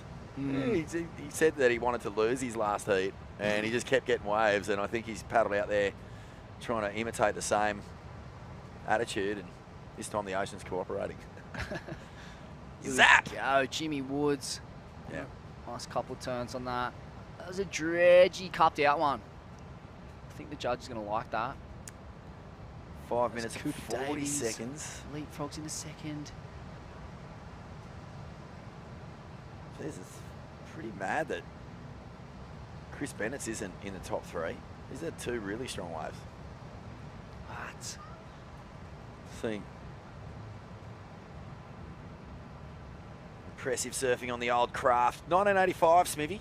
That's the cut-off date. So you can't ride boards that are made after that. There's a lot of really nice modern single fins out there, but they've got to be a little bit waterlogged. They've got to have a story. You can't just turn up on some cheat craft and fake your way, vogue your way into a result here. You've got to bring that story into the future. No one's done it better than Parko. He has sort of rewritten the book of single fin surfing on this point, single-handedly. But yeah, I think you know,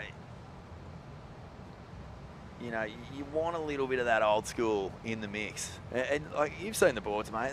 There's more onion rings in there than Burger King. Yeah, it looks like. What's your go-to? You don't bring a board up, hey? You just grab one off the point usually? Yeah, mate, whatever's going. I can't recall any particular memorable crafts, but yeah, those hot stuffs look mental. I just like the kind of checkered decal on the deck. And I mean, yeah, this is the home of high performance shortboard single fins from that era, from the shortboard revolution era. You know, this is the home of it all. I rode a board yesterday, had a pretty good name. It was Living Water, the surfboard brand. That was cool.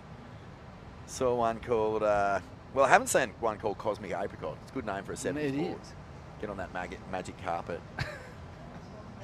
Zoom off into the far corners.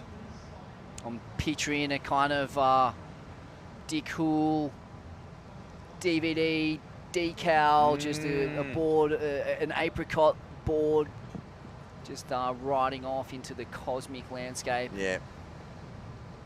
Yeah, that 70s airbrush surf art it's really aged so well. Like it's getting better and better. They were as the years such go by. futurists back then. They like were. They were. That's what people don't realise is that, and they don't respect enough, is how committed to innovation and art and you know, the kind of compounds that'll get you into that frame of mind that generation were. And you know, we owe so much to them. I feel like that was like as close to a quantum leap in terms of design, innovation, and consciousness that you know, humanity's really had in this modern era. And I feel like we've really stagnated in some ways, not in the surfing space. I think there's a lot of that innovation and kind of experimentation with the inner and outer realms still going on. But man, like whether it's the Marty Worthington kind of art, the Dick Hool box set, the boards of Greeno,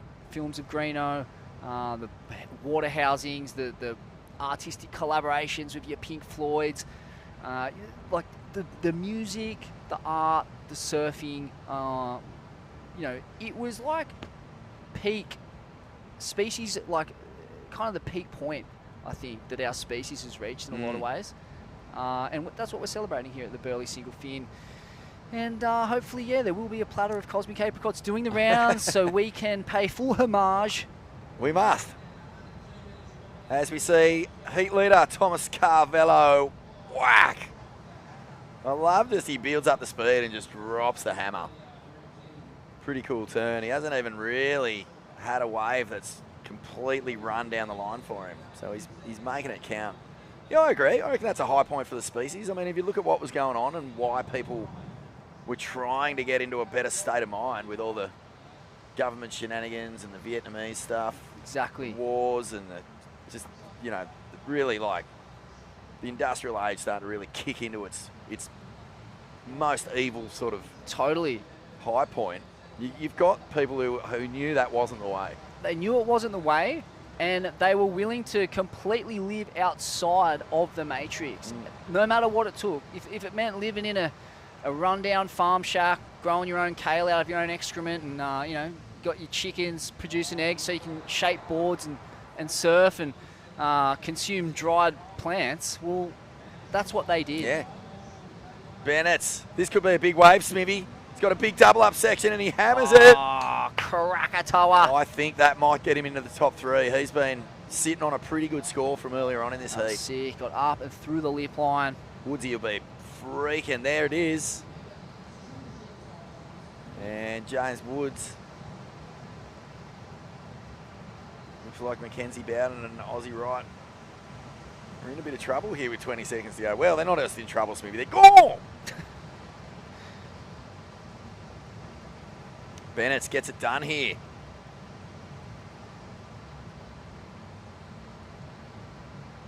Yeah. Yeah, it had to be paid. But that's just before we go to a break, I think you're dead right. I think that's what these contests kind of do celebrate. You get on the point, you see the old boards, you see the old decals, you see the creativity and the commitment to innovation and a better life and a better future, Smithy. It's all here at the Burleigh Singlefin. Well said, well said. We're going to take a quick break. We'll be back with quarterfinal number 4. Just a moment.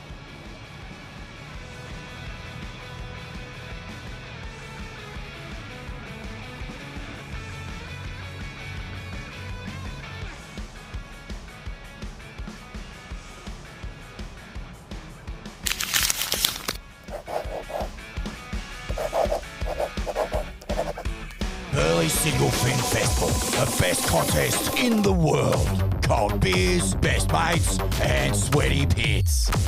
Nothing more iconic than surfing relic single fins out Burleigh Point in front of thousands. Witness the golden spray as the prestigious trophy is gloriously lifted. Many fail, but those strong enough fight through the adversity and triumph, solidifying their greatness in the pantheon of legends. Burleigh Singlefin 2025, presented by Burleigh Board Riders, Billabong and Gauge Roads. Are you ready?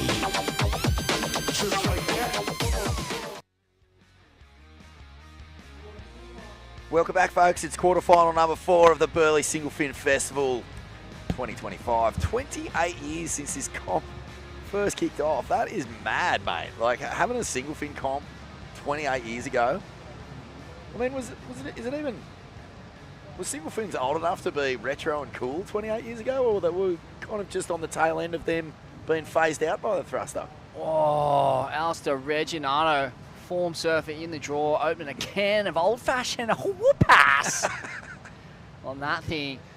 Yeah, you feel like the late 90s, there would have been a lot of resistance to the kind of retro movement. It was very much a thruster-oriented, high-performance-oriented kind of time. So credit to Burleigh for, you know, really getting out there and taking one for the team and doffing the fedora, doffing the feather. I don't know what kind of headwear they were wearing in the 70s, but they really doffed it to the single fin concept.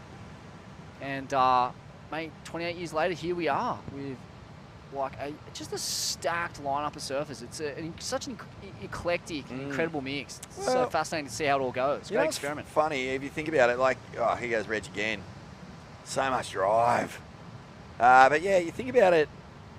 They were slightly ahead of the curve because Shelter is probably credited as being the mainstream turning point. The Taylor Steele film where you know They're on the flannelette up here on the north coast. The momentum oh, generation. Cone! Ew! Kidding me? You can but- find one anywhere. Yeah, they hired a farmhouse, hit all the Taragos out the back out of view, filmed it as if they were driving combis and stuff around.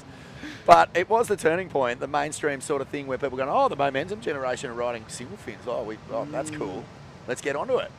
And no disrespect, sick movie and, you know, really cool. But just before that, there was things afoot, Smithy. There was like this comp had already been running for 2 or 3 years. You got the litmus experiment well and truly out and about.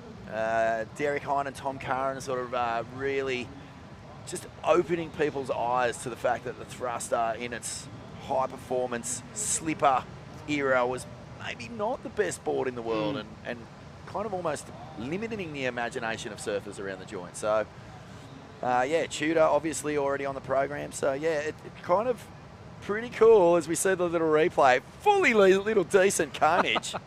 Shampoo, don't even worry about it. And not that he needs it either. But Yeah, don't you reckon? Like it kind of was all simmering before the shelter thing took it into the public consciousness a little bit more. Yeah, and it's Look all... at that! Yes!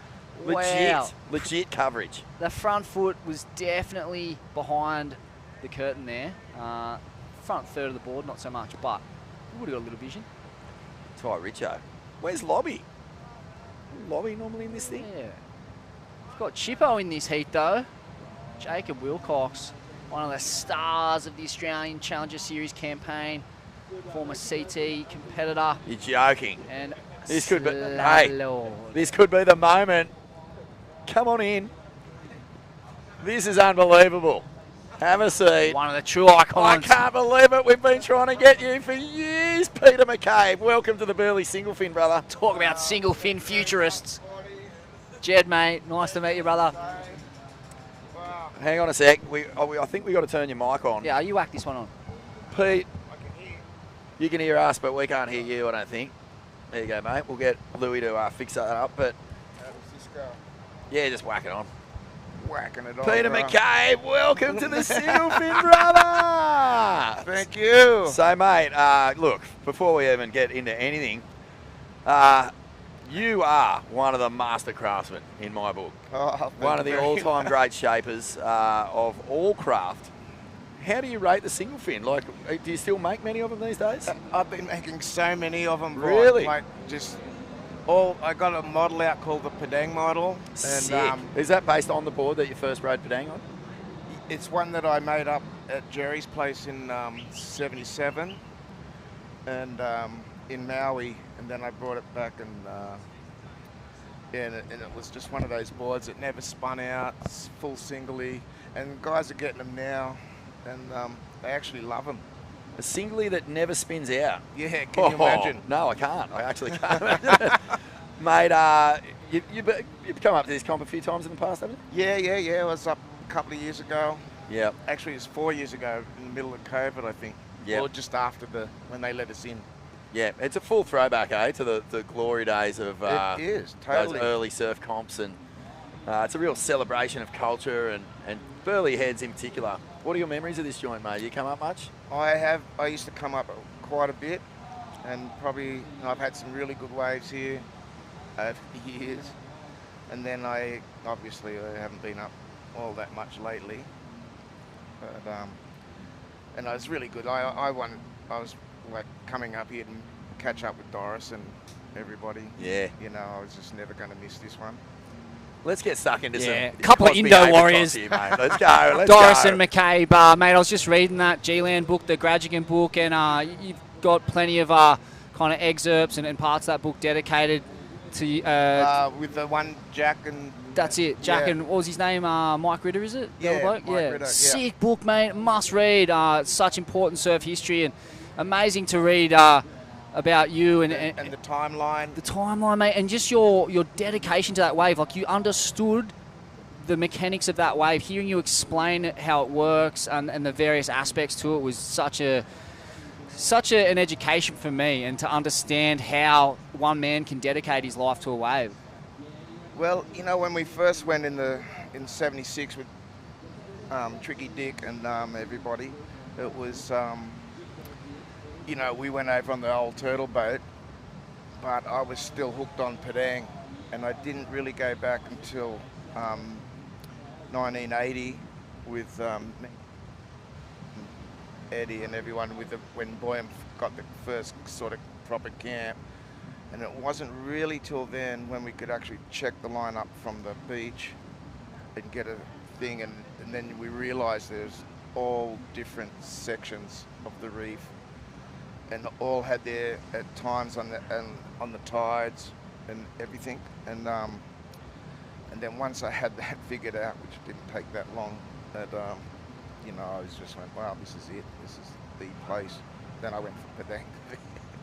Mate, did you find yourself, like, after the first couple of trips and then learning about the wave and the different sort of seggies and, you know, what's possible and what you could do out there, like fine-tuning your shaping to make boards specifically for that wave? Yeah, well, absolutely. Like, well, probably the first time I went in, still on single fins, and then we just moved through, and then I had you know, and the tri-fins come out, and which was a godsend, actually. Yeah, I bet. The single fins, Actually, they do have their limitations from time to time. Yeah, yeah, Pete. yeah. And then as you got, you know, better and better, and then I ended up riding like a 5.6 single in 10-foot waves. And I said that to Ruster one time. We were over there, and he goes, "Oh, Peter, I've only got a 5.10." And, you know, it was solid. Oh, that was on my 60th. And he goes, I said, "Hey, you'll be okay. I've got a cover shot on that big on a 5.6. You'll have no problem." And he did. He went out on his 5.8 and took it apart. I bet he did. That would have been an absolute experience that to was watch. insane. He was wow. just insane. And you just gave him that little bit of confidence Yeah. and self-belief and watched him. Yeah, Because I just come in off the beach. I've just been out, and I'm here with a 7-footer, which I needed every inch of at this stage. Yeah, and he goes, "Oh, Pete, can I ride?" I said, "You don't need it, bro. Get out on that, whatever you're riding." And it's amazing. So talents of Rasta's ilk, all they need sometimes is to know that there's a precedent, and that of you being out there on a board even shorter, and that gives them license to really reimagine their lines. I'm thinking of him out here on the DVS, the Dick Van Stralen, like 410, 20, getting the craziest slabs out here. Again, like just freaky surfing on a board you wouldn't think really suits this wave at that size. yeah, well, yeah, no, but yeah, he blew us all away. Just went, wow, you know. Well, you know, he's fairly talented. Understatement of the year. Mate, and when you first rocked up there, so the book's Tiger's Lair, by the way. Yes. But the story is that you guys, you weren't able to get to the beach yet at that point. So you were kind of like just paddling in, looking at the back of it, and Yes. talk to us about your first session out there. Well, the very first session, I went over with Dickie Hoole, Terry Fitz on the old turtle boat, and which was an amazing story anyway. And then as I came around the corner, I ended up just seeing the waves lining up, and luckily it wasn't too big. I just jumped off the boat and then went surfing. I went, hurry up, look at this. And luckily we were just probably coming around Kongs, and it was only such and such, and you know, it wasn't too big, but the sun was going down, and I'm just out there in the middle of nowhere catching waves, and then I'm watching the boat just sail off into the distance, which eventually they went into where all the boats come in nowadays. And that was I'll never forget that. And what about the journey across? I mean, it was so crazy in those days. You know, you've got no real navigational equipment. You're on these kind of experimental, like tourist turtle diving boats, and you're just setting off at like 11 p.m. at night under moonlight. No, I think we left at about pretty late, and it took us 12 hours to sail over from Benoa, and then it took us nearly 40 hours to sail back. And we were out of food. We only had water and Milo left and a bit of rice. But lucky we had the water anyway. And but yeah, I've never forgotten that first trip. You know, and the other thing is, didn't really realise how dangerous it was for us at the time, because when I just jumped off, went like that, and then I'm going. It wasn't until I was about 50 or 60 or something I went, shit, if anything happened, there was no one coming to get you. You couldn't ring anybody, there was nothing. And then there was no such thing as travel insurance or any of that crap. Totally. And yet, like, you were a freakish talent, particularly in that part of the world, in Indonesia, and that kind of long period lined up energy. I mean, talk to us about the pure joy, the pure love of having waves like that on tap with no one around. Are you kidding me? Yeah, that was just, once we got there, and then both me and Jerry, we'd just stay in there for weeks, as long as we could. And then sometimes we'd do an interchange, and sometimes it'd be in the jungle, just no one. Like, I'd stay overnight while everyone out till the next one came in, and I'd be out surfing just by myself. And I still never thought about getting hurt or anything. It was amazing. And I just got to see all the different moods of it, of all the tides, of how all the sizes.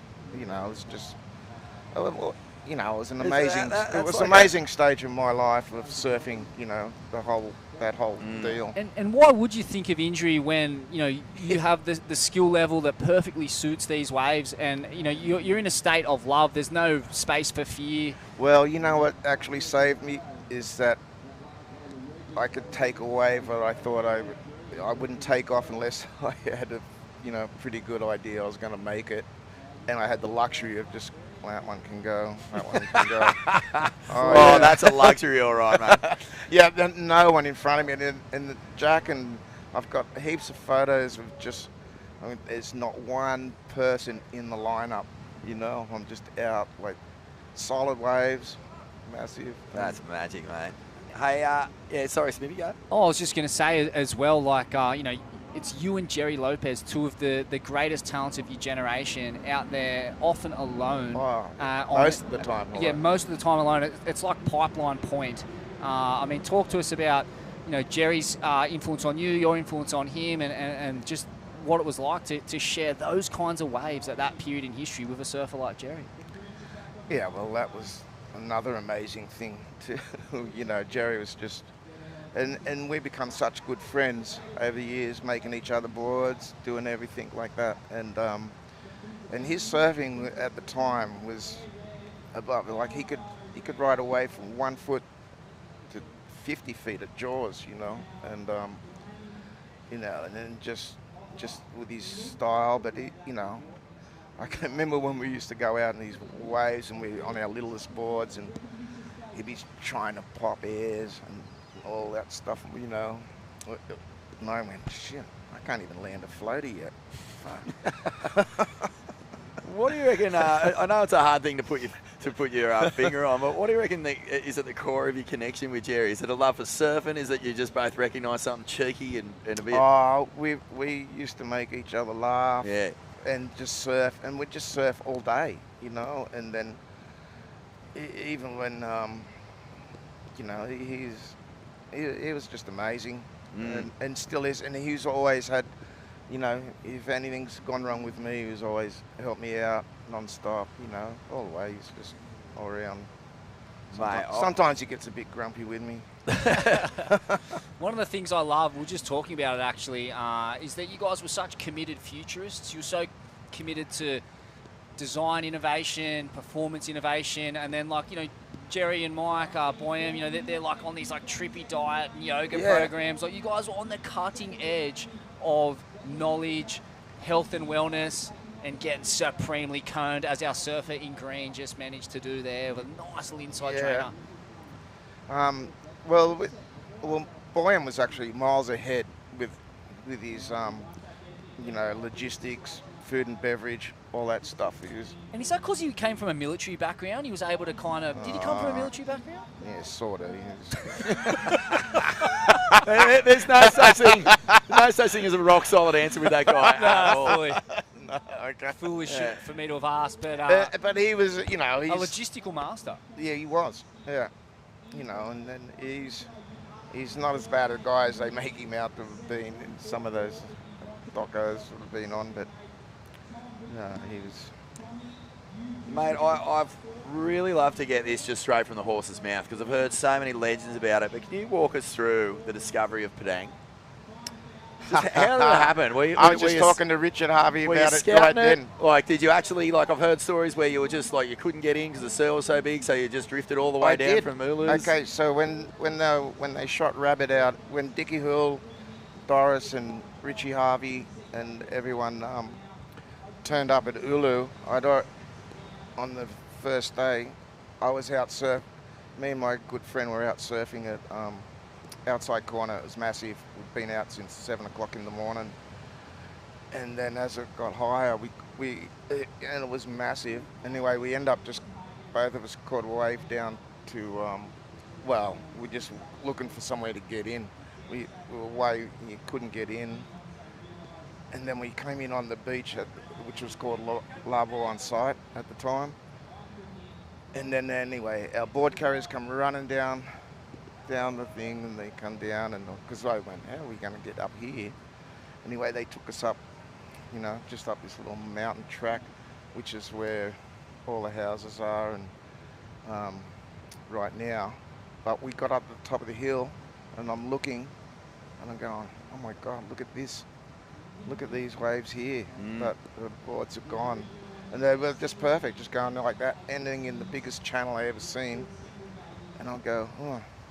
So I go back and then all of a sudden Dickie Hull's rabbit, and then we get back to Ulu and he started filming rabbits. Rabbit's going, ah, paddled out at that, gets that giant wave at outside corner on the high tide. And then, anyway, we just get ready and we go. Me and my mate, we go back to Kuta, but we come back the next day to go and surf. We're just going to go back, and it was probably half the size, but the kids said, oh, you want to go back down to Billabong site? And I said, yeah, that's where we want to go. And we went there the very next day. It was a lot smaller, but it was still good. And my mate ended up swimming out with a Nokonis and took the first shots. I'm not saying I caught the first wave or anything, but the first shots of Padangs getting surfed. And I've got them right here on my phone. No way. Oh, Mate, you're dropping those to me straight away.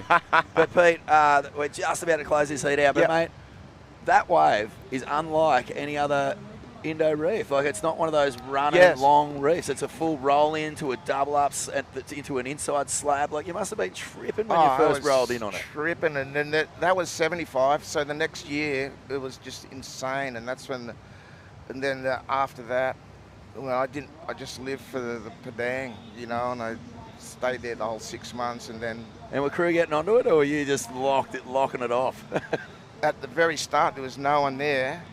And then after that, there's a crew after a while. But I tell you what, I got a cover shot in 95 and there was still only me out there. That's amazing. That was 20 years after. And what about, like, how did that change your life in terms of, like, you know, did you, at that point, you just must have wanted to drop everything and commit yourself to that wave, worship at its feet? I did, pretty much. Yeah. Yeah. I just come back, shape a few boards, go back.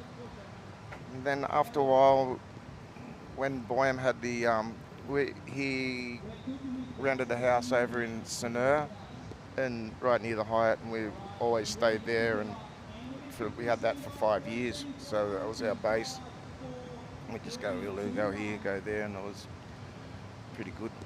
That's so mad, crazy. Pete. Great to have you in, mate. So good to finally get you on this thing. I'm frothing. I can't believe I was just wandering away aimlessly.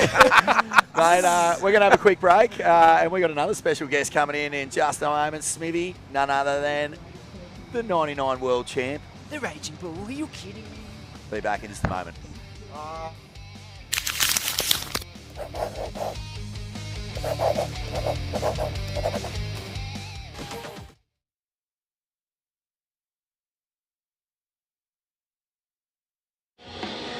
What's going on? Excitement levels are high. Haven't even got a step foot on the boat. We're on the mango. I'm really excited. Are you on the green juice program? Just having a couple of tangs early, just to warm up. Bring it, barrel. We're gonna have a good time.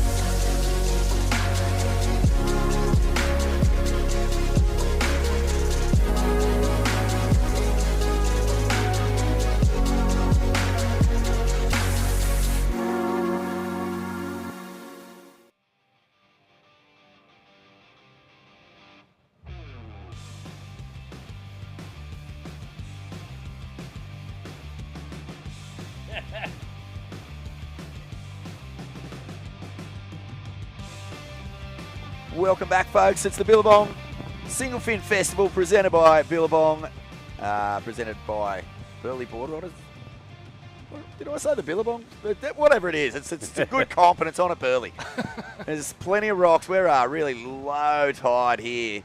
Ox surfed a few heats in this one again, mate. How'd you go? I did, yeah. I made it through a heat yesterday, which kind of surprised myself because I had a little bit of vertigo going on the other day or the day before, but I got through yesterday, and then today I kind of had a good heat today too, but I didn't get through. I mean, it's such a stacked field, it's so hard to get through.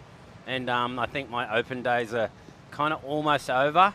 My boss, Bo Edwards, keeps on putting me in the open, and I just want to be in the Masters, which is coming up. So you get later on. I get another heat, Good. The Masters, I saw Tom Carroll. I was hanging out with him, so we're going to be out there together. That's great. I also saw Guy Omeroyd, the legend from Burleigh. He'll be out there, and there'll be 6 of us. I was like, they wanted to put out, I forget the blind guy's name, but I was like... Matt Forster. Yeah, Matt. And I spoke to Matt yesterday. He's like, can I get in it? And I was like, but you could beat me. With a bit of vertigo. Like, I remember when Andy lost to Lane Beach at Newcastle, and I was thinking, I don't know. I mean, I don't nothing against Lane at all, but anyway, I'll just move on. But yeah, no, he's amazing. Like, he's surfing Nazare, and it'd be harder for him to surf waves like this than like big waves, harder for sure, because with outside it's all about timing. And here we go. It's my neighbour, Dean Morrison. We live in the same block of units, and he is he's getting through heat after heat. He's looking so sharp and fit, locked in. Dino. That time up there in the North Island NZ did him some good, I reckon. Well, it did, but he just went to Hawaii, and he's been away. He only got back last week. He's been in Hawaii for a few months. Wow. So insane over in Kauai, and then he spent about 3 weeks on the North Shore. Wow. So, yeah, he's surf fit. Yeah, surf fit for sure. And Lungy Slab obviously was in Hawaii recently, which was great. Here we go. We got a replay, and that looks like a local boy. I think this is Ev McGregor, the Lennox head. Oh, no way. Wow. Well, he knows how to surf a right-hand point break. He does. Look, and that was 3 nice turns. He's gone deep in this event. This is a huge performance for Ev McGregor. There's Lungy. Tell that style anywhere. Yeah, his speed has been a real point of difference compared to all the other competitors. He is looking so lightweight and sparky. And there's Dingo's replay, but yeah, Lungy does surf single fin sometimes out at Snapper and stuff, so... most of us don't. Little advantage there, isn't it? Yeah, it is an advantage. And he's got that real nice style that suits the single fin. And this is a hard heat, though, boys. Matty Job, he's been on fire all day. Yep. Just like dial a wave. And he knows this wave better than most. Spends more time than most. Yeah. How are you guys going? Is it good to be back on the Gold Coast, even though it's a little wet? It is a little wet, but it's always good to be back here at the Burleigh Single Fin. And it's just a conglomeration of core lords, the legends of the game, man. It's so good to spend time with yourself, TVC, had Peter McCabe on the mic, obviously, and mate, just so many goats around it. It's so true. sick. It's trippy as.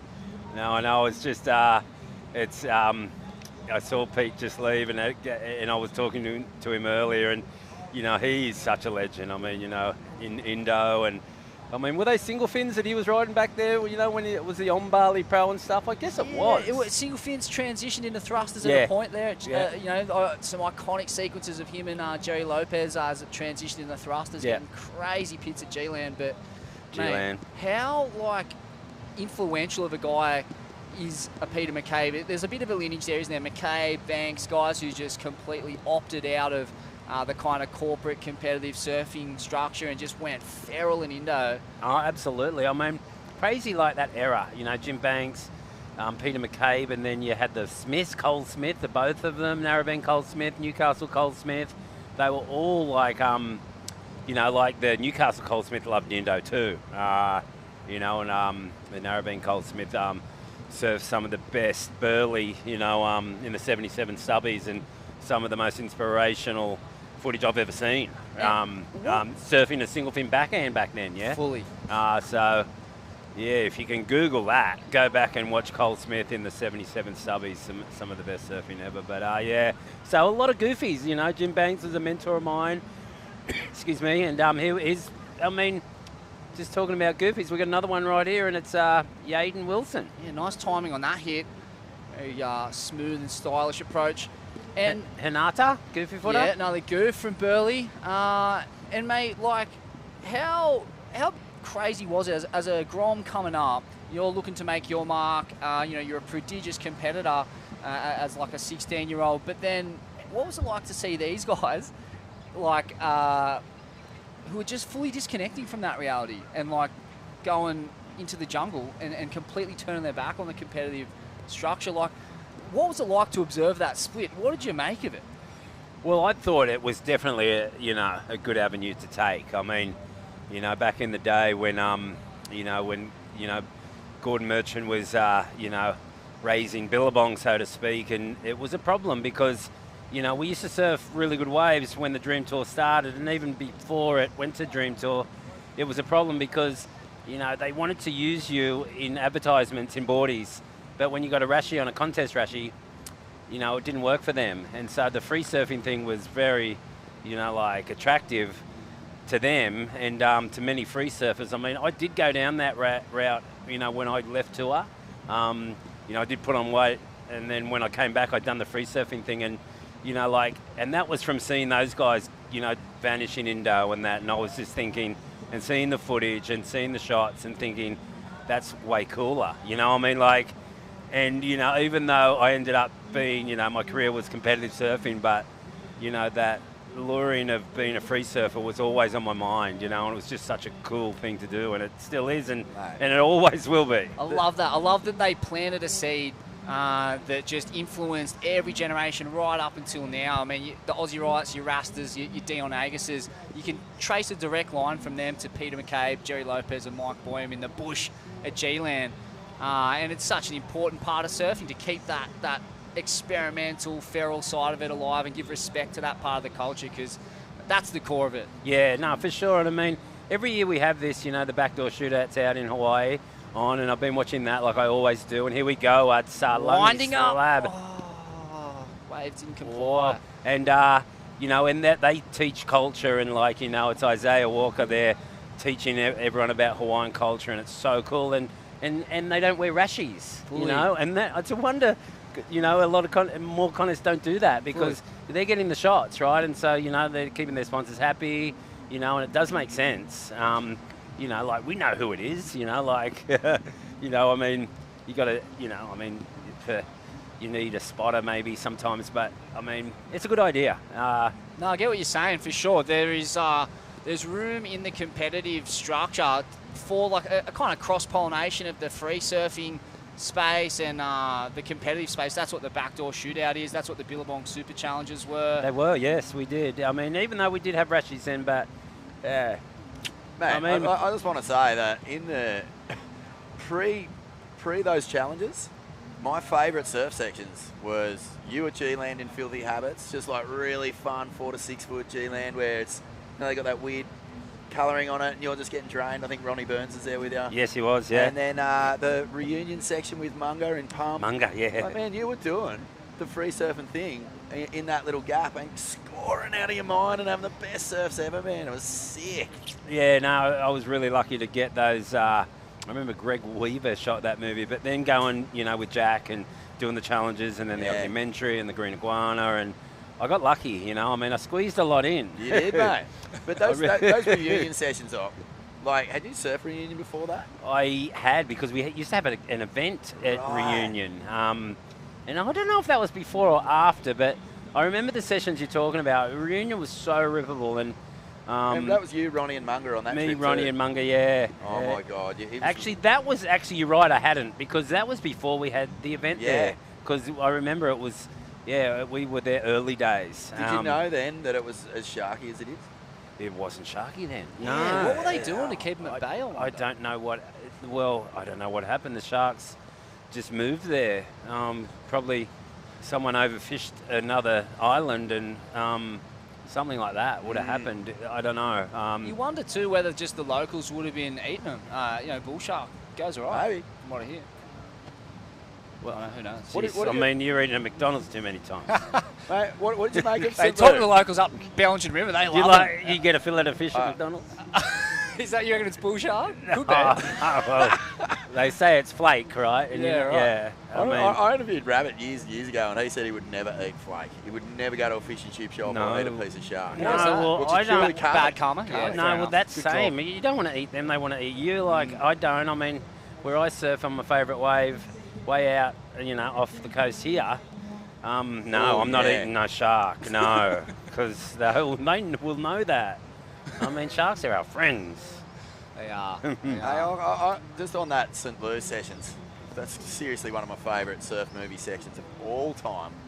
Like, how did you rate that wave? Were you just tripping on it when you first got out there? Were you It's loving it? such a Because you are rippable fully wave. in connection with that. Yeah, no, I remember the sesh you're talking about where it was small and we were waiting for the swell to come up, and I remember I had a really nice afternoon nap and it was late. There was no one out there, and the swell just started coming up. It was 2 to 3 to 4 feet. No one out, just me. And I woke up with a really good song in my head that just stuck in there for the whole surf. And I just felt so free. And we had the best house looking right into that break, so they were filming right into it where we were. And I forget that guy's name, but he used to fly the boat. Remember the boat? And it had a hang glider on top of the ducky. So he could fly around and land anywhere, anywhere he wants. Classic. Yeah, he owned that house, that guy. But you've seen that ducky, the Like, rubber ducky that there's flies. one in, yeah. There's one in Jones. Tahiti too. I think it's the same guy. Yeah, because well, he invented it in Reunion. Yeah, there's one in Tahiti That's too. insane. Yeah, And I love that you brought up like the song getting stuck in your head, because I had a surf once where I had Horses by Daryl Braithwaite stuck in my head, and I wouldn't leave, and I ended up just punching myself in the head because I was going, get out, Daryl Braithwaite. Mate, there's couldn't cop it. Ruined my whole day. No, the But I kids, like that mate, song. there's these annoying songs, and the kids will sing them. What's that one? Yitty yatty ya. Yeah. You know what? And it gets stuck in my head, and I get really angry with them because, I was actually driving to Burleigh yesterday for my heat, and the kids are singing it, and I'm like, get that, don't do it. Because I'm one of those people that songs get, the last song that I hear will stuck, and I need to get another song in there. Did you ever in your competing years have a go-to song? Like Mick listened to Tool for his whole 2007 Good selection. world title campaign to get him in the moment. Did you have songs that were just your go-tos to get the pump? I did, yeah. You probably would not want to know what they are. I please, I like love it. slow music. I mean, there was a lot of Marley songs there, but I don't know. Here we go. Let's get back to the Matty Job. Opening his account. Oh, he's he's got gotta it get finally. He's got to get busy. Yeah, he's in trouble. Dean Morrison's on 9, and this is the semi. So we're going for the final right here, boys. Wow, that's a nice bottom turn into snap right there, and that's Lungy. Sick stab in the Bingo. That That's is the a good completion. score. I just love that bottom turn. He really dug it out. Yeah. I felt like he'd had better scores than where he's at right now. He seemed to have a couple early. Yeah, I know. I saw him too, yeah, but maybe they haven't caught up. And here we go, the guy from Lennox. Yeah, Ev McGregor. Oh, he's in the barrel. Looking for the cone. He doesn't get it. Mate, he is It's punching shallow here. down there. This is a sole performance from Ev. I reckon he's double the age of everyone else in his heat. He's holding it down, ripping it, the goof. Crack. Surf with Ev a lot, and the guy goes for the Lennox point, the local wave. Goofy foot. Absolute tearaway there. That means I'm going to be back in the water soon, right? It's already up to the semis. Yeah, that's right. Yeah, because it's Today's flying by. basically finals after this next is? heat. Yeah, we've got the Masters final, Groms final, Women's final, Men's final. So Yep. that's going to be 4 heats to go after the next. Yeah, we got five heats till the end of the day. How's the Nah, webcast been going? fast Good? When it was pouring rain in my heat, did the webcast still go on? It did, but it was really hard was to tough. see. Yeah, it was tough, it was yeah. tough going. Everyone was stressing out that we were all going to get electrocuted because Yeah, right. You were underwater. There would have been water through here, right? it was ankle deep through here. No way. What a way to go, Avon. Doing what we love. You We needed do it. your Talking little- absolute horse on a broadcast. You should have been. It'd be a good way to go. Needed a rubber ducky then. Every now and again you do hear of people going in shocking circumstances. Apparently since the early 70s, something like, 20 Australians have died pissing on their Christmas trees with the lights plugged in. Oh, you're kidding Yeah. me. Here we go. It's Hanada. This is important wave. He's sitting in second, right? And Lungy's gone to third. So he got 3 kind of turns there. They weren't big, but it might better his account. It did. Geez, the judges are quick. They're super quick here. It's interesting, you know, Burleigh has a really, really strong history at this event. We get so many great surfers here, but every now and again, a Burleigh local just come from nowhere and get it. Matty Jobs won this comp before. Yeah, Bobby's for sure. won it. I know. I think it's local knowledge, right? Yeah. I mean, these scores are going that quick. I'm a bit worried that it's AI generated. Imagine that. Pumping these turns into a chat GPT and seeing what it coughs up. 2 frontside snaps You a and fan? section hit. You a fan of AI? Well, I mean, I'm a fan of the original The AI. Yeah. But I know what you're talking about. Sorry, I was trying to be funny. No, I'm not a fan at all. No, like, it's scary. Like, man is too smart. I mean, it's kind of, man will take man out with AI, won't it? I mean, I don't understand it. Mate, it's listening to you right now, Olk. That's what you've got to be careful of. It's creating a genetic code, a speech algorithm. Soon there'll be. You wouldn't want inimitable AI bottom turn as your enemy. No. Look, Look at this. Look in the pit. Parks that close out. If AI, that's your biggest enemy you could have, I guess. Yeah. Even though I don't understand it. But we're down to 135, boys. I'm going to be leaving you because I'm surfing soon, but I hope everyone's enjoying this broadcast. I can't wait to relax tomorrow and watch it all on the couch. Yes, sit on the couch, mate. Just be warned, there isn't a whole lot of surf calling going on. It's just me and Smithy sitting up here trying to just keep ourselves entertained in the rain. Yaden Wilson, he's in 6 and he needs a score. Gets a little snap there. And that didn't happen. So we got Lungy Slab in 3rd, right? Nada and Dean in the lead. He only needs a 4.28, Lungy. No, Lungy's in 3rd. Oh, sorry, yeah. By the look at my screen, yeah. You're right, yeah. Our screen, Matty sorry. Jobs, Here sorry, comes Matty. needs a 4. Here comes Matty. He's climbing the tree. 50 seconds. You're going to bank on him to get a wave. He won't let one slide through. You wouldn't think so. The waves are so close together now that it's gone on shore. They were anyway when I was out there when it was glassy and pouring rain, but now it's gone northerly. It's like a 1 second period. And you've got to be quick because you miss a wave, you turn around and the wave next one's right on top of you. Yeah, I was surprised yesterday. I had a heat and I saw you. The sweep. You're in the heat sweep after me. was crazy. Sweep was I strong, just mate. like, Oh, what is look, going there's on? someone in the barrel Who's that's running. pinning? Oh, it's magic. And a finish up. Wow. That's good stuff. Well, this is I don't my... think he got the completion on that end section turn. Pick for the win. That's my pick for the win. Is Lungy it? Slab right there. I I'm going to put all my money on him. I think it's. I'd love to see him get it done. I'd love it too. It'd be because epic. As you say, he gets out there and rides single fins. He does. Wow, he rocketed into first place of that Deserves ride. it. Boys, enjoy On the your rest best of of the luck, comp. brother. Really Take it good to out. see you. Okay, thank you. Go for it, mate. We're going to have a break here from semi-final number 1. Semi-2 up next. Smithy and Deadly in the box calling the Burleigh Singlefin Festival for Billabong. And we'll see Longy tee off on this one and be back on the other side of the break.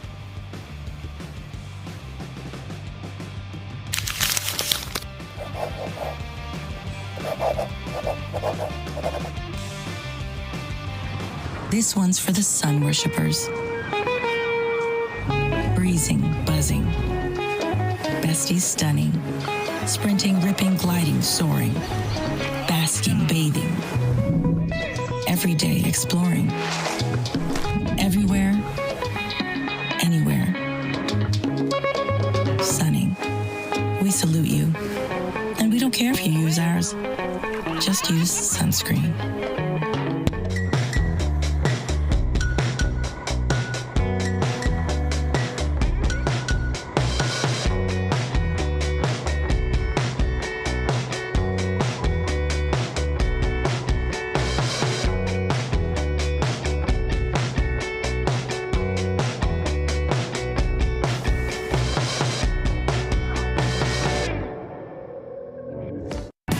Just a day away, running blind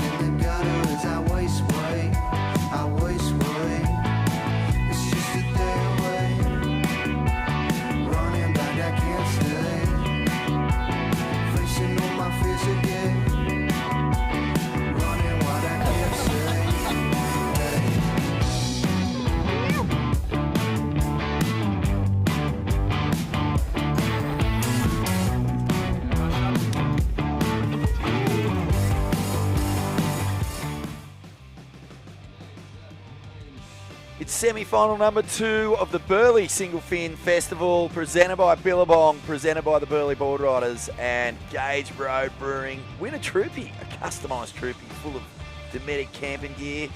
That's just one of the big offers going down with Gage Roads at the moment. Check it out. But we've just seen a barnstorming finish from Lungi Slab to book his place in the final. And looking to join him will be one of these 6 surfers, Alistair Reginato, Cooper Davies, Ty Richo. And I believe this could be Cooper that we're looking at right now. That was real buttery. Smooth as. Sick read on that to get the speed flowing. We tagged that end section. But Thomas Carvalho, he'd love to win this thing. He's done well in it in the past. This is Cooper again, so he's finding plenty of opportunity. Joshy Douthwaite and Chris Bennett. What's this? Oh, I think he was just claiming the ride out there. It was uncouth, unorthodox, but he got it done. Uncouth. And he's rocketed into first place. 9.33 combined total. Alistair Reginato, probably outside of Lungi Slab, the form surfer of the event. Agreed. And one of the QS Changers Warriors. One of Australia's top junior talents, or let's say up-and-coming talents. Yeah, he's a solid unit. Surfs with plenty of power. Doesn't mind throwing the big finner or the big air rev too. And down the beach, Coops, busy boy, getting it done as out the back. It's Ty Richo, I think. Oh, that was so sick. Drops Wasn't the that hammer sick? hard on the end section. Real cool. Love that turn. Mate, these judges are incredibly quick. Aren't they? They're just Ping, dropping ping, ping, scores like Dre drops beats, mate. They do. Firing them out. Here's the little replay of Richo. Sick. I love that turn. I'm pretty sure he's got a couple of Ian Burns in the back shed already from the junior wins. Ernie Byrne from House of Burn Surfboards providing the trophies. Oh, the slow-mo on that hammer drop. Yeah, that's well some nice earned. stuff. Like to see the freeze frame. Who is that? Mish? Lockie? Sammy? Oh, more tube time here. Johnny Pitzig. From Bennett. Come on, Bennett. Couple of season campaigners there. Joshy Douthwaite, Pinny, Chris the Ibis, Bennett's holding it down for the North End Burleigh core. Trying to keep these grommets honest. Yeah, Ev. Dominating, mate. The Lennox head. What a performance. Hanarts and Matty, I didn't know. Did you see who got through? I think Hanarta might have. Tube time there from Chris Bennett.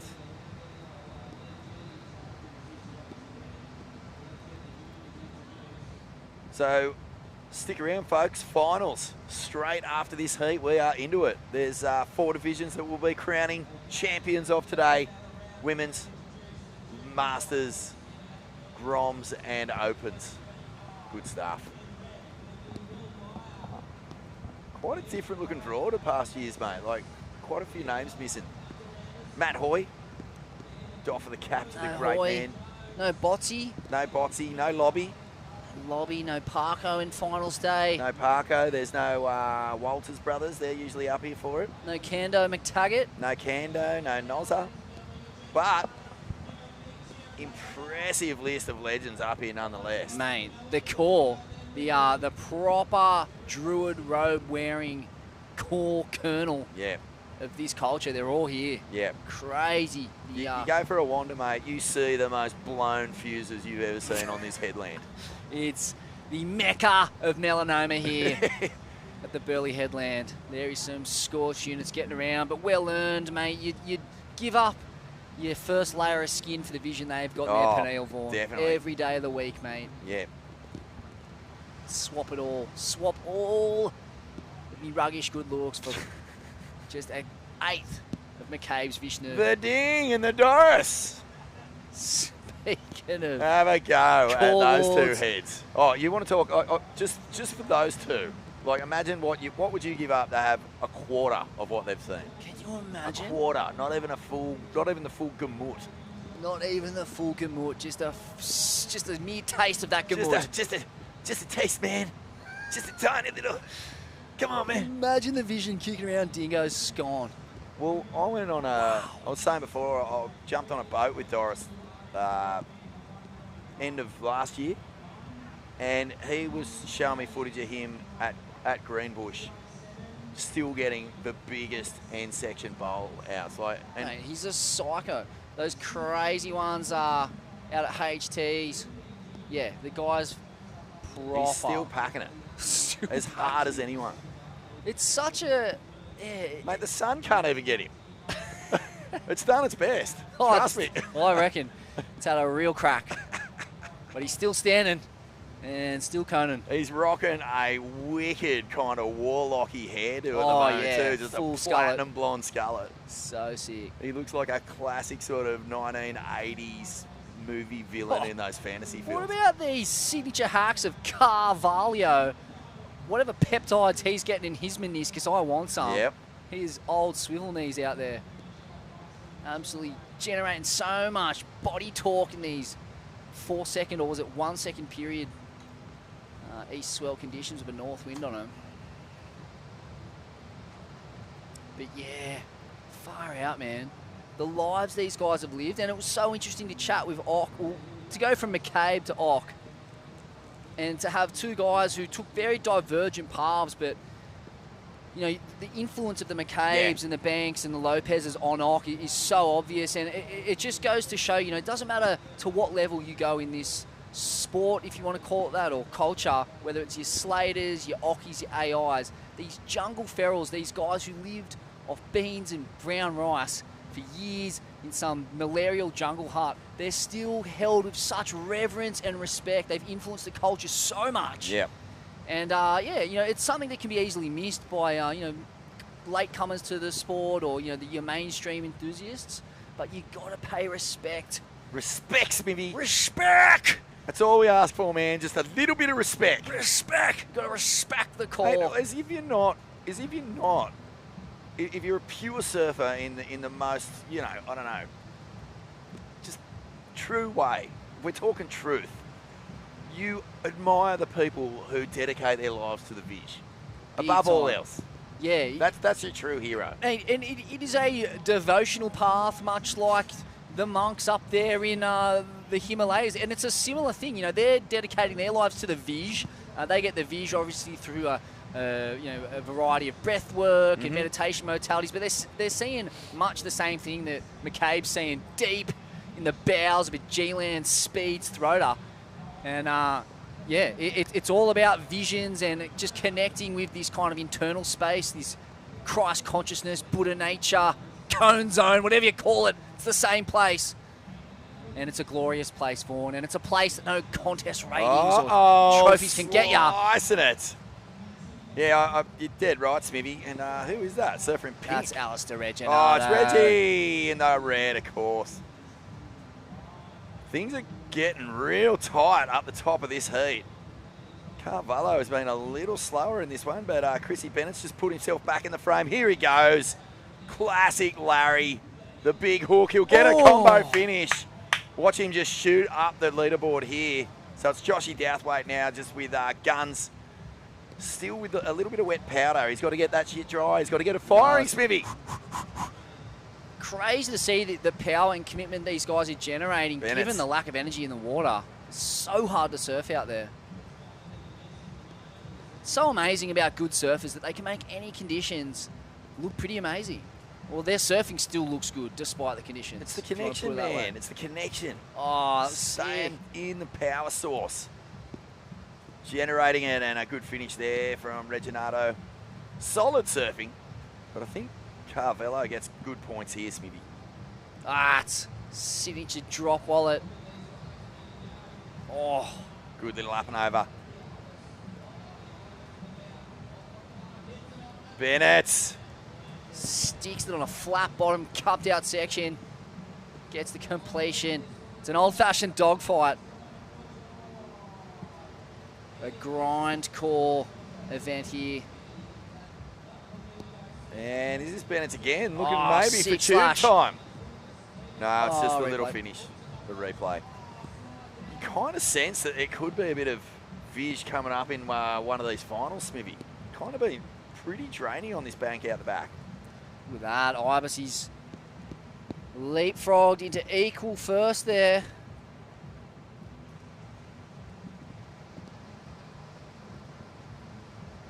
So tight though up at this top end. The proverbial bee's dick separating. Yeah, we got all a five surfers. tight heat really up for the battle for first. Cooper Davies keeping his lips above the water. Richo coming on strong. Carvello, look at that. It's less than a point between first and fifth right now. And just to keep harping on about, as we see Penny has waited a while to open up his account. I'm loving his drop wallet. That's his signature move. No one hacks it with more vigour. Loses Can't get the completion on the Needed inside it there. too. But yeah, you know, your Oki and your McCabe, the kind of yin and yang of surfing right there. But, you know, so much fusion and synchronicity and yearning for the purity of the surfing experience. And that runs through every surfer. It doesn't matter how much of a comp demon they are, whether it's, you know, a prodigious talent of the like of Oki. He still paid respect to the core and went on that devotional pilgrimage to the various meccas, whether it be you know, the Tombstones, Nalu, Mecca, G-Land, Reunion Island, Manaka, just Sumba. Yeah, everywhere. Everywhere. He went on that core spiritual journey. As we see the Budzibra make his return. Another one of the true devotional call lords. When you talk about devotees to the cone zone, there's no man who's devoted more life. No, he's an archbishop of that energy. particular world. He is. How are we, He's boys? papal. Good, brother. Canonised, Smithy. Canonised after jettisoned from tube after tube, cathedral Cosmic after timing, cathedral. cosmic timing, because Buddha, like McCabe, is a guy who has dedicated his life to the cone zone. And when you do that, you always kind of come out on top, I feel like. You know, it's a life well lived, and the universe kind of falls in behind you and goes, yeah, mate, like, you're devoting yourself to a good cause here. I'm going to back you up. Who are you talking about? Peter McCabe. And you. Yeah. Saw Peter McCabe the other day. Mate, he was sitting in here. That Aussie. that crevasse is from McCabe. Yeah, it's got been warming McCabe his ferment corn. all over it. I saw Dingo yesterday, and he was standing next to Peter McCabe, and he was like tapping me on the shoulder. He goes, "I'm trying to get stories out of him. I'm trying to get stories out of him." I was like, "Good luck, mate. Good luck." Yeah, a few of those cases are still live, as far as I know. You know what I went to McCabe's shaping room down in Newcastle one time in Wickham. It was in the old PD factory. He'd go in and shape a few single fins, and Hoyo was shaping in the bay next door. And I went in and I said to Pete, I was actually doing a story on Hoy shaping a board, but Pete was there, so I sort of roped him into it. Yeah. I said, "How's he going there, Hoyo?" And he goes, "Oh yeah, you hear a lot of the planer going on, and then the planer will stop and you'll hear." and then you'll just hear like foam getting snapped by karate chops. And Pete made this board. It was just looking so beautiful, and he was having a tinny at the end of the day, and I grabbed the rail and I was like, "Whoa, that's really nice and thick, Pete." Even on the rail. On the rail, and he rubbed his belly and he went, "Yeah, thick's in." Oh, He's a someone did classic, something dude. sick then. Psycho heat going on here, mate. Look at the scores. We Wow. got less than a point between first and fifth right now. So these guys want it. Hey, so I was driving. I got stuck in wherever I was, and Dingo got through with who else in the last semi? Lungi. Lungi's in the final, Sick. and I got a feeling, was it Hanada? Oh, no way. Maybe. Oh, how swoopy was that slice. thing? Sticks at That's Reggie. Reggie. Oh, he's heading for the final. He's in such good form. Oh, Chris Bennett, Joshy Douthwaite, North End boys. Yeah, holding it down. Couple of vets in the zone. Have we had any? There they are. Nev Hyman, Dingo. Got a good seat here, eh? It's real nice. Yeah, a bit of a Yeah, bit of a watching. wave and a bit of a chit chat to the guys who are walking past. Just watch all the brush turkeys Feels like walk past. the sun's coming out, maybe. Yeah, that'd be right. What do you Just reckon? in time It for the is somehow. I competition. feel kind of hot in here, yet it's still kind of semi-pissing down? There's a lot of rain. I don't know. How's their sun? So what do we got after this, boys? Are we moving straight into the finals? Finals, mate. Oh, 4 epic. finals, Masters, Women's, Groms and Opens. Epic. Who's your money on Woods based on what you've seen this weekend so far? Oh, I love Lungi. Yeah. I just like his whole vibe. He can bloody surf good too. Yeah, I think I'm going to go with him. Cool. But wouldn't it be cool? That's what Occy backed Lungi in Yeah? for the win. Yep. Wouldn't it be cool if Dingo got a win? Oh, I'd love that. That'd be pretty sick. He's back on the coast after his little hiatus, back to Aotearoa. Here we go, Calvajo. He rips this guy So too. deep. How's that bottom turn? Good combo there. Real nice. Bit of a open thread. face carve. Bit of a thread emerging too. Dingo, a couple months on the rock. Kauai, Yeah. Oahu. Lungi's done a solid stint over there. So You always come back way more powerful. leveled up, eh? Or I used to notice it when guys would go to Hawaii and then they come back here and they were just so much more Because powerful. the waves don't feel as juicy as they, like, you know, when you go to Hawaii and you get home, your waves just don't feel like They're soft. threatening. or Yeah, anything. yeah. They just toy with it. Especially when you're riding a big heap of a single fin. Nice big 4-inch thick. Dingo hit the gym over there, do you know? He looks that thick. He's just pumped up. He looks like a big throbbing vein. I think he was quite thick. Yeah. Like thick. And then he's kind McCabe of thick. shrunk down a little bit. He's kind of like, just done a lot of water time. he just looks ripped Yeah, out. He looks gnarly. So, no, it's good to see. He's got his tan on. Oh, hey, Spanos. How are you, brother? Love you too, man.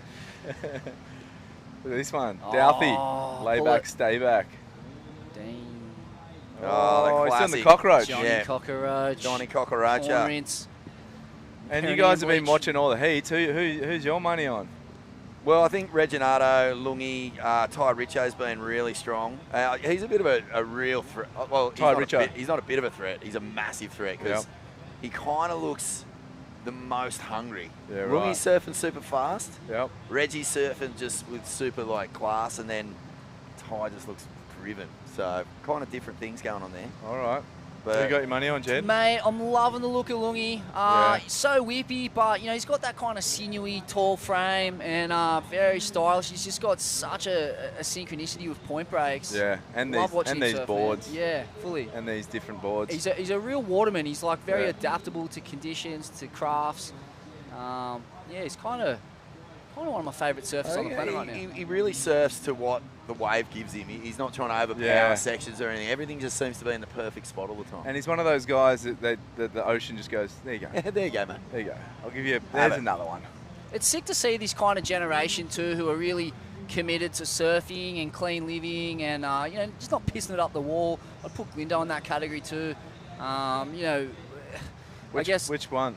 Jai Glindo. They're not pissing it up against. Yeah, Yeah. You know, they're just like they are cherishing this opportunity that they've got, not wasting it. And They're kind of jumping on everything. Yeah. They're everywhere. They're still having a bit of fun. Of course. But they're jumping on every trip or every little mission somewhere. Or making the like- most of this window and this opportunity they've got. It's cool. Oh, That's that's a a good float. wave. He needs a wave. He's in fourth. Chris Bennett snuck up into third. That's it too. That was the end of the heat. Well, I wonder what he needed. I don't think they'll give it to him because the judges have been popping the scores in the second the ride, like the second they come off, they just go bang, it's in. So I didn't see that change. So we're going to have a break, guys, and then we're going to come back with finals action. The Billabong Burleigh Singlefin Festival finals will be on in just a moment. Stay with us. More after the break.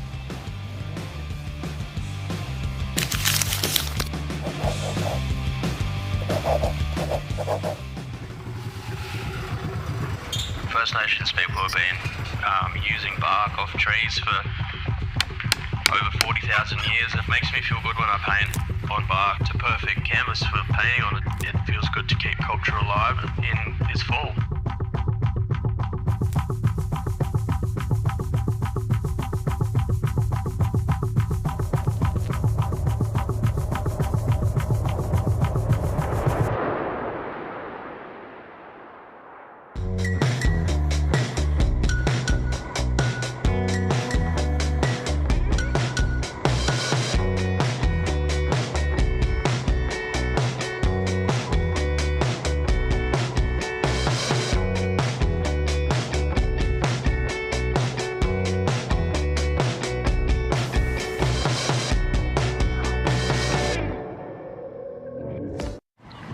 This one's for the sun worshippers.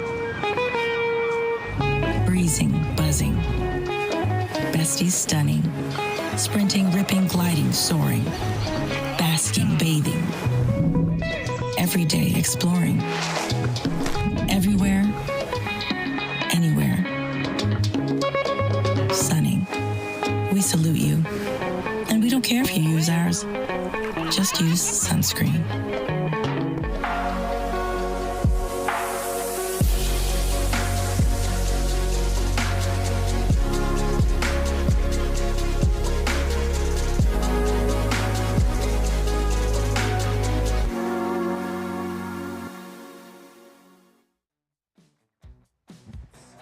It's finals time. Smithy, it's the Burleigh Singlefin Festival, presented by Billabong, presented by the Burleigh Beach Board Riders, presented by Gage Roads.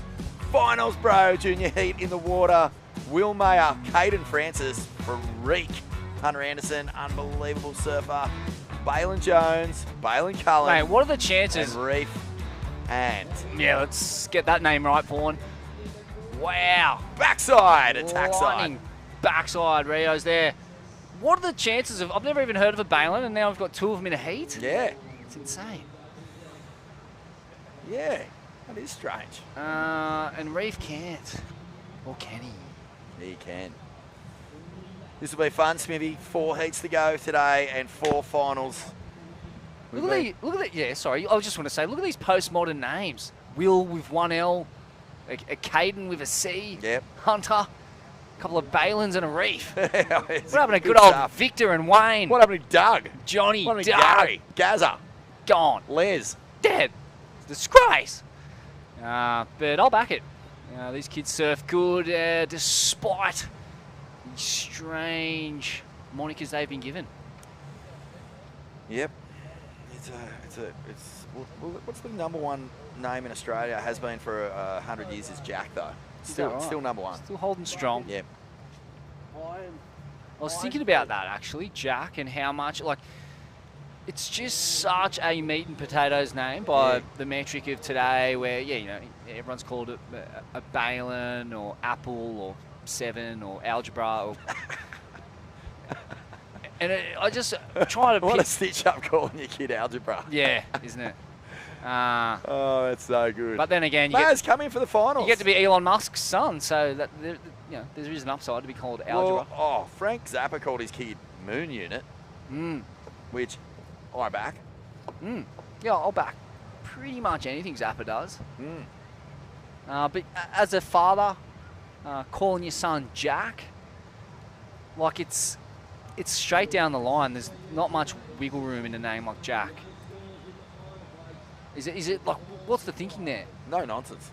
No nonsense. Jack, you're going to be Jack. It lacks the mystique and kind of esoteric nature of the modern name, but it's ubiquitous in some ways, you might say. It works. It works. It's working for the Vortex Shaman, that's for sure. Oh, indeed.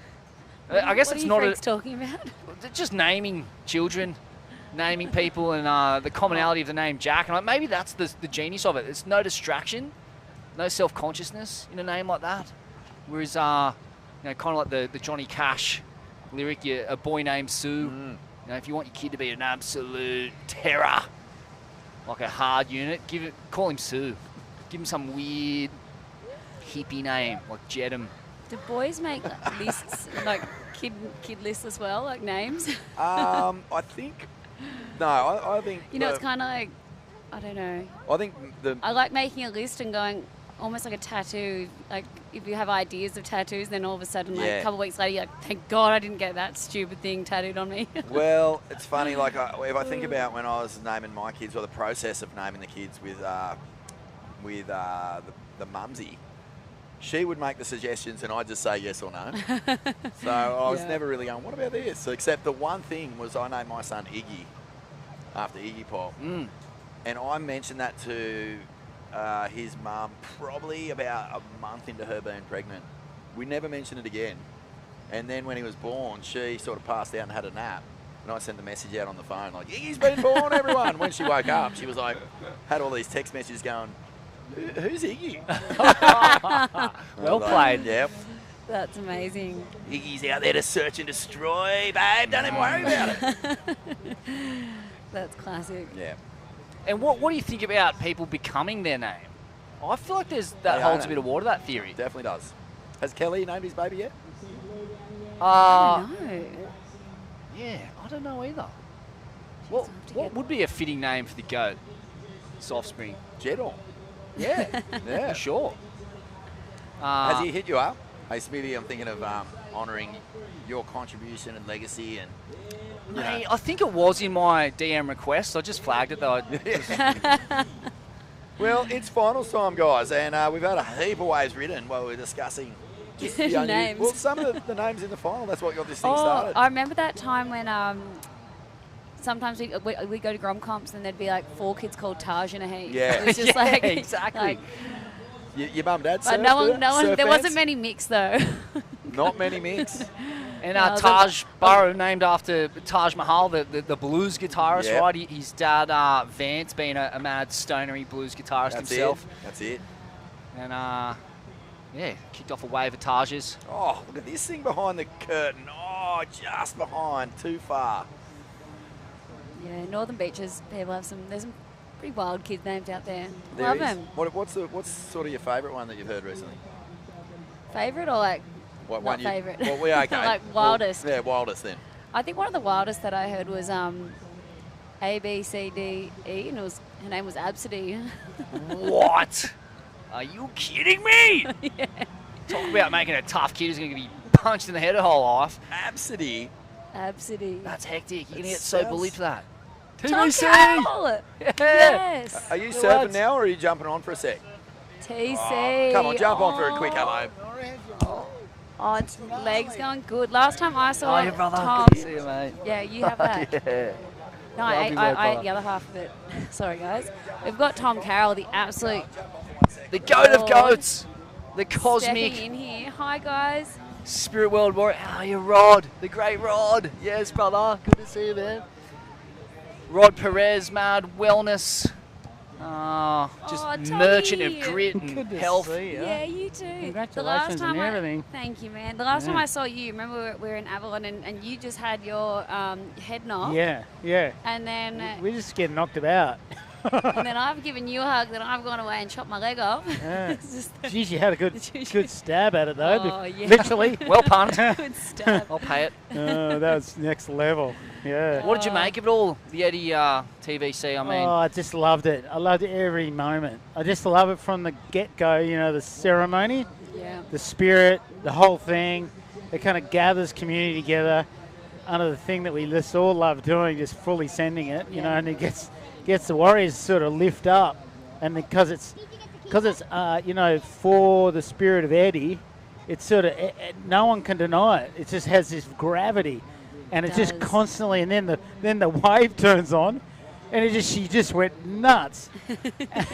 And so I love every minute of it. Mate, can you believe that there's this mass worship, this kind of like Mecca, surfing Mecca style energy where all these devotees and pilgrims descend on Waimea to pay respect to Eddie Aikau? It's Yeah. such a remarkable scene, isn't it? He was just like, I got to meet him on a flight to Burleigh for I was invited to the first Stubbies event, and I was with Fitzy, you know, and I didn't know what I was doing. I was a 15-year-old grom little freckly guy on a flight, and to the Gold. I was coming in on my own. I didn't know. I was meeting up with Cole Smith, Sydney. I didn't know where he was, but Fitzy was on the flight. I'll take care of you, you know. Thanks, Fitzy. And then the next minute, I'm just getting off the flight, and he goes, I want to, introduce you to Eddie and Clyde, you know. And they were taking up the whole aisle as we were walking off the flight, like the massive. And they just really softly spoke, and my hand just disappeared into theirs, you know. I was like, my God, these guys are massive, you know. Like I'd never seen anything quite like it. God. And he had this beautiful, soft kind of presence too. That's what I remember of him. Yeah. So interesting. Cosmic warriors connected to an Yeah. ancient indigenous culture Yeah. that's an ocean culture that birthed surfing. Yeah, and and we're all looking out for each other, kind of thing, you know, like that whole spirit of where Eddie actually lifeguarded the whole North Shore, you know, for Yeah, like that council. In that day and age, whole like of the- with no like helicopters and jet skis, Yeah. it's just like if someone's dying, you're Yeah. out there. It doesn't matter. You're out there on your rescue board, and Yeah. it's you versus 50-foot ocean. Can you imagine the crew he had to deal with? Yeah, in those days, eh? Can you imagine? The North Shore tourist of the 1970s and 80s. And then to pass away in the fashion that he did on the Hokulea, that traditional Tahitian vessel that navigates the world by starlight. Crazy story. And then, mate, I saw that you acknowledged, like, Goofy footers. You really wanted to see how Goofs navigated the Eddy, and it was won by Landon McNamara. Well, What I did you make kind of of that? had a weird feeling. I thought I don't post that often on Instagram with real lot of story, and I just thought, God, I've got a feeling with these Goofies, like something's going to happen. And I thought about, first of all, was Mark Healy, got third in the last one only a year before, so I thought, yeah, he's going to go out and send it properly. He's like hungry for it, and I've talked to him about it. The heel, get the heel in. Is the heel stronger than the toe? And I'm like, and I thought there's got to get someone on the backside, and I had and I actually posted on all the Goofies that are entering male and female, and I gone, man, like, Landon, you just don't know. I mean, Landon just spun on that wave. I don't think only a Goofy in his position, leaning the rail the way he did, was sort of in the spot for that, in the most perfect position. He only literally spun around and took one stroke. So it's just Landon the way he is. Yeah. It couldn't have been anyone else.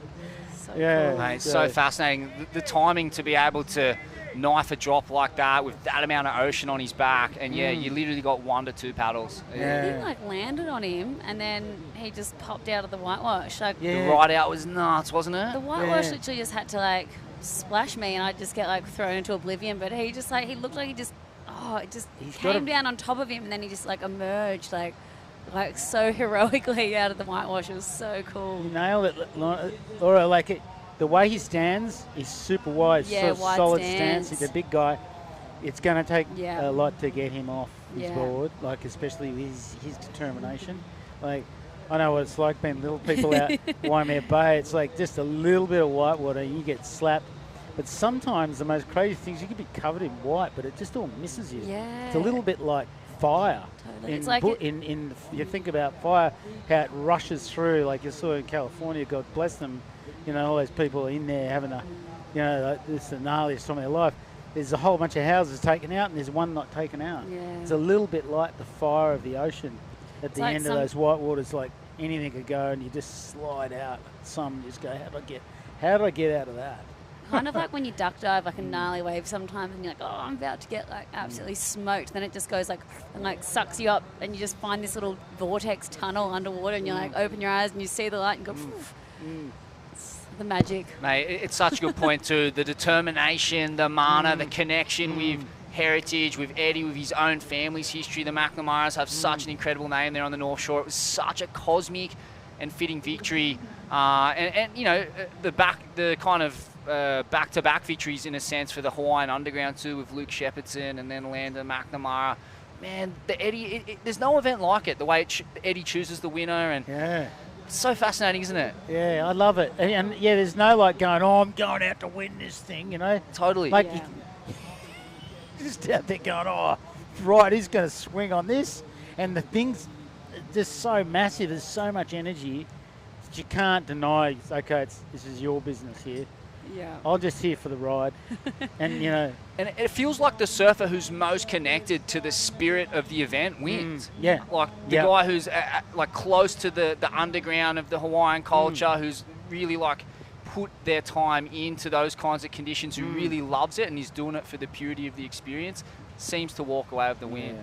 Well, that's a purpose bigger than themselves. Like as soon as that's what I realised when I'm up against a competitor in surf, just a normal surf event, someone's lost a brother or they lost someone and they're surfing for them, you go, oh my God, I better try and do something real special, otherwise I'm cooked. Yeah. I'm just here for myself. I'm like, I've got to really pull out, and it really does come through. Such a good point. Surfing for something bigger than yourself. I think that's been a key to Slater's success, particularly in the kind of back half of his career, where he just wants to put on a show for the fans. And he's a showman, and that's that's a service in itself. Like I really got that from his Pipe Masters victory. Wasn't that an incredible victory?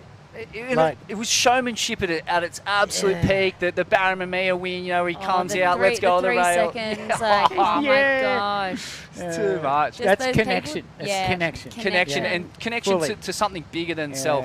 Yeah. Mate, speaking of psycho double-ups, what did you make of Laura's? That thing was gnarly. I was going, Laura, like, what are you doing, man? I'm like, I know you're going. You're like, I know you're going to go. Like, just, whoa. I'm blown away. Like, so, like, I remember I remember we had an interview so long ago when I first started getting into big wave surfing, and it was kind of at the time when a few people had said to me, like, oh, you're going to get hurt, like, you're not big enough, you're not strong enough, and you were like, nah, stuff that. Like, us little guys got this. And you're like, who's one of the best big wave surfers in Australia? Ant-Man. Ant-Man. Yeah, that's you what told I said. me. Yeah, Ant-Man always just blew me out. Yeah, and how you're like, incredible he. doesn't matter how and little he's you are. nothing to him. I'm going, if you get hit, by the way, you're going to snap in half. But it's just the nature of it, you know. It's not really the body so much, it's mind. Huh? I guess so. Oh, is the Masters heat next, Is or that- the is women's that final next? Women's picking up jersey? Aye. Oh, the well, boys we've got are. 2 minutes left in this final. We don't know scores or anything, but we've seen the kids absolutely Hunter Anderson on ripping. third. That was sick. I'm at 2, I think. I don't know. I'm pretty sure. Mate, you can't pass up an opportunity to pick apart the ins and outs of big wave surfing. A couple of Australian goats. So good. Oh, I'm just stoked the sun's come out. Well, it stopped raining. Yeah, that was concerning. It was psycho out there before. Grade It's got 5 that- downpour. It's got that kind of weather, though. It'll not stop raining, even though it's stopped raining. Yeah, No, it's sun's got out, so much still raining. moisture. Yeah. Yeah. Love that call, though. Ant-Man being the prototype for the diminutive big wave psychopath. And watching you, Laura, like on that wave, it did seem to defy physics in a lot of ways. Like that was such, it was a doubled up like 40-footer. And mate, you had this little tight window to get the knife in and stick the drop, and everything was so in the right place. You had your moment in time, and you seized on the moment. And you can only do that by being in such a good place in life. It's so crazy. Like even that whole day I was in hospital, but I just kept reliving it. And I was, when I finally got to see, because you take off in this wave and it all goes slow motion, and you just like jump to your feet, you get your rail in, and then I just felt like I was dropping forever. And I just feel like I remember what I was like saying to myself, like, just like, go, oh, let's see this one. Oh, sick insider. Nice. But then, just got low, and then just like wanted to make the drop, and then, I don't know, everything just goes like, I don't know, I could just relive it over and over again. It's such a cool feeling. Do you feel like that moment was the crystallization of 10 years of hard work and toil that had finally, like, it kind of climaxed at this moment in the eddy with a 40-foot double up with the most stacked heat of the whole day? Yeah, no, it was wild because I had like, I've had imposter syndrome like going into my big wave career, and I just had the best couple of days in the lead up to the event. And I remember when I was walking down the beach, and I'm just dragging my board, and like I've got Jamie and McClure and all these guys around, and the beach is lighting up for all the local heroes, and I'm just looking around going, I can't believe this is actually happening. I'm about to paddle out in the eddy. And then I just told myself, like, you're enough, you've got this, like, don't let any negative thoughts come in to just, be like, you don't belong to be, like, you're not allowed, you're not deserving enough to be here. That I used to have those intrusive thoughts. So I just went out there and I was just like, enjoy every minute of this. And then, so I just dropped all the pressure and just like, was like, I just want to just go send it. And actually just go. What were you, no, detail, what were you riding? I was riding like a 9.6 Pizell. Oh, nice. Yeah, Paddleac. And Paddleac's it was really nice. I'm more refined, and it just fit in that pocket really well, because I was saying to the boys earlier that I want to, take different lines now when I'm doing my big wave surfing, and try to be able to, I go back to Jaws, try to get down and then pull up and. Well, that Paddleac's a beautiful design. Like it's a really, I've had a narrow one, an 8.3 for the Ulu bombing. But actually, I lent to Jamie Mitchell. Yeah, cool. He snapped it. Oh no, Ah. Ozia. Oh, that's Gotta such a go beautiful to ball. break. Are we going to a break, are we? Oh, damn it. They've got All the right. women's final up next. Mental.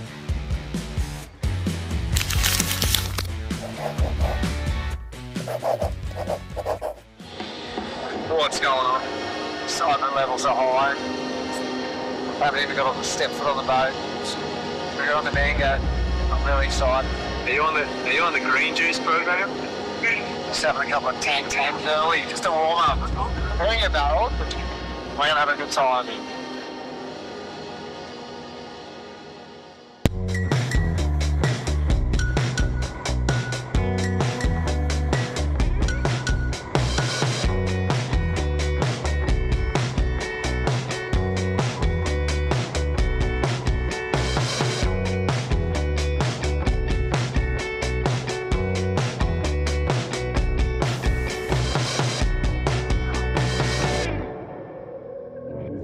No, that ain't right because the glass is not.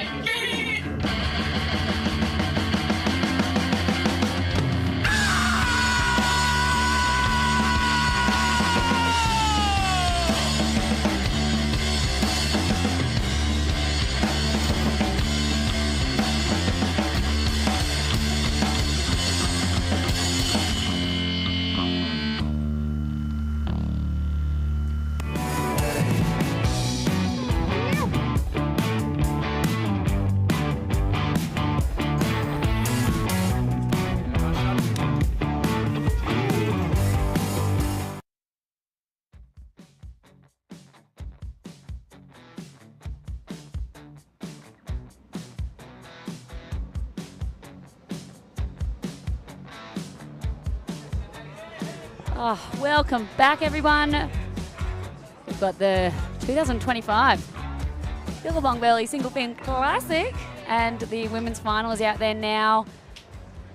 This is a pretty stacked heat. We've got Sage Goldsberry. Oh, we've got Smithy back. The women's final, mental, and yeah, apologies to any parents of said juniors. Got a bit distracted there, but how can you not? Tommy Carroll, mate, you don't get that many opportunities to hear from one of the all-time greats, multiple world champ, multiple pipe master, and just a staple of the North Shore of Oahu, one of the real trailblazers for Australians over there. So sick. Love TVC, man. Oh, he's just the best. He's the goat. Just got like this like aura, like this. He like glows when he walks. Yeah, he's a proper wise man of the culture. Oh man, love his stories, and I just love everything he's doing, giving back to the community, and with his meditation and just taking kids under his wing, and you know, just doing so much cool shit for the next generation. And Yeah, it's amazing.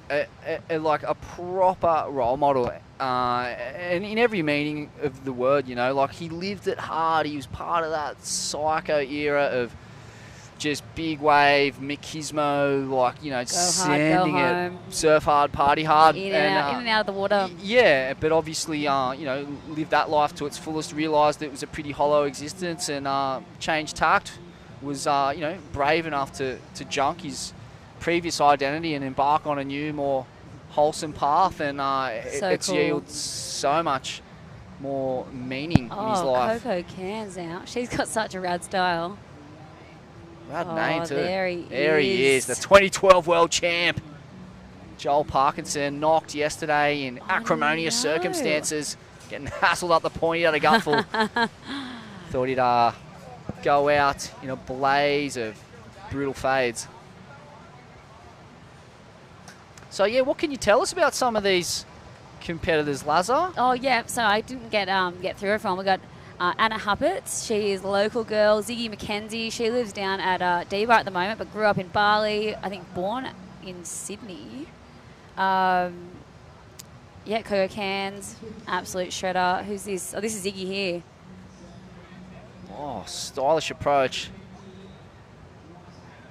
Yeah, she's an awesome up-and-coming junior. She's been absolutely killing it at the moment. And then my good mate, Shimmy Disco, Dimity Doyle. Yeah, former winner as well. She's got one of those too. Oh, my God.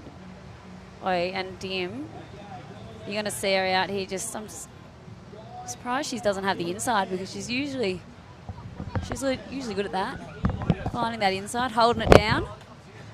And Victoria Farmer. So, oh, Jolie. Thank you. Guys, everyone's rolling in down here. If you're sitting at home and you're close, calm down. It's not raining anymore. We're not floating away for about the next 20. Come down for finals action. How you going, man? Good, congratulations. Thank you. Yeah. Didn't chop my leg off. No, Got to squeeze my foot into a heel at my wedding. Exactly, that's what well, congratulations for the Eddie, but congratulations for your wedding more so. Oh, no, so classic. Yeah. So who we got here? Yeah, who we got? This is the women's final, right? Women's final. Awesome. Who's your pick? It's got to be Dim, hasn't it? Yeah, I reckon. I mean, Dim, imagine she's got 2 wins already. I know. So she's going for the trifecta. Is it back-to-backs? Is it back-to-back? No. Who was the women's winner last year? Damn. Too many wipeouts. I've got a terrible memory. No, come on. Goofy footer. Oh, shit. Every time I open my phone. Oh, stop that. I'm like, go away. Here we go. Ziggy McKenzie. Absolute shredder. Go away. Yeah, well. Actually, the waves are looking, would you say the best it's been? About now? We would be saying that? Oh, are you off? Sorry, Vorno. I'm talking to Vaughan Deadly, and he's just looking cool with the mic, not on. We need you here. Louis. Oh, sorry, guys. No worries. But are we on? Yeah, we're on. Great. I'm going to do some research and find out who the past Yeah, there I am. Hey guys, yes, women's final. Let's do this. It's actually, that was almost illegal to have you sitting in the chair and not be able to talk to us. That's when you got... I was really enjoying it. I was like, look at you two You guys. realise how bad we are without a host, eh? We need Vaughan. On my phone looking for the past winner. Snap out of it. I actually can't remember either, but this is a great final. This is a lot of names that I've seen in, coming through the Oki Grom comps over the years, and you still got your comp up the coast? Yeah, yep. It's back on in April. Unreal, mate. Yeah, so that's cool. Should be a great event. Good Can't stuff. work it out. Where's it at? It's going to be this year. It's going to be at. We're going to do it down. We're actually where my old stomping ground as a young What's that, kid Moffat's? was. We're going to do it at probably Ann Street or Moffat's. I don't think we'll be able to go to Moffat's. There's some. I think they're doing a rebuild of the foreshore or something. So, but definitely going to be. At Ann Street or somewhere down that end. Sick, mate. Cool. That's so good. fun. Sunny Coast. Oh, here we go. Sage. Sage rips. Victorian? Yeah, Phillip Island, I'm pretty sure. right. And I think living up here now, I think Byron with partner Kaya. Oh, yeah. That's right. Yep, been seeing her around. Little power couple. Saw her on New Year's. But yeah, so what we do is we lock the scores off for the finals, and we announce the winners at the Prezzo, so there's that big build-up. Wow, that was a great little one. Real cool. Bummer she didn't get another one. Really cool. So what happened to you yesterday? I heard you got paddled at the point. Oh, mate, I had a shocker. I was actually walking down with a few of the boys, and I realised they were going for a warm-up. I thought they were in my heat. And then I was 4 minutes late because I was like, you guys aren't in my heat? And they were like, no. And then I got out there, and then and these are only 20-minute heats. They go by like a blink of an eye. So you had 15 minutes. I had 15 minutes, and I had this heavy Burleigh local lad named Snowy in it. And he just hassled me that bad. And Snowy got me pretty good. And so I just dropped in on him in the end because I couldn't hack it anymore. And I got disqualified. It's so weird to be here on a Sunday without you in the draw, mate. It just feels weird. Yeah, it's like Christmas morning and there's no Santa. Are those Singlefins flowing over there? They're not the coldest, is what I was going to say. Here we go, Coco. Oh, beautiful style, eh? Yeah, she was made for she this has comp. such a good style. Oh, she should have finished it. What? Coco, that was that could have been lip line float. She might have been listening to my combo with Rabs this morning, where he was like, you had to have your good kick out on the single fins back in the pre-leggy days, where your board was just heading straight to the rocks if you missed your close-out turn. Why is that not a rule? Why? Just flick it off the end section, yeah. But then the race was on to get to your board before For the next wave. Oh, mate, it's about a 6-second swell period. You'd never catch it. You'd never get there. No, it's even closer. Bugs must have lost 1 million boards in the day. I can't believe Only they just had go one. straight to the rocks. That changes everything, Well, right? Not Bugs having has leggy. a great story where I don't know, we'll get him on to tell it, but I think they found MP's board in the Shorey or something like that, and Tommy was like, yeah, we can ride this, let's go. No, yeah, they took it from the house, that's right. Sorry, it wasn't on the Shorey. Best board in Cooley. Yeah. Wow. MP comes storming down going, where's my board? Luckily, Ooh. Tommy had it, not Rabs. Was he pretty scary if he got angry too? He would have been, hey? Wow. Who's this? This is Surfing White, Anna Huppets. Yeah, yeah. Hey, yeah, the waves look really fun right now. Yeah, it does. Looks really cool. This is the finals. Only 2 heats to go after this one. So our second final, women's. It's been a very odd comp, I'm going to say. Like just in terms of, usually this hill is chock-a-block by now. The music's starting to kick up. You can smell that sweet, sticky sort of Afghan incense on the air. Yep. Things start to fire, but it's just been a real proper sort of washout, really. Yeah, I guess the rain just. What's that, mate? Oh, the band's all good to go. Sweet. I guess the rain. We'll save this thing. That was some pretty full-on rain. Man, I got stuck over like standing in like a meter of. Too warm. Oh, too warm. Yeah. I think we'll get one. But no, look, there's people flowing down now. Yeah. Everyone would be stinging to get out of the house. You've won this event 3 times, Joel, or 4? Just no, I think only. No, you've done 3. 3. I've done 3. You've done 3. I've done 3. Yeah. But do you stick around for the 2 after party seconds. and have a dance with all the blokes? And Yeah. Oh, the first 2 years, I did. Then I think something happened. I wasn't there the following year. I was away, and then the comeback, I did it again. I made the final, but last year honestly I had the worst rashes. Oh. And I'd surfed and been wet all day 4 times, and then a torrential rain came, remember? And I was sitting in the rain after just being in the water. I'd been wet for all day. And last year I just need to get home. Yeah, I it does happen like that. After 8 hours of being at the beach in a rainy day, I feel like a beach day with 8 hours is always fun. I Who's just this? went, Coco. No, I just went and how dried did you my feel? jacket in the Burleigh pad for like 20 minutes Yeah. because I was just soaked. And like denim just doesn't dry, I swear. How's a day at the beach on the rain? It feels like the longest day ever. It's the worst. It's the worst. Yeah. These are the days when you, like, as a grom, you'd go to these events and it'd just be torrential rain and your mum would just be down there all day and you're like, you're an absolute legend. fully. Mum and dad just for hanging around in the rain. And you're in your weddy all day. And they're not. They're wet all day. I When you're in your know. weddy, it's all right. Totally. All day wetty wearing. It's a good look when you're a grom and an awful look when you get a bit older, especially. Yeah. A bit yeasty. Oh, mate. Yeah. Oh, Yeah. they had to cut my weddy off in Hawaii and my rashy. I was in the know. hospital and they were like, So what? my Your nice Eddie- like your Billabong inflation suit just cut up the middle. That's all right, but your Eddie rashes, I know, you're no, that's what I replaceable. mean.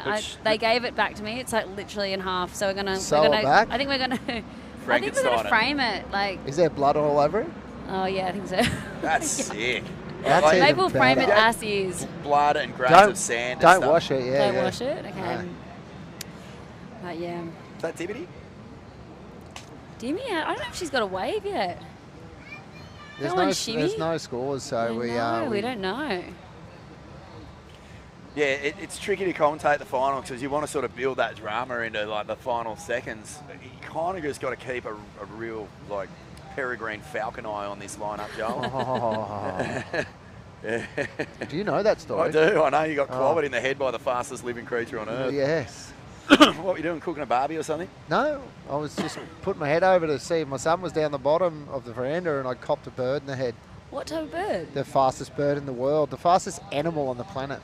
A peregrine falcon. Yeah. Did it do any damage? Yeah, it split me open, dropped me to the ground. I thought, Get mate, out. it was Father's Day, and I come to on the ground in a pile, a bit of blood pouring out of my head, and went, Thought my wife threw a brick at me or something. What have you done? And she goes, nothing. What happened? Burn the sausages. She ran out and I went, but it's Father's Day. You can't do that. There was a bird had taken me out. And since then, you've discovered that you've actually got a nest in your building. Yeah, we got a few of them. We Yeah, got hey. 5 of them. So Wait, this was at your new place? yeah, and they the last one of the birds, one of the birds sold for like 175,000 in Saudi sitting on Arabia. a little gold mine up there, Well, mate. you got try and go catch that thing and see how you think. Well, a bit different. The Maybe kids in when you- Hawaii are trying to catch chickens for like $100, and here you can catch you're a... not going to do that. No. Yeah, it hit me at about 120 clicks, I reckon. Oh my gosh! And it goes to 4. It was recorded at 382k an hour. This bird. Yeah. Oh my god, Yeah. that's wild. That's bloody a freak accident. There's only they're pretty endangered. I want to say there's between maybe 30 and something. They said there was minimum of 30 in the country or something. Wow. Maybe up to so many. They just weren't sure. Hey, so you're Here we go, actually yellow. consider yourself lucky. Yeah, I Consider know. yourself. Where to get in the Consider tent? yourself. I was like, consider yourself. Wow. Here we go. We haven't got much time Wires left. here. across. No, this final's working up. But what's your feel for this final so far? I missed the start, so have you got someone sort of... Favourite wave has been Sage, and Ziggy's got a few good little runners. I don't actually know if Dimmy has got a wave. Has she missed her heat? Coco had a couple of nice ones too. Oh no, there's Dimmy in green right there. Hey, she's just been. I reckon she's getting hassled. She needs to get a wave. Oh, there's some movement. But I reckon Sage has that one run, awesome back end. Is this Dim here? No, this is Coco. Coco could put this final away, you'd think. Yeah. She's already had 2 good waves. I love her style. Oh, there's a grab roll. And finish it. Do it. I reckon if Coco had finished that first one, and then had that, she'd be in the lead for sure. That's right. She rode out of it. She did the flick off. Yeah, did that bird hit you in the temple or the forehead or the nose, Joel? In the side. I Why? don't know. Are you saying something, Vaughan? No, just no. Between us, we've got big noses. I know. Well, I feel like a peregrine. I feel like a pelican could land on my nose, and just perch up for the day. No problem. I had the talon marks all on the side of my head. That's heavy. Man. Yeah. Glad you're okay. No, it was fine. It was great. I thought it was amazing. I'm probably the only person. Probably like rarer than getting struck by lightning. Hit by a maybe. fucking rare bird. Yeah. Rare bird. 2 minutes. 2 minutes to go, so we don't really know. As we said, Ziggy's had some good waves. Sage has had a really strong ride. Coco's had plenty. There has been sort of moments from Anna, Victoria, and Dimity, but just you kind of feel like it's between those 3. I'm calling absolute blow-ups. Timmy's going to tear a tent down if she doesn't catch a wave in this final. Oh. Come maybe on. she started with it. Maybe she's been maybe selective. This one. Have you guys surfed heats where it just does not happen? Oh, You must have. absolutely. I'm talking the ocean just abandons you and you're just paddling around think going, what am I doing out I here? probably just abandoned myself. I'd get totals of like 2 points. Oh, big moment. This is Ziggy. He's got another good one. Look at this section line. Cut down. What? Combo gets the ride out. That's soft. I reckon that's. Is that a winner? She's taking the win, Yeah, I reckon. she's up there for sure now. Because she's had a couple of other little Here we runners. go. Hey, Coco. She's an Sage. ISA world champ too, Ziggy McKenzie. So putting some pretty fierce rail carving to the test there. 30 seconds to go. Yep, successful Irakunji. She took the win. Ziggy McKenzie. She won Sick. under 16. Yeah, that's right. That's awesome. Here we Successful year go. for Australia. Oh, who's this? Oh, that's nice. Oh. Oh, it's a bummer that wave didn't let her keep going. It was a nice first turn. Victoria. Yes. Yeah. So a good little start, but time's ticking down. We've only got 5 seconds to go. The women's final is going to be Great done and final. dusted. And it's going to be, I think, a bit of a 3-horse race. Ziggy McKenzie, Coco Cairns, and Sage Goldsbury with the there's memorable Dimmy rides. after the Oh, hooter. Dimmy! Oh, and she's banging it too. You're kidding. Oh! Dimmy just, She waited all that time. We're going to take a quick break. We'll be back with the last two finals of the day. The Groms and the Opens here at the 28th I think it's annual Masters next. Burleigh Singlefin Festival. That's right, the Masters. The Groms are done. Yo.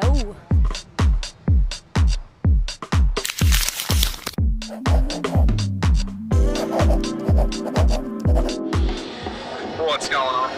Excitement levels are high. Haven't even got a step foot on the boat. We're on the mango. I'm really excited. Are you on the green juice program? Just having a couple of tams early, just to warm up. Bring a barrel. We're gonna have a good time.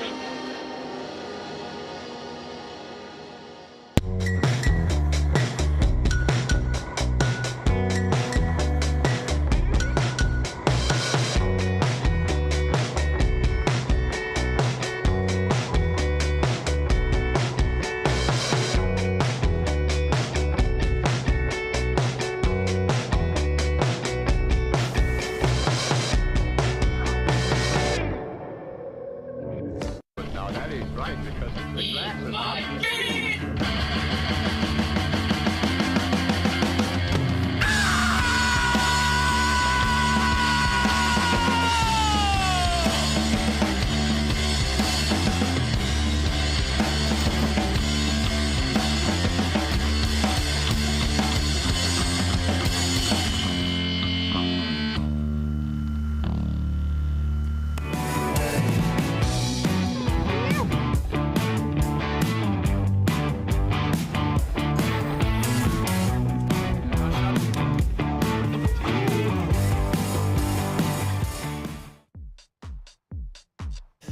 Gage Roads, win a troopy, win a bunch of Dometic kit, get over the west side, get some juice into your blood. How good. Jack Robbo repping the brand, backing his good mate Chippo. They're just going on a full-blown slabathon up there in the desert. So sick. That's how it should be, Smithy. But right now, mate, it's the Masters final, and we've got a heat on our hands, and we've got a legend in the booth, the 78 world champ, Wayne Rabbit Bartholomew, AO, Order of Australia. If you completely don't recognised by the powers that be as one of the all-time great Australians, and well-deserved. Bugs, couple of old sparring partners here, mate. Oh, look at this final. It's just chock-a-block full of... Look at this. There we go. TVC. Yeah, and you guys were in a world title race, you and Tom. Yeah, we were, 84, yep. He mowed me down in the home stretch. Ooh. Well, it came down to the final out here, right at Burleigh. No way. Yeah, I ended up losing a 3-2 decision in the final to him, and he took the #1 ranking right there. Wow. Yeah, so we go, yeah. I'm just about over it, actually. Yeah, I was going to say, I hope we're not triggering you. Yeah, that's a tough one. Yeah. But, mate, this guy looks familiar. Oh, are you and serious? The Raging Bull. Oh, yeah. Do you guys cross over too? You and I have a few heats? Yeah. You would have, for sure, we yeah. did, sure. 84, definitely. Yeah. Ock leaving home and getting on tour super young. 16, 17?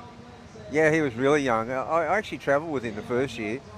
And, there was a classic at, I think it was Lacanau, and you really sort of, there was this amazing group of goofy footers coming through. Tom Carroll, Mark Ocalupo, Barton Lynch, Damien Hardman, Derek O. It was just, it was the first time the goofies had really turned up. There's the point at Burleigh. It's been a massive day, a giant washout. There's your best little buddy in the whole wide world. The monk.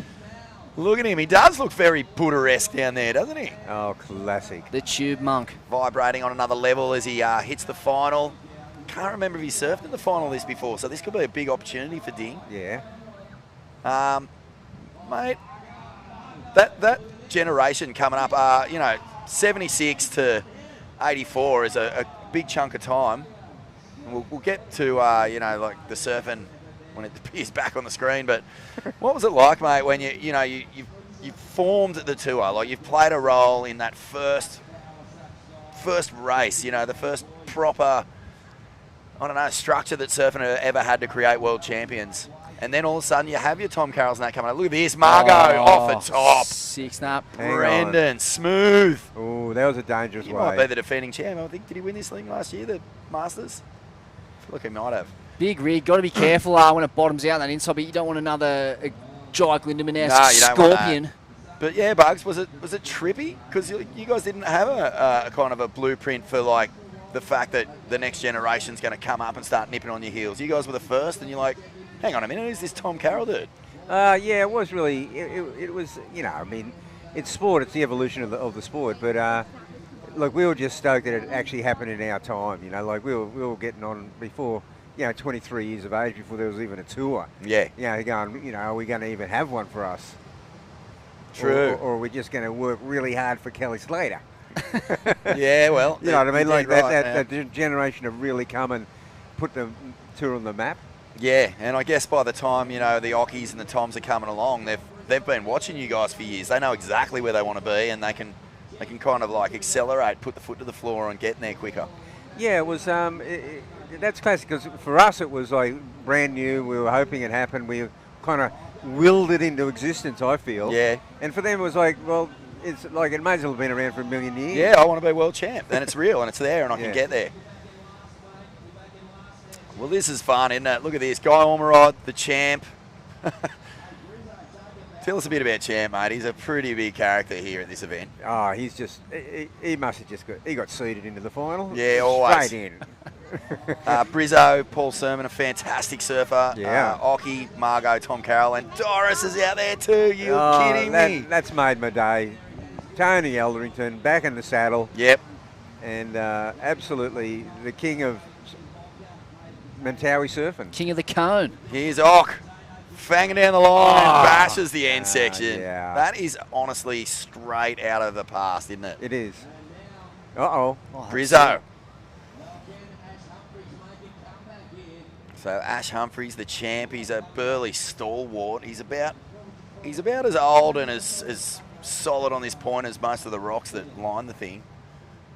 The champ's out there going, hey, you, out. Yeah. Check you later. Oh, it's Tommy. No, you can. Yeah, hey, I'm the 99 world champ, Michael. I don't care. Classic.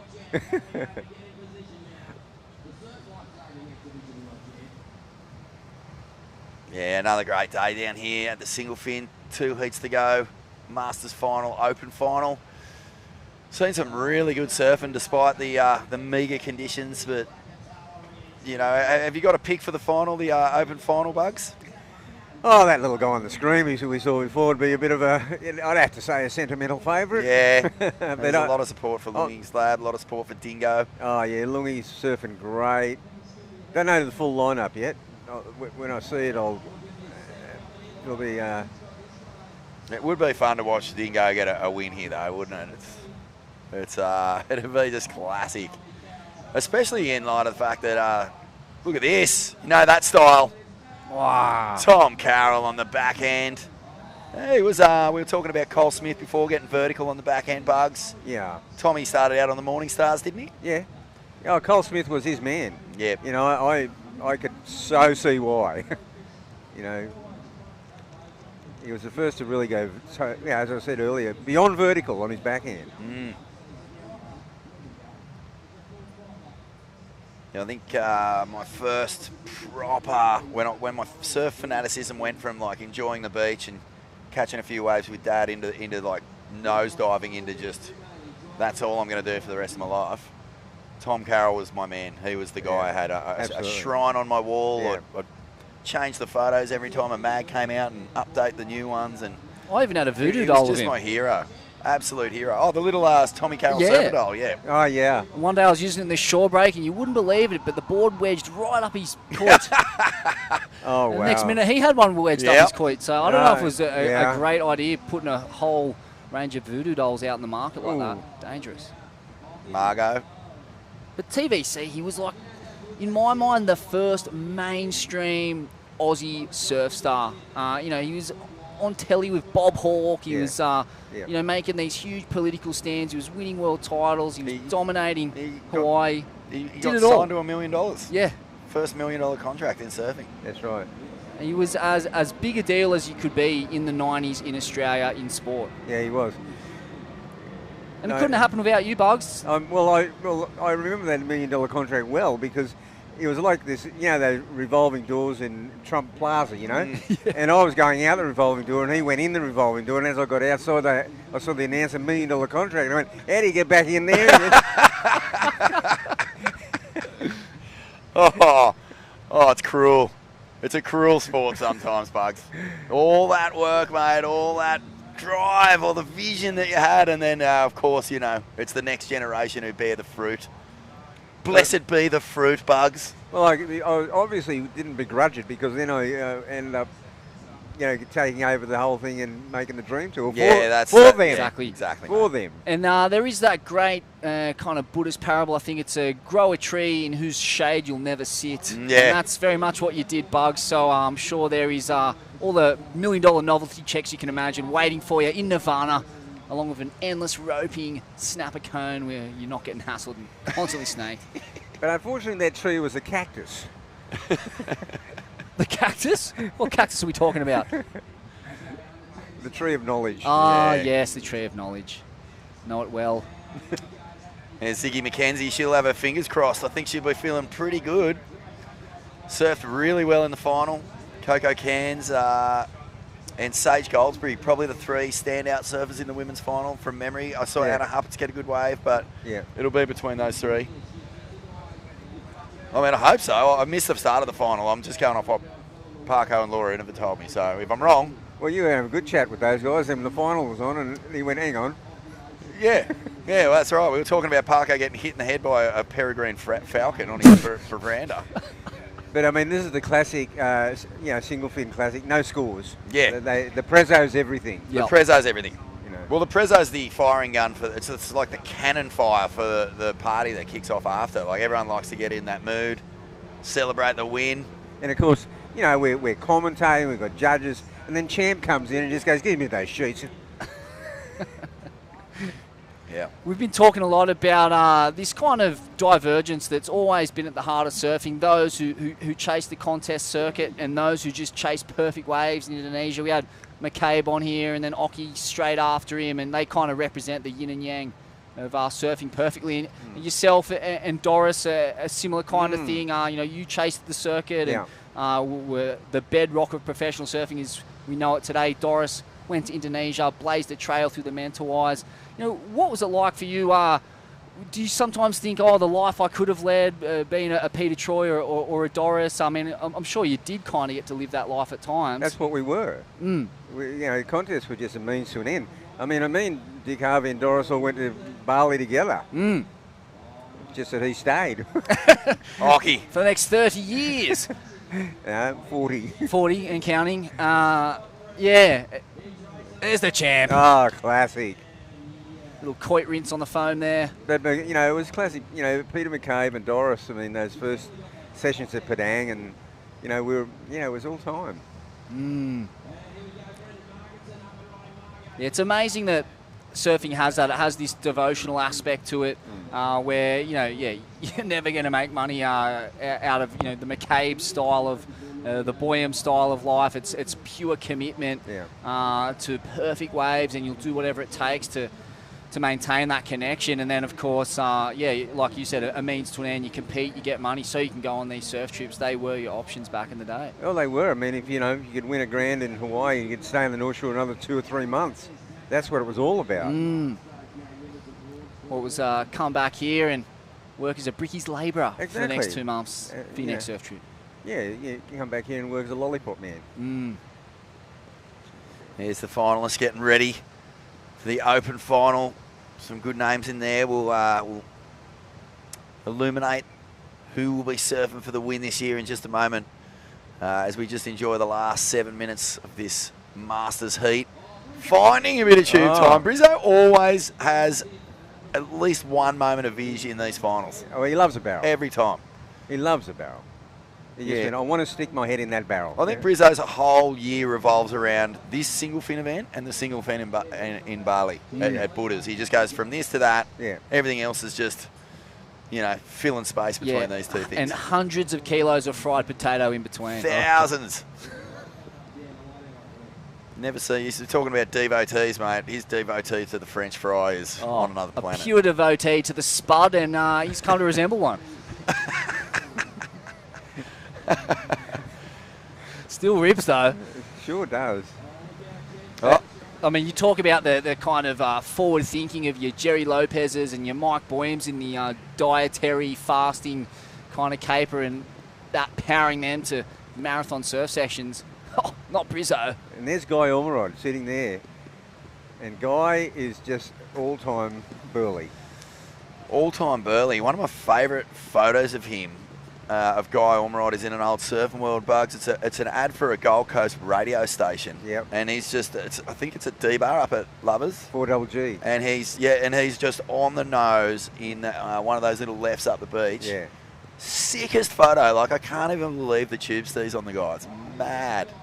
There he is. But of course, you know, his big performances and what he's known for mostly is throwing it vertical in the lip here at Burleigh. Oh, yeah. Which is not easy to do because it's not that kind of lip, really. It's a really thick lip when it starts to load up on this Cement inside mixer. It really is. I remember one day when Guy was a kid and I was sitting up the point, actually with his father, and like it was about 6 to 8 foot, and he jumped into the cove and he just got smashed all the way down, just all the way down. He was way down here, and I remember me and his father both went, he's getting out. Yeah. Oh, it does happen. Happens to the best of you. Good to know that it happens to the best. It does, man. Like during the ABB, the surf was pretty psycho out here. The sweep was outrageous. It was not uncommon for people to miss their window and have to do the runaround. Oh, geez, yeah. Heart-wrenching stuff. Awful runaround too. Well, what about last year's ABB? I mean, that was unbelievable. Like, Burleigh won the day in both ways. Burleigh Club won and Burleigh won. Oh, yeah, demoralised a few crew. Oh, geez. Nailed us.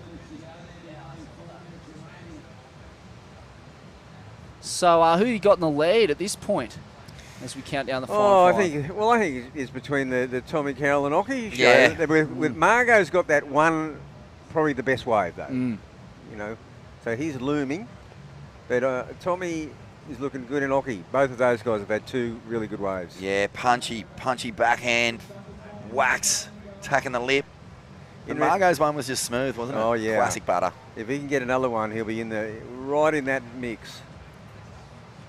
A little bit of rain starts to fall, and that'll clean the line up a bit. We kind of had a little bit of an onshore squall that scuffed up things. Yeah, it's all glassy again now. Rabs, I'm just going to take this opportunity to again alert all fans of pro surfing. If you're watching this right now, you must be a pretty dyed-in-the-wool fan of surfing. But next weekend, Usher Cup, the World Club Challenge is going to be on at Snapper. Yeah. Clubs from all over the joint coming in. Where it's, you know, this event is a massive cultural coming together, and that event it takes it to another level. It's so cool to have so many surfers from all over the place getting stuck into the club culture of, you know, Australia. Smithy said we set the bar low, and we certainly did in terms of shenanigans and all that sort of stuff. But it's great to invite these clubs here to get a taste of that Australian flavour.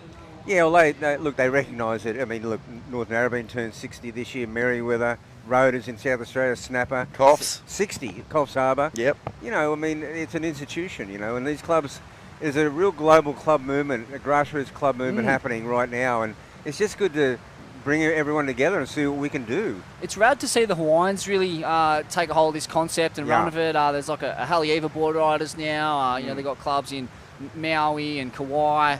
And yeah, like that's super fun to have those guys here bring their own spin on club culture. Yeah, well, I mean, they're and all... the rest. Yeah, well, you know, Town is coming, North Shore is coming, Maui's coming, Kauai's coming. Right. Yeah. That's sick. It is sick. And also the Tahitian Surfing Federation. They've got a team. They're coming. Epic. Bugs, do you ever lie in bed at night and not think how you can make surfing better? Do you have a spare second to just think about something else, mate? No. Exactly.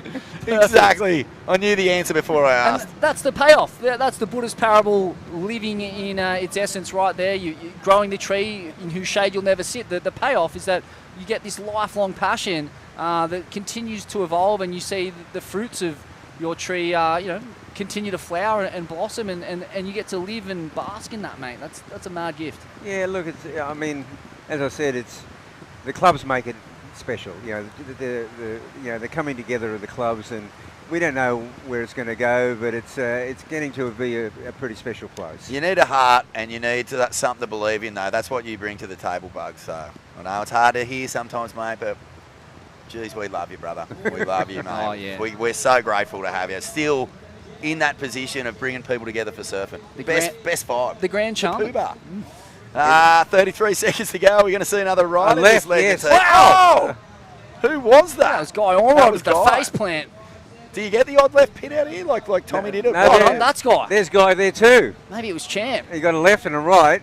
And Oki, last. Oh, he missed it. 15 seconds. But is Margot going to get another one in the last 10 seconds? I wonder. Oki's taken off. I think There's a another wave wave here. there. Wow, absolute chaos out there. I've to got no close it idea. out. I've got no idea who won that. Wouldn't be able to call it. The cameraman didn't know what was going on. Oh, that's all time. Well, that's just that's one for the Prezzo boys. I don't know. I can't Frenetic call final it. dash. Oki definitely did a couple of nice Wow. snaps. Tom did a couple of Margot. A face plant on the left to close it out. It was Margot did get the best all wave. happening. Yeah. Anyway, we're going to have a break, and we're going to be back with the final heat of the day. It is the open final of the Burleigh Singlefin Festival, presented by Billabong. Stay with us. One heat to go. Come over.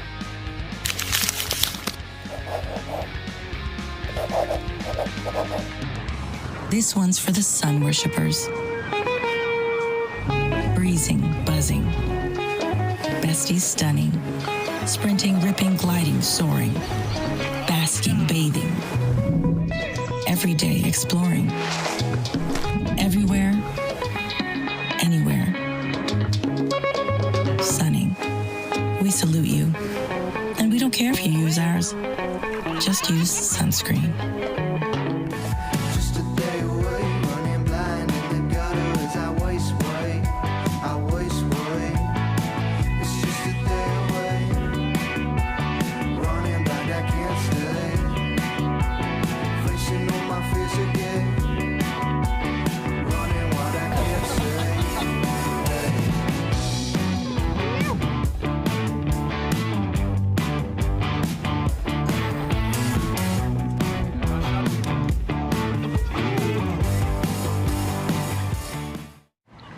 This one's for the sun worshippers. Breezing, buzzing, besties stunning. Sprinting, ripping, gliding, soaring everywhere. Anywhere. Sunning. We salute you. And we don't care if you use ours. Just use sunscreen. No, that is right, because the grass is not.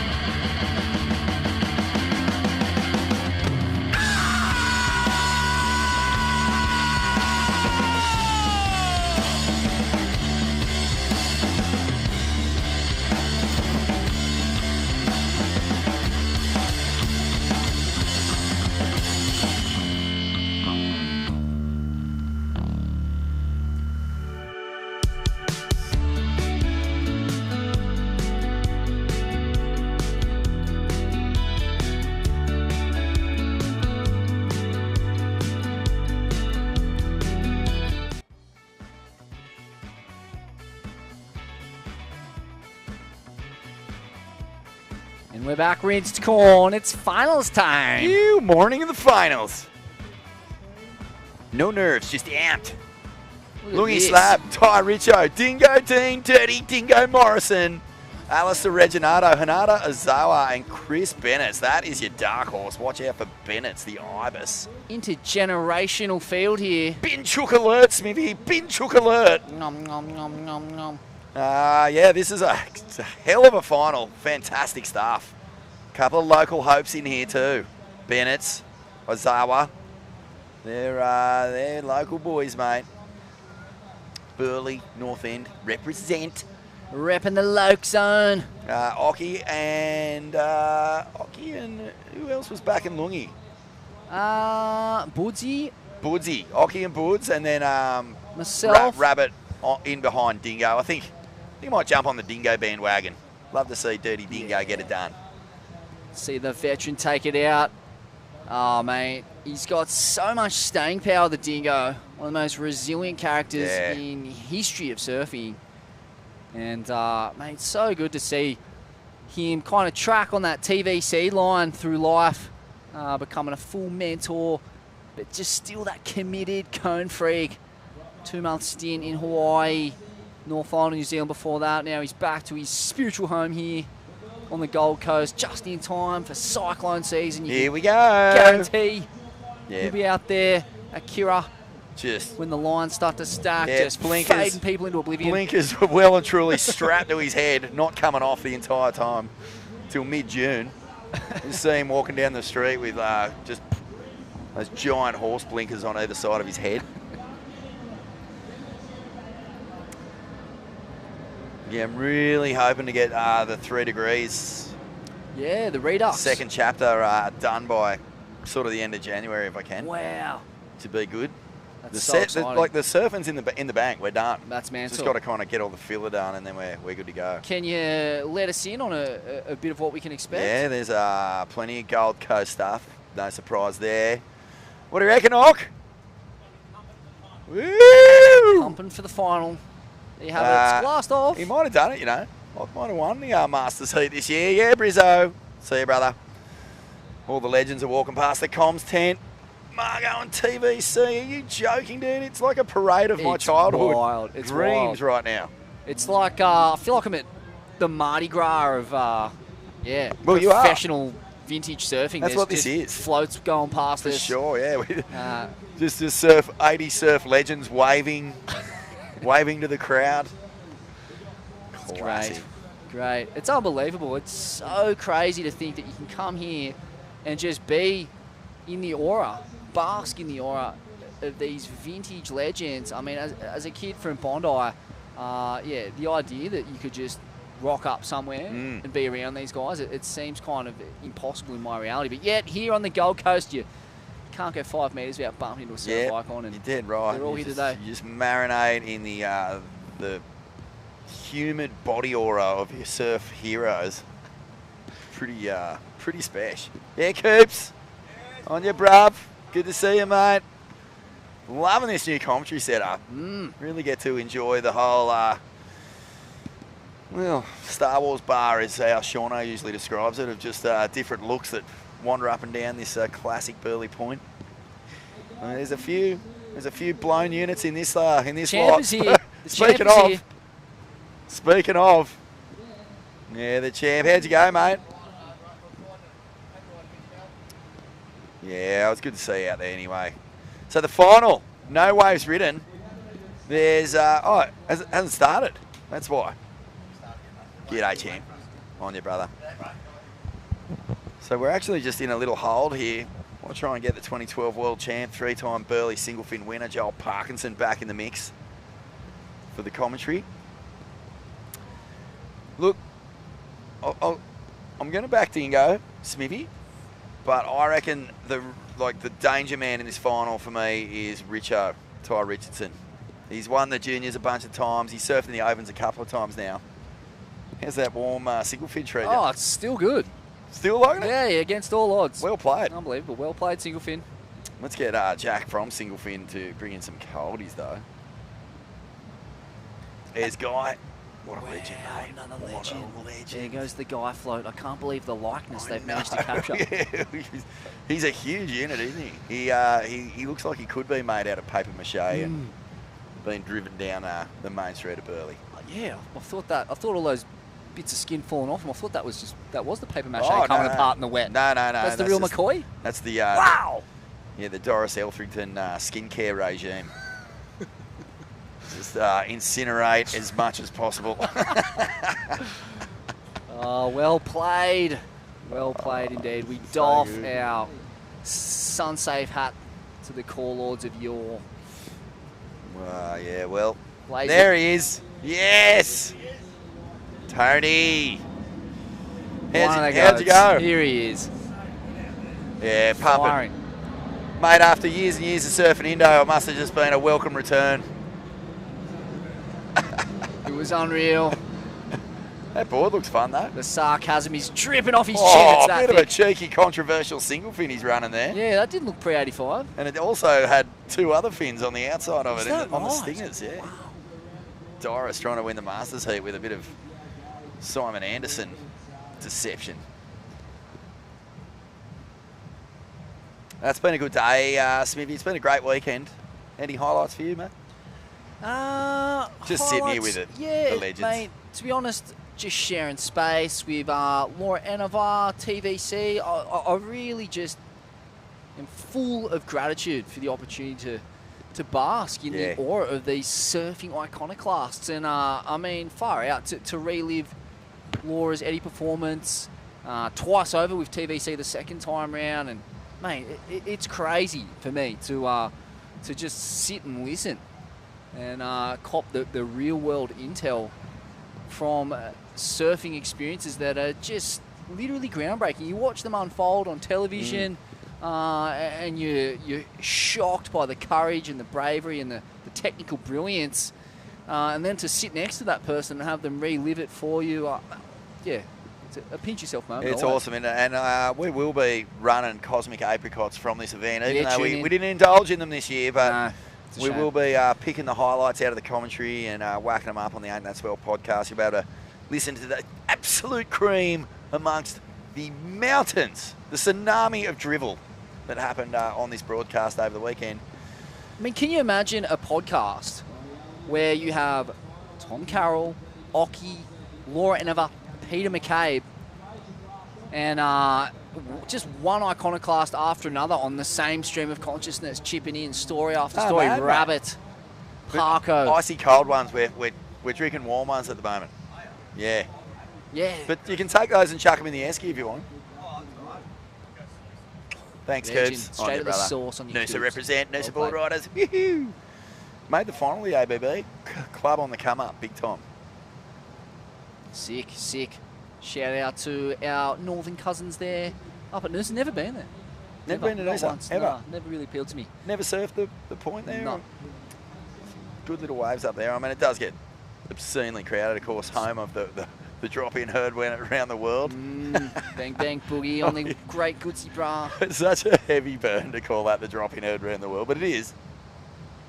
Yeah. I mean, it was almost a life ender. Yeah, that was, I think, during Tropical Cyclone Omar. Wade Goodall, I mean, one of the great slab heathens, and seldom returns home to surf. And, just thought, you know what? I'm going to do it. I've got a really difficult relationship with the crowded point breaks at home. I'm going to go home. I'm just going to get one. I'm going to sit out there, going to be patient. 3 hour wait. 3 hour wait. The wave arrives. He knifes it effortlessly, stands tall, locks in for the bish, and there goes some finless, skittering drunkard pulling a 180, looking back at him in the pit. It's just so Woo! It's so Stuffs so him good. diabolically. Yeah. Oh, iconic.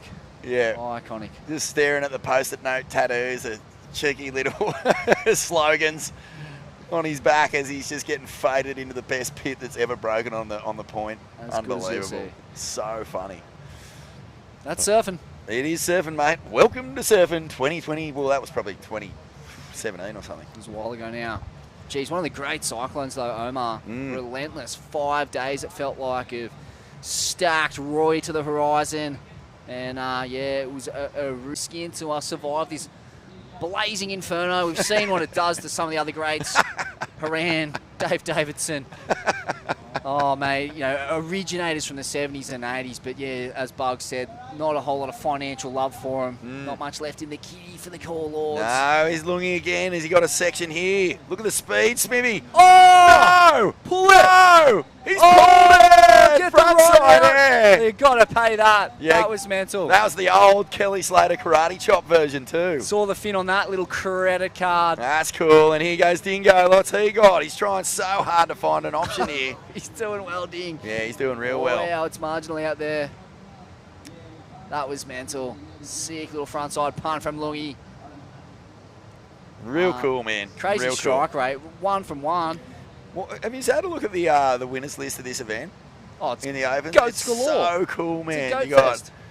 You've got Creed McTaggart, Noah Dean, Joel Parkinson, Quinn Bruce, Matty Job, Lobby, and it goes back 28 years. So there's plenty of icons who have taken it out. But I mean, I would love, and I don't think anyone would argue, to see a Lungi Slab up there, a Ty Richo up there, a Dean Dingo Morrison. I think we're going to have a first-time winner. We're definitely going to have a first-time winner out of this final. So that's cool, man.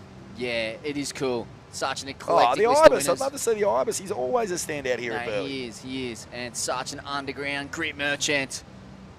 But wouldn't Lungi Slab's name look amazing up there? Let's check this thing out. winds up. Oh, it just clicked it so perfectly. I don't know if you remember this, Smithy. It might be a bit young. I've got, what, 10 years on you? Oh, sick. Nice Round cutting. hit a rebound. But when Slater Mania went fully berserk, I was pretty much in that little window of being 13 to 15. And one of his go-to airs was this karate chop shori finish. And he'd hit the lip, just like Lungi did there, and do a full body karate chop. Like So hand good. and everything, Bruce Lee style. And Because it wasn't the highest air, but it was just such a cool air. It's a cool air because it's basically a frontside snap, but with an extra bit of power. That's so it. you launch across the section. And yeah, slightly different to the early Potts power punt prototype. Yeah, a bit more of a And projection also into flats. totally different from the Christian Fletcher Ollie, the skateboarding air school. So yeah, you're right. It was a little bit. It was more Potts than Fletcher, but it was as you say, like getting the tail More right of a out. snap, yeah. Potts just sort of almost power surfed above the lip. It's like a air floater. Yeah, it was like an extension of just hitting the lip so hard that he had nowhere else to go. I love the Potts power punt. Same.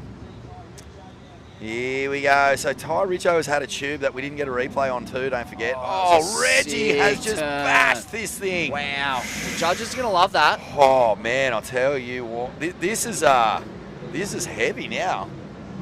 Like, there's no running away with this final. It's going to be a full-blown battle royale to the finish.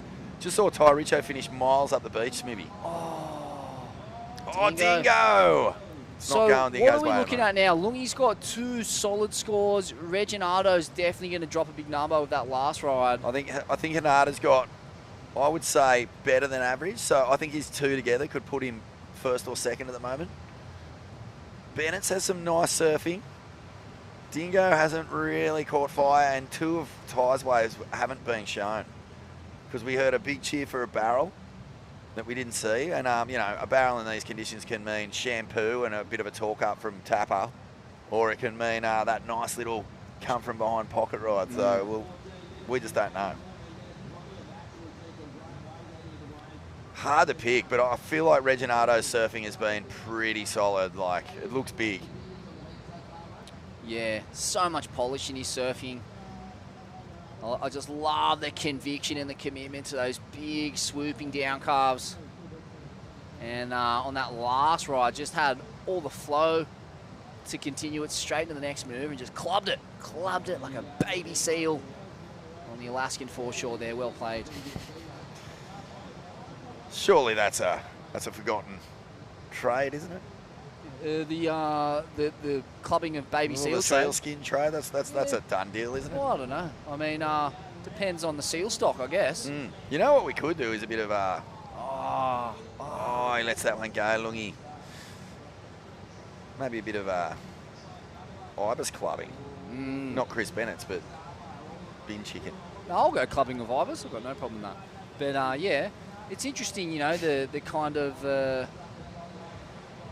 weird hang-ups we have on the clubbing of certain creatures, the killing of certain creatures versus other.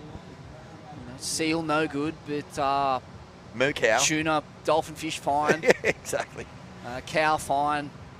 Dog, not fine. Chicken, turkey, fine. Bin chicken, not fine. No. Flamingo, not fine. Brush turkey, not fine. Turkey, fine. Turkey, fine. Baffling. Yeah. Weird. I don't know who's making up these rules, but I'm sure they've got pink hair and they're a vegan. Or they're George Soros. 12 minutes, 30 seconds remaining, and we are at a bit of a loss here. It's hard to put your finger on who you think is going to win this thing.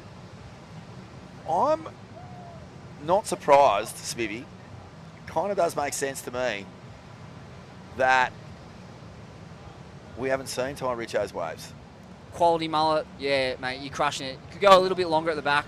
The Groms are looking for You know what I mean? He's the mystery man to me. He's the guy who could just snaffle this thing from under everyone. And for some reason, the cameramen have been on other people when he's caught his waves, and we're left in the dark. Do you smell conspiracy? I am starting to smell a conspiracy. Is this a robbery? Is this a robbery of the like? Was it, what was his name? Jack Shipley? Dare I say it? Ooh. Conspiracy. Reeks of it, doesn't it? Conspiracy galore. It's It's not going to be the first time. Conan Hayes, it chopes. Jack Shipley was the lightning bolt owner, wasn't he? Sure, yeah. Proprietor. Allegedly. It was a great rip-off at Sunset. Him and his son, Dave, both judges. Wow. On tour for a while. Suspect in the extreme. Lovely fellas. Yeah. If they're listening. But Ty Richo, it's a mystery as to what he's accumulated so far. So I'll tell you what's happened. We've had a lot of waves where someone's riding up the point and then Ty's been down the end of the point. So it's not sort of like you go to just keep an eye down there. So we've been keeping up with the Lungi waves. Dingo's been on a couple and Alistair up the point here, whereas Ty was down the end getting those two. So he's had two waves that we haven't seen. Oh, whoa! Oh, it's getting eggy out there now. A bit of Terry Richo behaviour. Bit of Terry Lungi Richo. off the bottom. Oh, hooks it up, gets a little nothing. caught, but this wave looks tall. Oh, and a little 3-0, but it won't work. Wow. Hey, look, he's on one, mate. He's got a bit of fizz happening out there. He does. He wanted that wave, took it off him. Shades of, was it TVC and Damien Hardman at North Narrabeen? Okay, listen to the Classic crowd. shenanigans. What? And there's that classic sheet of spray that comes off the single fin. No other board will do it. Crowd goes berserk for Hanada.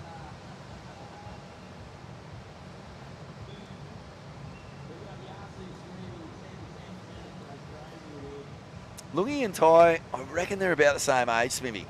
So they might have a bit of beef from years and years of doing those early comps together. Oh, yeah, plenty of rivalries up here on the Gold Coast. It's, mate, the surf indiscretions on these points, it's rampant. There's etiquette abominations. Every good runner swell. Yep. And those beefs seethe. They seethe up here. It only takes one back paddle on a cone of consequence or just one of the dreamy Kira or Burleigh cones.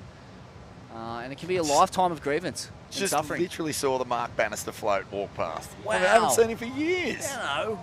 Kidding me? Oh no, what was that?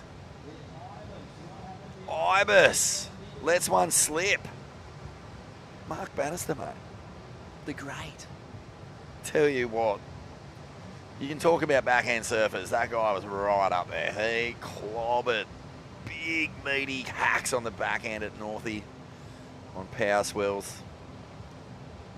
Brother Brett, great surfer as well. Yeah, mate. Weird. It's pulled weird. up It's stumps weird here. you see just wander by. Oh, hey Jess.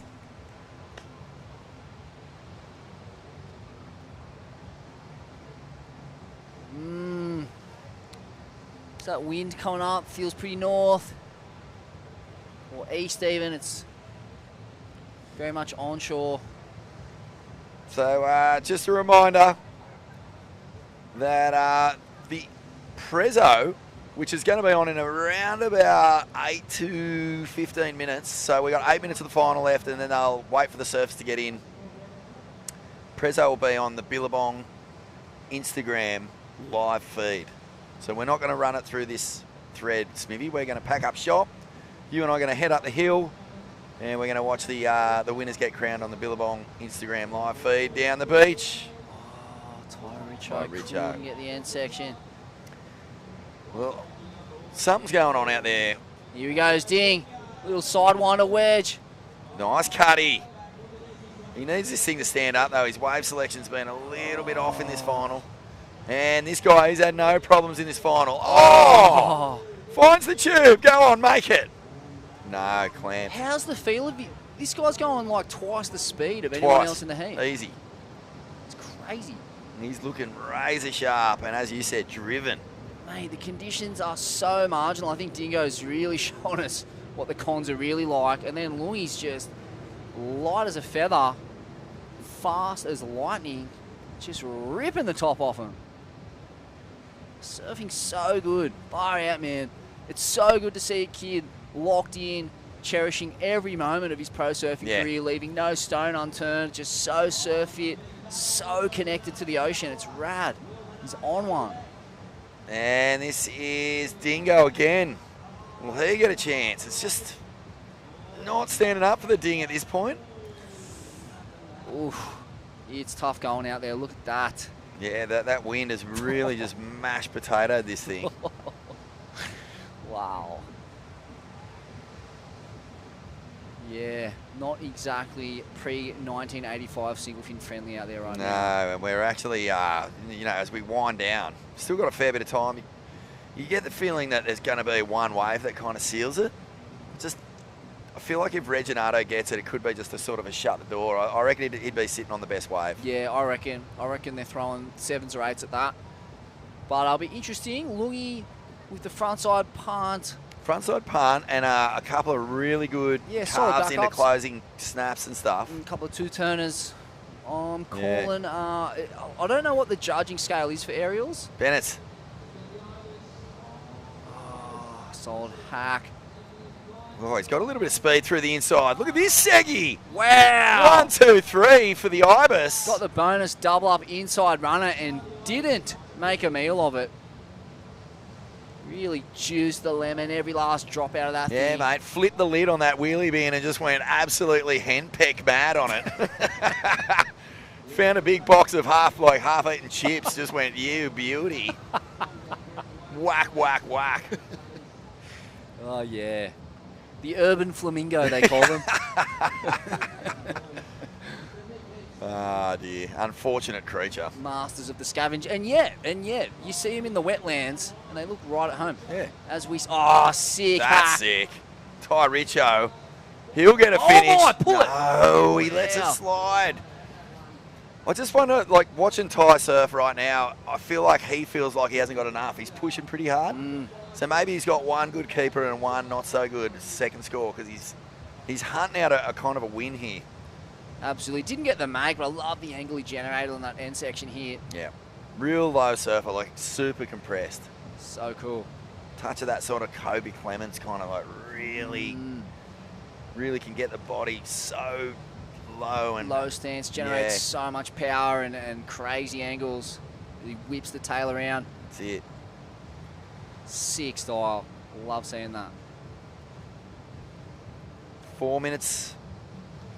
Who's got it? Lungi, Reggie, Hanart. Ibis has got a good one on the board. Richo, what did he do on the wave that we missed? This is good stuff. This is the serve hasn't been cooking, but we've got a final on our hands. Mate, they never disappoint.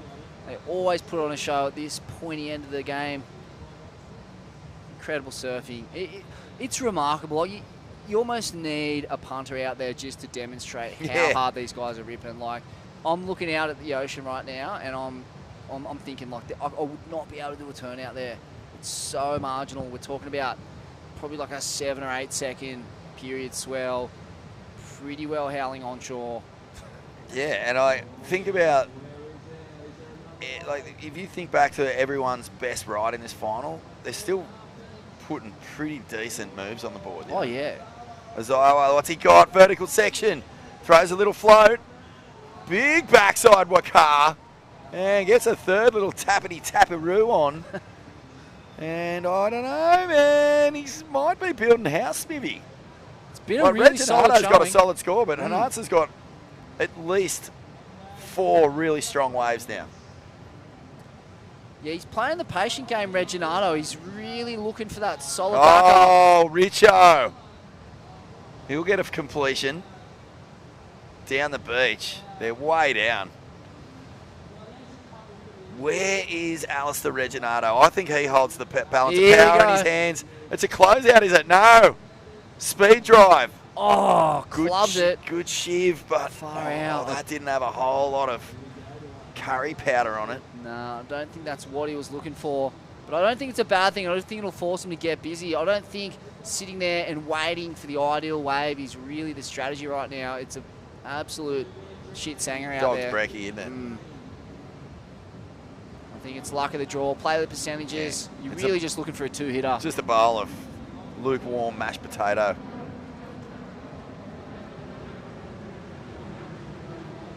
And it looks like the Ibis is going to have a swing at this. Oh, the local knowledge, even that can't help him. The wave just fizzes. Disappointing. All right, so maybe 1 minute 30 of the single fin to go. This is good fun. I'm really looking forward to seeing who lifts that board. The Ernie Byrne Trophy. I think there's a couple of shapers, but like the Ern showed me his board that he made. He put a slick gloss coat on the thing this year, mate. It looks like Ronnie's dog's best appendage. Oh, the boys. TVC, Yeah, the lads. Rod, Nev Hyman. It's a goat fest. Yeah, it is just a thing of pure beauty. Incredible girth. One of the great artisans. Oh, Dingo. What's he got? What? Little bold section. 3 turns for the ding. Whoa. 1 minute to go, and he's finally clocked a ride he'll be happy with. Could he steal it, mate? I want to see a replay of that wave. Very hard to Here say. we got one. What kind of score would you throw at Lungy's little frontside click credit card there? Oh, I'd throw a 7 at it in today's conditions for sure. We've only seen one other air, and that got an 8.5. So I think you've got to pay it. Here we go. Lungy. Could seal the deal right now. Come on. Big hack to get going. Stays with the power source. Gets the jam in. And a finishing turn for Lungy. It's Gets smooth it done. surfing. Very smooth. I think Lungy's feeling pretty good. If I'm Lungy, I'm feeling good. If I'm Reggie, I'm feeling like I might have left a bit of meat on the bone. Yeah.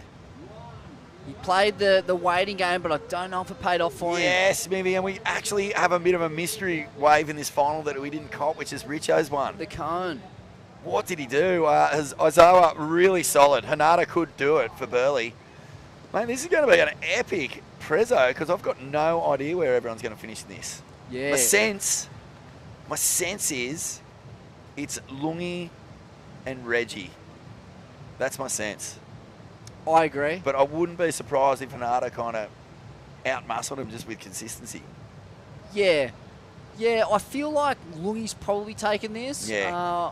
I think the frontside air was the most explosive manoeuvre. Reggie had the best combo, but didn't really find a backup. I feel like Lungy was pretty consistent. I'm not sure which of his backups is going to be the one, but I feel like there was a good 5 or 6 point ride in one of those backups to go with a 7 or potentially an 8 for the air. And Dingo got that wave right at the death. It was easily his best ride. So he could be in the mix here. This is a great final. Reginato, Hanado Iowa coming in there. What a great comp. Thanks so much. Oh, do the boys know? The Burleigh crew are bolting down the rocks. Don't tell me. Have they got inside word that Hanada's done something miraculous here? Look at him. You could be dead right. They might have liked the backside power approach of Hanada. He was definitely going hard at it. Come on! Yeah! Let's stick with it. Hey, there's a lot of cheering here from the Burleigh mob. Hard one to judge, such different approaches. So there's Ty Richo, Alistair Reginato. And I mean, Hanada's looking, he's looking pretty happy. Lungy's on the beach there now. It wouldn't surprise Hard me. fought final, mate. Real cool. Don't know if a little bit of backsheesh has changed hands. Conspiracy potentially offing, but a hometown victory, it'd be a popular one. It would be. It would be. Back to back, Lobby, and his good mate Hanada potentially taking it this year. Dingo, the old warrior. Look at him.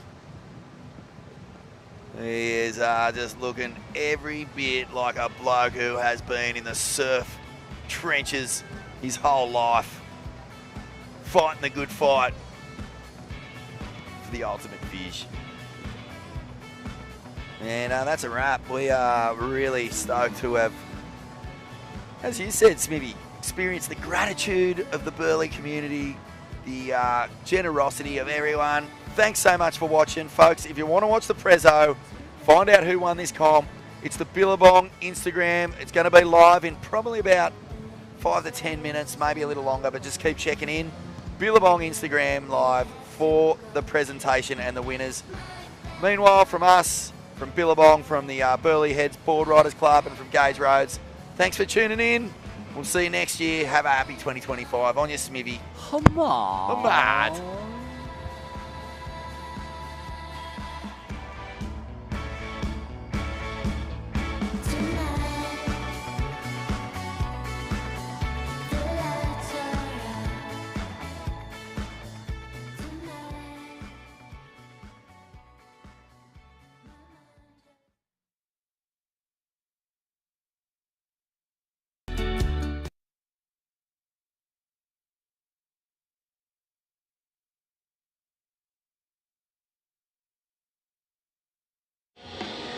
What's going on?